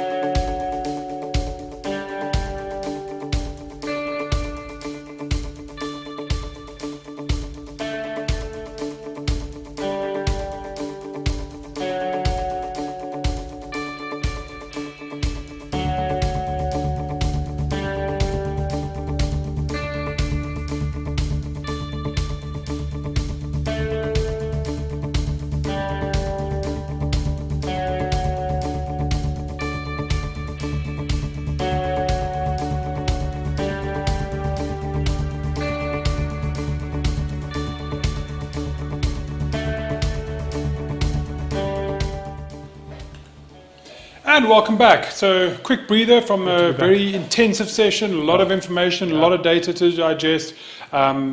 Seems some very high-level thinking stuff that we need to really think about. And we're now coming forward with our closing keynote speaker, someone who's going to really try and wrap everything we've heard of. A lot of today has been talking about future focus. How do we go forward? What's the future hold in store for us? And Frederick John is going to help us talk about something which I think a lot of people maybe haven't even considered, which is smart cities. Yeah. We need smart cities.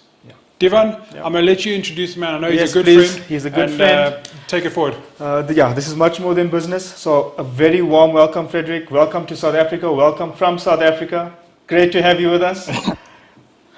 Well, thank you very much, Devin. Thank you very much, Rob, for the warm welcome. Oh, it's a pleasure and it's well deserved. And I've been waiting for this session for the entire conference, and I'm sure we're going to finish off in style. So thank you. You're a scholar.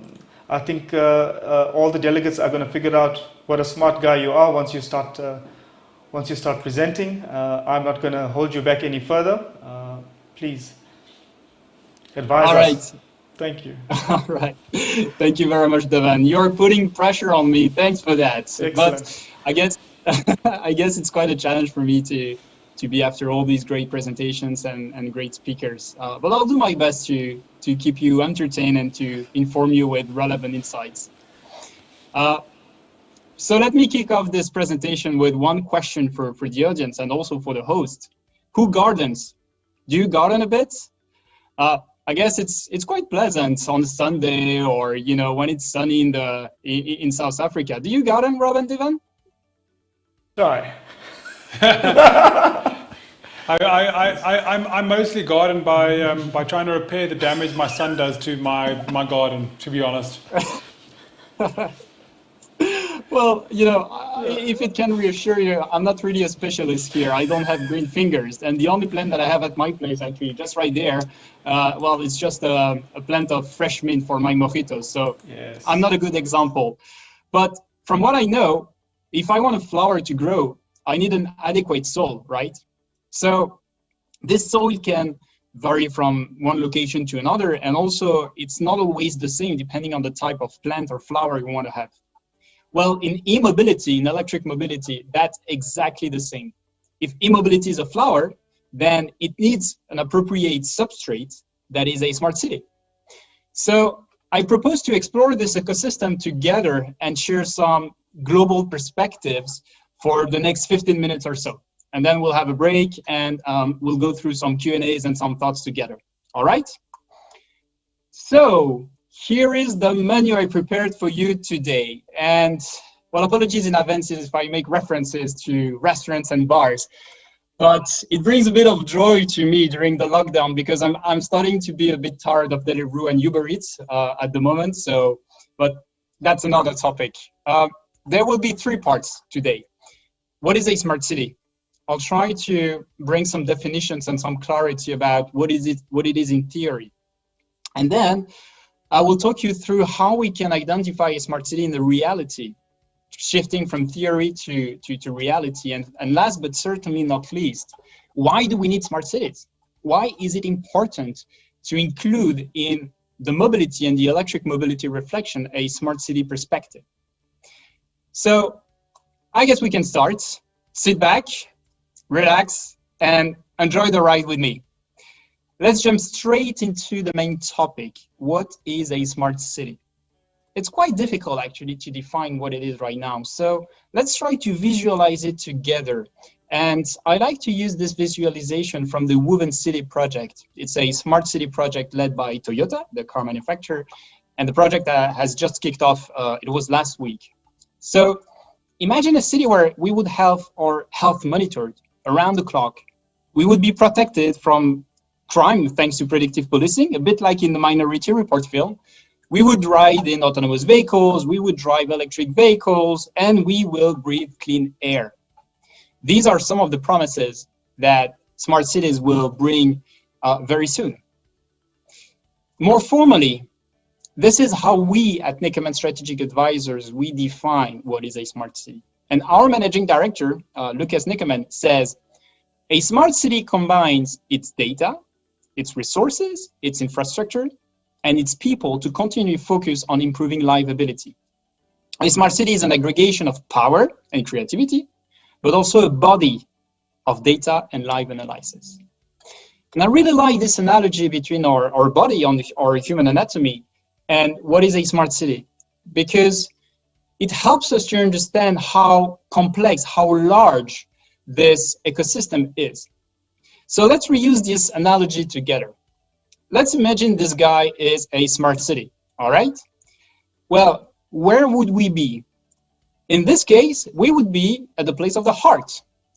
Us, citizens, residents, because the heart is said to be the center of our emotions, but also the pump, the engine of our body. Mobility in that case would be the circulatory system. Like the blood flowing around our body, our circulatory system feeds our muscles, our organs, our entire body. And mobility is exactly the same. Think about how COVID-19 has made our world paralyzed, being stuck at home, not seeing our friends and family, and suffering from disturbed economy are some of the unpleasant outcomes of an immobile world. But now a body can also survive if there are other organs working together, right? And it's exactly the same for a smart city. A smart city needs different industries to exist. This is the case of finance, for example. We need smart payment, mobile payment, contactless payment, and so on. That's the case also for real estate. So think about the charging points, the drop-off zone for shared mobility, the docks for scooters, bikes, and so on. The real estate industry is experiencing a revolution because or thanks to mobility. Another example would be energy. We need to power cities with green electricity, with renewable energy, and I think that the last presentation from Robert was very clear about the importance of this. Each industry are, in this analogy, similar to one organ. They are independent and dependent between each other. An organ can work on its own, right? It's quite independent, but it has to work with the other organs in order to make our body working. And that's exactly the same for industries related to smart cities, in which we can include mobility. In fact, mobility and smart cities are two sides of the same coin. So now I hope that you understand a bit better what is a smart city on paper. So now let's move to the reality. How many smart cities exist out there? Well, I don't know. I cannot answer that question, unfortunately, because what is the threshold as of which a city is intelligent or not? That's a very interesting question, because there is no real metric to define this threshold. There are probably lots of smart cities out there, or smart cities to be, but how can we identify? And in fact, is a smart city, the notion of smart city, is it a binary principle? Can a city be smart or not? Is it black or white? For me, smart city should be a gradual notion. We should have some granularity in the way we define and identify smart cities. And I guess one more time, the analogy between us and smart city is very relevant, because it's like with human. Who is smart? Who is not? How can we define someone is intelligent? That may sound like a weird question, but it is quite important for some industries, and more specifically the university business. That is a big business. I just got my MBA 2 years ago, and trust me, when you apply for a master's, for an MBA or a bachelor's, well, most universities will want to make sure that you are intelligent enough to join their program. And the way that they assess this is by using tests that we call IQ test. And I took here an example that is quite famous around the world. It's the GMAT. I'm not sure if you're familiar with this test. If you've tried it already, I'm sure you would understand the pain I'm talking about.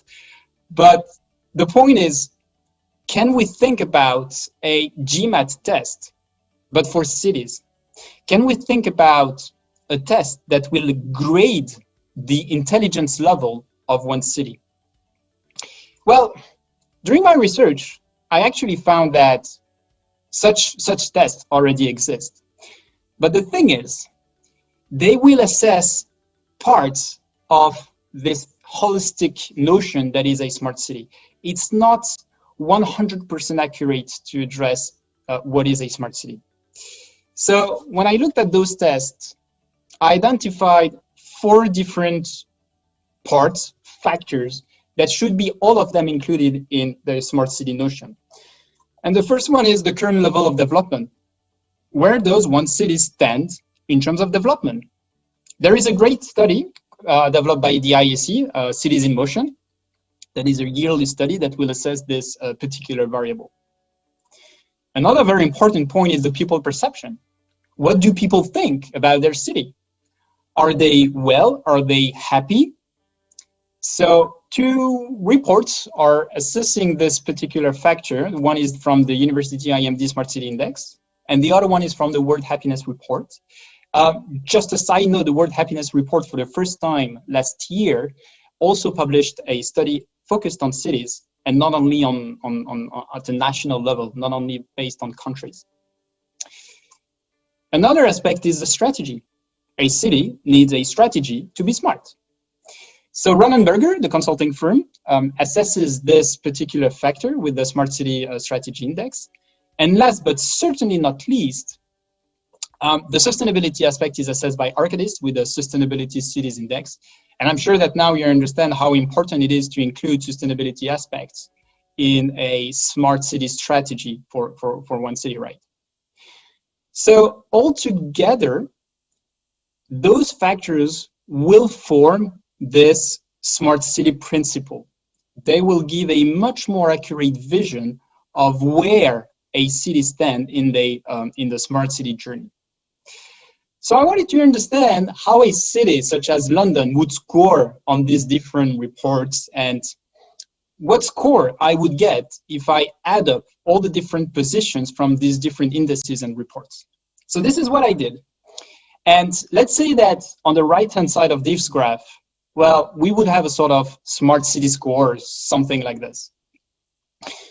And I wanted to compare the position of London with other cities. So I chose Vienna, Singapore, Paris, and Chicago. Why those cities? Well, there is not a scientific method behind this selection. And this raises one comment regarding those studies. Sometimes one city will be assessed in one report, but not in another one. And there is a lack of understanding regarding why this city is assessed and why this city is not assessed in another report. So that would be probably one comment we can make regarding those different reports. Another interesting comment is look at Singapore and look at the people perception. So Singapore will rank first in the IMD's Smart City Index and 103rd in the World Happiness Report. But both of them are based on people perception. So what can we say is perhaps they're not exactly assessing the same variable in the same way. And perhaps we should bring this granularity perspective in the way that we assess one smart city. So the point of this slide is, if we really want to have an idea of where a smart city is on its smart city journey, we should have a sort of combination of the different reports, studies, rankings, indices that exist out there, and create a sort of custom ranking, custom reports that will be relevant depending on which objective one city wants to pursue to be smart. Because no city will want to turn smart for the sake of being smart. I mean, there is probably no fun behind this. It's a lot of money, it's a lot of effort. So you want to pursue one objective. And during my research, well, I found 4 different objectives that one city will want to pursue to be intelligent. One is to improve security, safety. And this is the case of Cairo, for example, in Egypt. Another objective could be to fight climate change. Jakarta is a great example. Some city will want to improve the well-being, the experience of its residents, and this is the case of Singapore. And last but not least, some may want to be a living laboratory, like it is the case for the Woven City project led by Toyota. This classification is not hermetic. One city can have a primary objective for which we will assess the city on relevant variables, and then a city can also pursue secondary objectives so that one city can, navigate in the selection of objectives and respond in the best possible way to residents' needs. All right? So now, no matter how one city ranks or the objective the city will pursue, there is one common factor that pushes cities around the world to look for smart solutions. And this is the urbanization trend. This is really important because our cities are getting packed. And I'm sure that, well, you are all very well familiar with this graph of the United Nations saying by 2050, we're going to be around 10 billion people on Earth, and 70% of us will live in cities by 2050. All right, this is true, but the 70% ratio, which is the urbanization rate, is true, but not really relevant for most of developed countries. As you can see on this graph, so on the left-hand side, you will have the urbanization rates of different regions around the world. And on the left-hand side, you will have the urbanization rate of different countries around the world, in which you will find South Africa in green.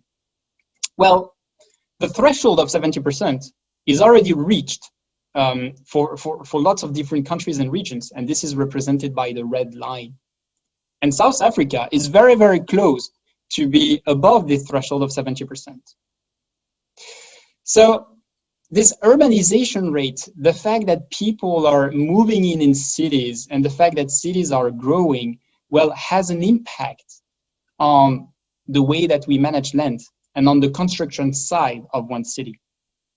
So if we trust the data of the United Nations and also from the different reports, it will mean that for the next 70 years, we will have to build every day a city of the size of Manhattan. That's a lot of square meters to build. And of course, the sustainability aspect here is very important to include. And as you can imagine, well, sometimes it changes completely the landscape of one city. Look, for example, here, the example of Shanghai. Shanghai in 1990 and Shanghai in 2020. Well, hopefully there is this sort of clock in the picture to help us to understand that we're talking about the same region, because, well, otherwise that would be difficult to recognize it. So now I'd like to ask you a question. Which city is the most populated? Think about it. Is it Tokyo, Delhi, Shanghai? Not easy to tell, right? But there is a big difference. In 2020, Tokyo had over 37 million people, whereas Delhi had 30 and Shanghai 27. Keep these examples in mind. You will quickly understand why I am sharing you this. What the urbanization rate tells us is how big our cities are, how many, or what is the share of the population that lives in cities. And this number will grow. And as a result, the number of big cities around the world will grow as well. So by 2030, we will have 109 cities with more than 5 million people. And the biggest growth will be for the cities between 5 to 10 million people. And you can see it with the bars on the right-hand side of the graph. We will shift from 48 in 2018 to 66 in 2030. But in fact, the issue is not that much related to how big a city is, but how fast a city gets big. And this is not the urbanization rate anymore, but the population growth rate, the urbanization growth rate. And the United Nations says that in order to have a sustainable growth rate, a city should have a population growth below or equal to 1% per year. And as you can see with this graph, well, it's not quite the reality for the next 10 years. So I can understand it's a bit complicated to understand this graph, but basically it represents the share of cities depending on their size in terms of people. And in green, you will have the share of cities around the world with a population rate, growth rate that will be below 1% for the next 10 years until 2030. And in red, the share of cities with a population growth rate that will be above 1%. So in other words, what does this graph tell us is around 50% of the cities around the world with more than 1 million people will grow at an unsustainable growth rate. So I can understand that the growth rate, well, it's sometimes difficult to realize what does it mean, how many people we're talking about. And this is why I'd like to show you an example. If we take a city of 30 million people with a growth rate of 3% per year, it means that the city will have to absorb, to welcome 900,000 people every year, which is the population of Brussels. So now, if we go back to our examples, or 3 examples, what will be their population in 2030? Well, Tokyo, they will be fine. The population will decrease, and you know that Japan has an aged population. But for Delhi and Shanghai, that will be something completely different. Delhi will have to welcome more than 900 people for the next 10 years, every year, and Shanghai around 600,000 people. Another very interesting example looking a bit further in the future is Lagos.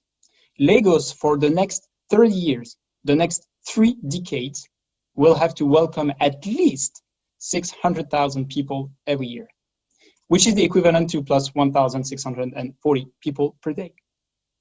So why am I singing you this? Well, it's because I guess it leads me to the main message of this presentation. Whether it's regarding electric vehicles or smart cities, a smart environment will only make sense if we're intelligent too. We all know that technology will meet our expectations. I mean, for the last 2 days, we've seen brilliant people, brilliant projects, great initiatives. So we know that the technology will meet what we expect.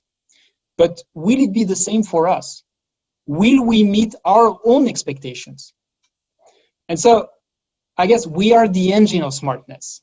And the mobility revolution, smart cities are just around the corner. So my message to you is let's be smart together. Thank you very much for your attention. Feel free to connect with me, drop me a line via email, scan the QR code here if you want to connect with me on LinkedIn. And now I guess that it's over to you, Divan and Rob, and we'll have a break or perhaps some Q&As. What would you prefer? Frederick, let's just jump straight into some questions. I mean, I think it's a concept that I think many South Africans, you talk about, places like Shanghai and Tokyo and London, and these are places which we regard as very, quite frankly, I think we regard them as first world cities, and we're not on that spectrum. So I think the idea of a smart city in South Africa is probably something that is, I don't want to say quite foreign to many South Africans, but something that most of us find a little bit difficult to understand. So maybe my first question to you is, if you could just define for us in one statement, what would you define and say, a city, in order for it to be smart, must be, must improve, must have X. Yes, well, it must improve the life of its citizens. Unfortunately, I think there is a confusion between smart and data technology. Mm-hmm. Those are 2 different things. I think that a city will be smart if it addresses the citizens' needs. And there is a very interesting, let's say, new trend or parallel trend in the smart city industry that is called resilient cities. I'm not sure if you're familiar with this terminology, but basically what they say is, well, smart cities are fine, but really based on technology, really based on data, and so on and so on. What we want to do with resilient cities is to really start from what do people need? What do people want? And then let's look at how we can create this technology or the tools, the means to successfully address those needs. And I think that's a very interesting it's a very interesting approach. And the bottom line of my answer would be, well, we really need to look at the livability aspect of one city. And I think that the presentations that were performed today and yesterday really put in the focus on the sustainability aspect of all those projects. And certainly electric mobility will be important, because on top of decreasing direct emissions in city centers, it will address lots of different issues. Noise, for example, but also if you look at V2G, vehicle to grid, that is part of the vehicle to everything communication systems. Well, this is a great feature to improve the livability of people in cities. Fantastic. Yeah. So let's talk about. So obviously COVID. Everyone had to work from home. COVID-19. I think we've seen it in South Africa, and you even mentioned it yourself. You work from home. Big cities, New York in particular, is one that springs to mind, where I read an article that said they saw a lot of people moving out of central New York, and dare I say a deurbanization effect caused by COVID-19, because people said, well, if I'm going to work from home, I'm going to go do it from the suburbs, or I'm going to move out of the city. What's your take on that? I mean, do you see that being reversed and people coming back to the cities, or is there a deurbanization effect due to things like COVID-19? Yeah, that's a very good question, and I think nobody knows. The simple answer right now, it's nobody knows. But we are currently writing a study about the effect of new modes of transport, COVID-19, work from home, new real estate developments, and so on. So the takeaways right now are, there is not a deurbanization. People are moving outside of cities, or at least some people are moving outside of cities, but it's not to go in rural areas, it's to go in other cities. Cities that will have other characteristics, perhaps a cost of living that will be lower, perhaps there will be sea, mountains, a better weather, or whatever. But people are not leaving cities. There is just another balance that will be perhaps found between mega cities and other cities. Now, that is one thing. The second thing is, work from home won't be for everybody. And even if you can work from home, perhaps you don't want to work from home, or at least not 100% of your time, which will have an impact in the way that companies will offer their office services, in the way that companies will ask you to come or not to their office.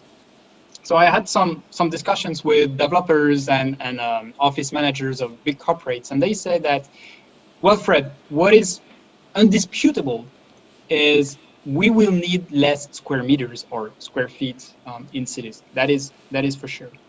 But as we need less space, we will want to have a better quality regarding this space. So instead of being in zone 2 or zone 3 of cities, we will want to be in zone 1. We will want to be in the very center of cities, because we understand that our people are suffering from COVID. They're suffering from working from home. It's not good for physical health, mental health, and so on. So if there is something we can do for them, is to offer them a comfortable office that is easily accessible.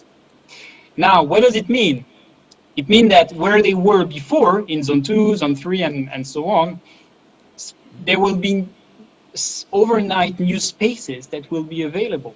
And what are we going to do with that?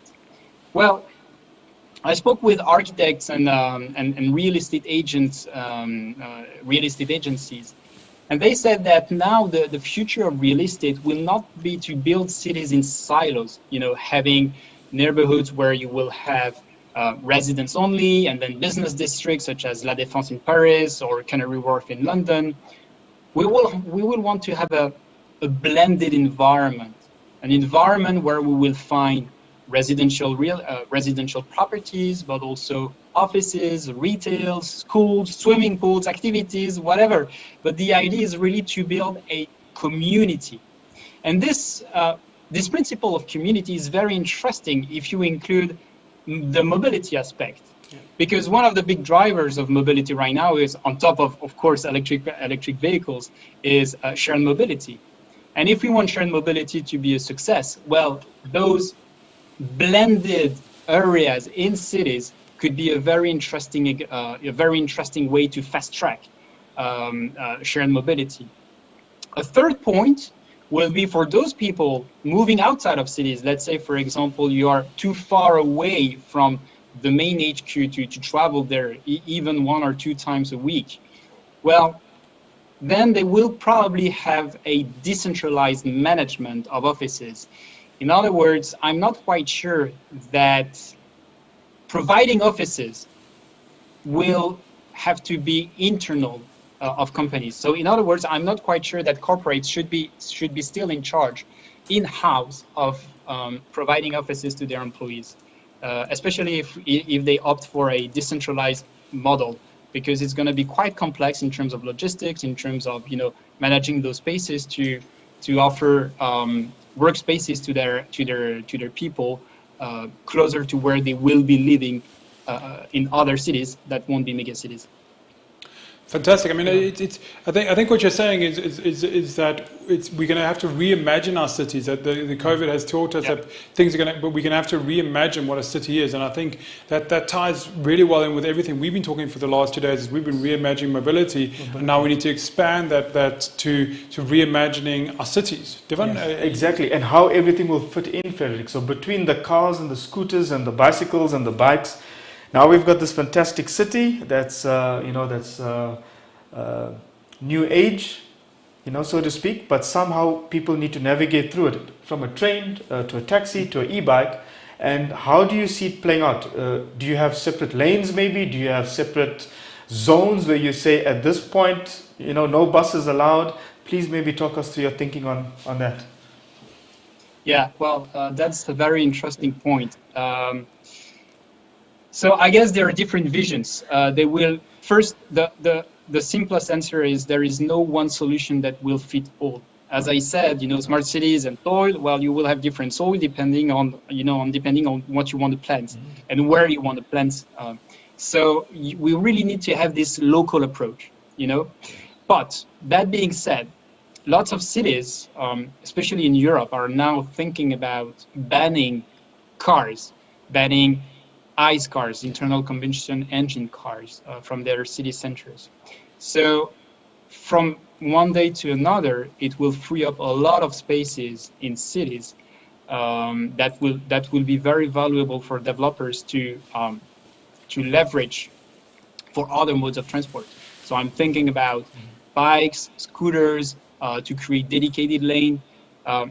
If you want a concrete examples, when I speak to fleet managers, so of course they are considering electric vehicles, but they also want to include now micromobility options and also shared mobility options with public transport and so on. But they say, well, right now the thing is, we are not that keen to include micromobility options because for a safety perspective, now cities are not safe enough to give our employees bikes, scooters, and so on instead of a car. It's not a general point. Of course, there are some companies offering bikes and so on. When I was working in Brussels, I could have a bike, for example, but it's still a concern. So if you want to address that, we will have probably to rethink our infrastructure. And the fact that we will decrease the number of cars in city centers will be a big factor to accelerate that thinking. Yes. Okay, so one of the surprising things for me in the last year, Frederick, is although COVID and it was not just COVID's probably the first thing it's a global phenomenon. We've all experienced it. It isn't one country specific or one country. We had an economic recession and another country managed to survive it. There isn't any country on the earth that has been left untouched by COVID. However, all the stats we've seen over the last couple of days have pointed towards that in 2020 we still saw a boom of electric vehicle sales. I mean, everyone knows Tesla, Elon Musk was momentarily the wealthiest man in the world. Tesla's flying. How do we explain that while we all went through this COVID pandemic, are we as humans more aware and therefore now turning to our EVs? I mean, what started this and can we sustain it? Yeah, well, I guess that's part of the answer indeed, Rob. You're right. So I heard some very, very interesting input from Glacia and from Gaylor during their presentations, and they were very right. There are different aspects. First, legal aspect, let's say. All the subsidies, all the fiscal incentives to buy an electric vehicle or to lease a electric vehicle, whatever. In Europe, most of countries in Europe are really, really active to promote that. Another aspect, still under the policy perspective, is, as I said, very soon, only electric vehicles will be allowed in some city centers. So you will want to be future-proof, I guess. Some people are already thinking about it, and especially corporates. You know, fleet managed by corporates are really important to influence, you know, the sales, the adoption between ICE vehicle and electric vehicle. Another point that is very important is also that we are realizing that we need electric vehicles. And when I say we, it's us, the end users, but also the OEMs. If you look at the number of new models that will be electric in the near future, I think by 2022 there will be around 500 different electric vehicle models, which is quite a lot. So they are realizing that, well, we need to do something here. We need to increase our offering. Also, a trend that is quite exciting to follow if you're interested a bit in finance is all those new car manufacturers that are purely focused on electric vehicles and that are, you know, jumping into the public markets through SPACs and through IPOs. I would be very curious to follow their evolution, and I think about, for example, Lucid. Well, I really like the design of the car, so that's I guess the example that comes to my mind.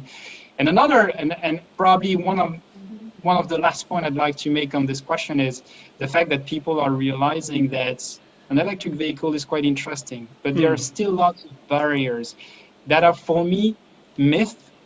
They are false barriers for the adoption of EVs, and I'm particularly thinking about 3 barriers: the range anxiety, the charging points issue, and the total cost of ownership. I think when the electric vehicle market kicked off somewhere around 2010, we started on the wrong foot with the wrong message, or not the most appropriate message to the end users for them to really understand what are the benefits of an electric vehicle.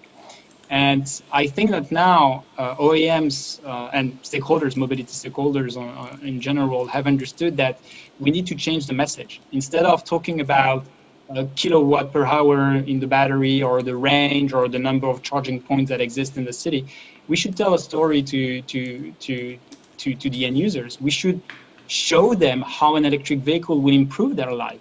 The silence, the pleasure you will get by driving with an electric vehicle, the fact that you will save money, the fact that you won't smell diesel or petrol when you fill in your car, the fact that you will have, like VIP parking slots in your shopping mall. The bottom line is we should transit from, instead of telling what an electric vehicle is, we should show the people what it is exactly to drive an electric vehicle. And this is what is happening now. I see, for example, the commercials from OEMs that are completely changing, and it goes towards the right direction. I'm very optimistic about the future for electric vehicle. Yeah. Fantastic. And I think finally, obviously you're a big proponent, you're a big champion of smart cities. It's your expertise, let's call it. Are there alternative models to smart cities that we should also be trying to understand, and that also could have an impact on, especially third world developing countries that us as South Africans will be kind of more familiar with? Are there other models that we should be aware of? Yes, well, as I said, the responsive city model, that is very interesting. It is worth to have a look at their idea, their philosophy, because I think it could be very much relevant for South Africa. Another principle that is quite popular at the moment is the 15-minute city. Perhaps you are familiar with this principle, but it can also be very well applied in South Africa. And the basics of this principle is to have everything around you within 15-minute journey by foot, by bike, or by scooter. And what I mean by everything is school, activities, shops, restaurants, work. So this is a very interesting model. Also, I'm not sure it's an alternative. I'm not sure it is either smart city or 15-minute city.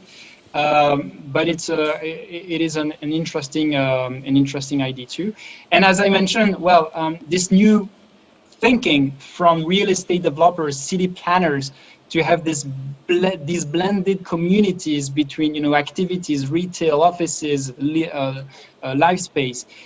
The management of a city, the investment in real estate and so on, it's quite a conservative industry. So it will take some time for them to process.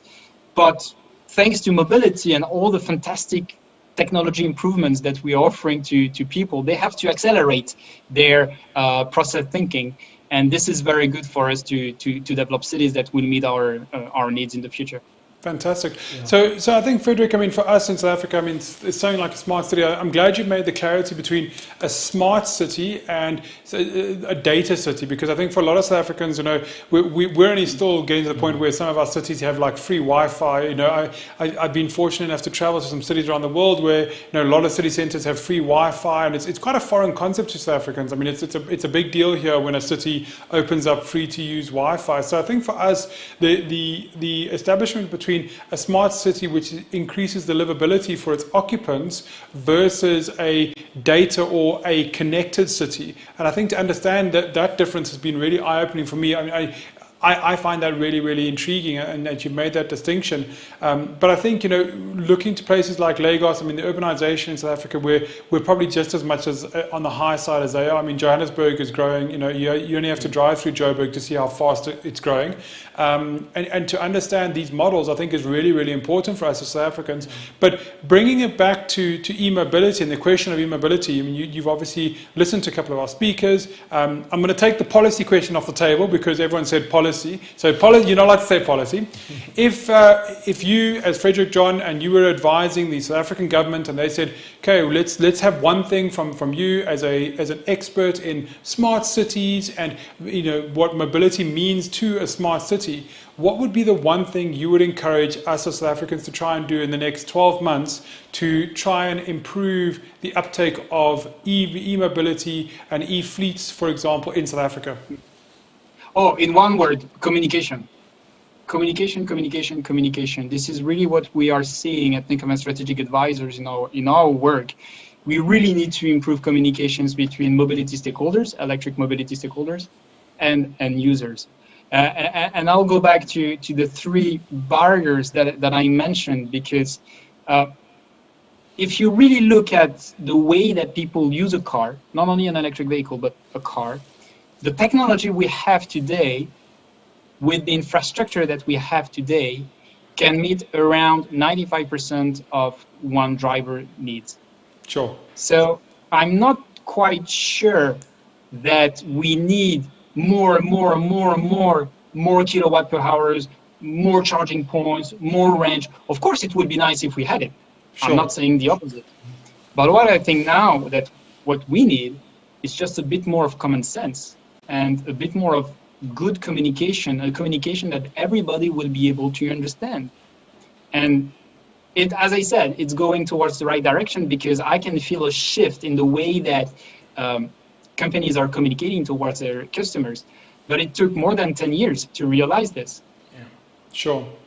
So policy off the table. You're saying we need to focus on communication. We need to educate people that they don't necessarily need more in their lives. But what we have is actually probably sufficient. Well, Rob, have you already met someone after trying an electric vehicle for the first time that didn't want to buy one? Yeah. No, I haven't. There you go. Yeah. So I suppose it's about getting dare I say, getting test bums drives. in seats, getting drives, people, bums in seats, exactly. Yeah. And once you experience it, you won't go back, basically. At least with the people that I know, I don't know a single person in my surrounding that would not want to use, buy, or whatever. I'm not talking about money here, but at least driving an electric vehicle after trying one. Yeah, 100%.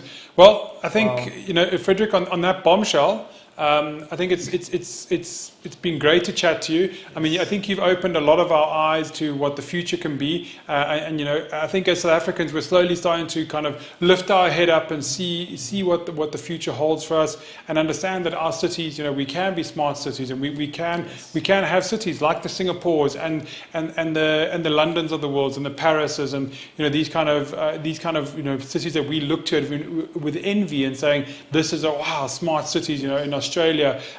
We can have that, and we just need to focus. We need to look at it. We need to understand what is a smart city, and is increasing the livability of its occupants, and e-mobility is a big part of that. Absolutely. So Frederick, you know, from myself, Rob in studio, and Devon, thank you for taking some time out on your Tuesday. It's been an absolute pleasure to talk to you again. Thanks for having me. And we wish you the best of luck, and we will hopefully connect with you again soon in the future, and we'll chat about some more trends and some more kind of macro ideas as the world develops around us. So thanks for having me, and good luck. Thank you very much. Have a great afternoon. Great afternoon. So that's our last speaker. Yeah. EMCSA 2021 is done and dusted. I think as a quick recap, we can talk. You know, this morning we've had some great speakers. We had Chris Selwood from Australia talking about the future of mobility, letting us understand that there's a vast mix of mobility that we could be looking at, and it's not just a simple one shoe fits all. And I think that was a really, really insightful piece of information they shared with us, that it isn't just a one shoe fits all, and I like that idea. Then we chatted to Glacier. We've heard from Gaylor, who probably dropped the bombshell of the morning, that there's going to be policy changes in South Africa, which most of our viewers will be interested in, South African context. Want to know what's happening in South Africa. The policy changes are coming soon. He said, he quotes him, within the next 6 to 12 months. Within the next year, there's going to be some fundamental policy changes. I'm sure, Devon, from your side, you know what that means for the OEMs and everyone out there. Yes. Big issues, big bombshells today. Such great news, and it's so rare to get great news. We are starting this new journey. It's a new language. And from the various speakers that we saw today, I felt the creativity, I felt the skills from all over the world. And as we embark on this journey, there's so much good that we can take from these 2 days. And the very fact that the policy is going to change, for me, that's the biggest part. Sure. Because that's what's going to make the OEMs bring in the cars. That's what's going to incentivize the customers to buy the cars. Yep. And once the car's on the road, that's when we're going to see the energy for all the other stuff that's going to come. The charging stations, the thinking, the mindsets. People are going to test drive, because now there's actually cars to test drive. Sure. So that's point one. But then the creativity from all the scientists, from all the races, from the universities. We've got the creativity to take what the world has right now and take it to a totally new level. We've got the OEMs. We just need to feed the right talent from the universities into the OEMs. And we can start creating stuff. We can start building our own cities with our own mindsets, with our own level of infrastructure and creativity, and get to a point where we are world leaders. We are maybe then ahead of Norway, because we've invented things and discovered things that they haven't even thought of yet. Sure. So it's a new game. From what I could hear, the future is bright and the future is electric. Yeah. So I think what we need to try and do is, between you and I, let's try and wrap up. So day one, EMCSA, we spoke about where we are as a country. We spoke about there's appetite for EVs. The infrastructure is coming through. Things are happening, and we're getting to the point where we want EVs. Everyone knows we need to have EVs. Everyone knows it's important. And the overall kind of feeling was that as a country, we are probably closer to being ready for them than we thought we are. Yes, we have some challenges with our grid, and that was spoken about, but on the private sector, and there's other players who are ready and willing to step in and help change those challenges. So from a grid and a power point of view, I think that argument's kind of been put to bed. Yeah. I think that if I see anyone on the street anymore saying, you can't buy an EV because of load shedding, I'm saying, well, you're not going to buy an EV right now, and within the next 6 to 12 months, there's enough people coming on board that I believe that's specific problem will be dealt with. And I think that's great to put that one to bed. Yeah. Then we obviously, we spoke about communication, and I think Anzet really summed up really nicely, is that we need to start seeing communication to the general Joe public, that this is EVs are for everyone. EVs aren't just for top tier scientists, people who are nouveau rich or whatever, and they want to buy fancy. We all need to make this move, and we all need to understand it's coming to us. And that to me kind of summarized day one. And she obviously spoke about policy. She spoke about what you just mentioned, having options on the road, people seeing it. But also I think what she said, which is really important, and a lot of people gave feedback to us on this, is that the rituals around owning a car. We can't discount those rituals. Those are still part of what's uniquely South African, and we need to understand that. Yeah. And I think at the end of day two, we're now in a position where we can probably say there's three big things, I think, that we as EMCSA need to try and measure to say, in 12 months' time, do we achieve three big things? One, policy. Is the policies going to be put in place to encourage EVs, to incentivize EVs, not just people to buy them, but more people like Nhlanhla Mazibuko, who wants to manufacture EVs in South Africa. And I know that you're very passionate about that. We need to have local manufacturing. So that's the first thing. We need to measure in 12 months' time what has happened with policy. I think the second thing is that having someone like Kleisha from one of the big OEMs showing us the amount of new vehicles that they're going to be bringing in the next 12 months starts to deal with Anzet's point of having more options. And we know there's other OEMs out there. We all know VW is talking about electric. I see today Volvo just announced they're going fully electric by 2030. Mm-hmm.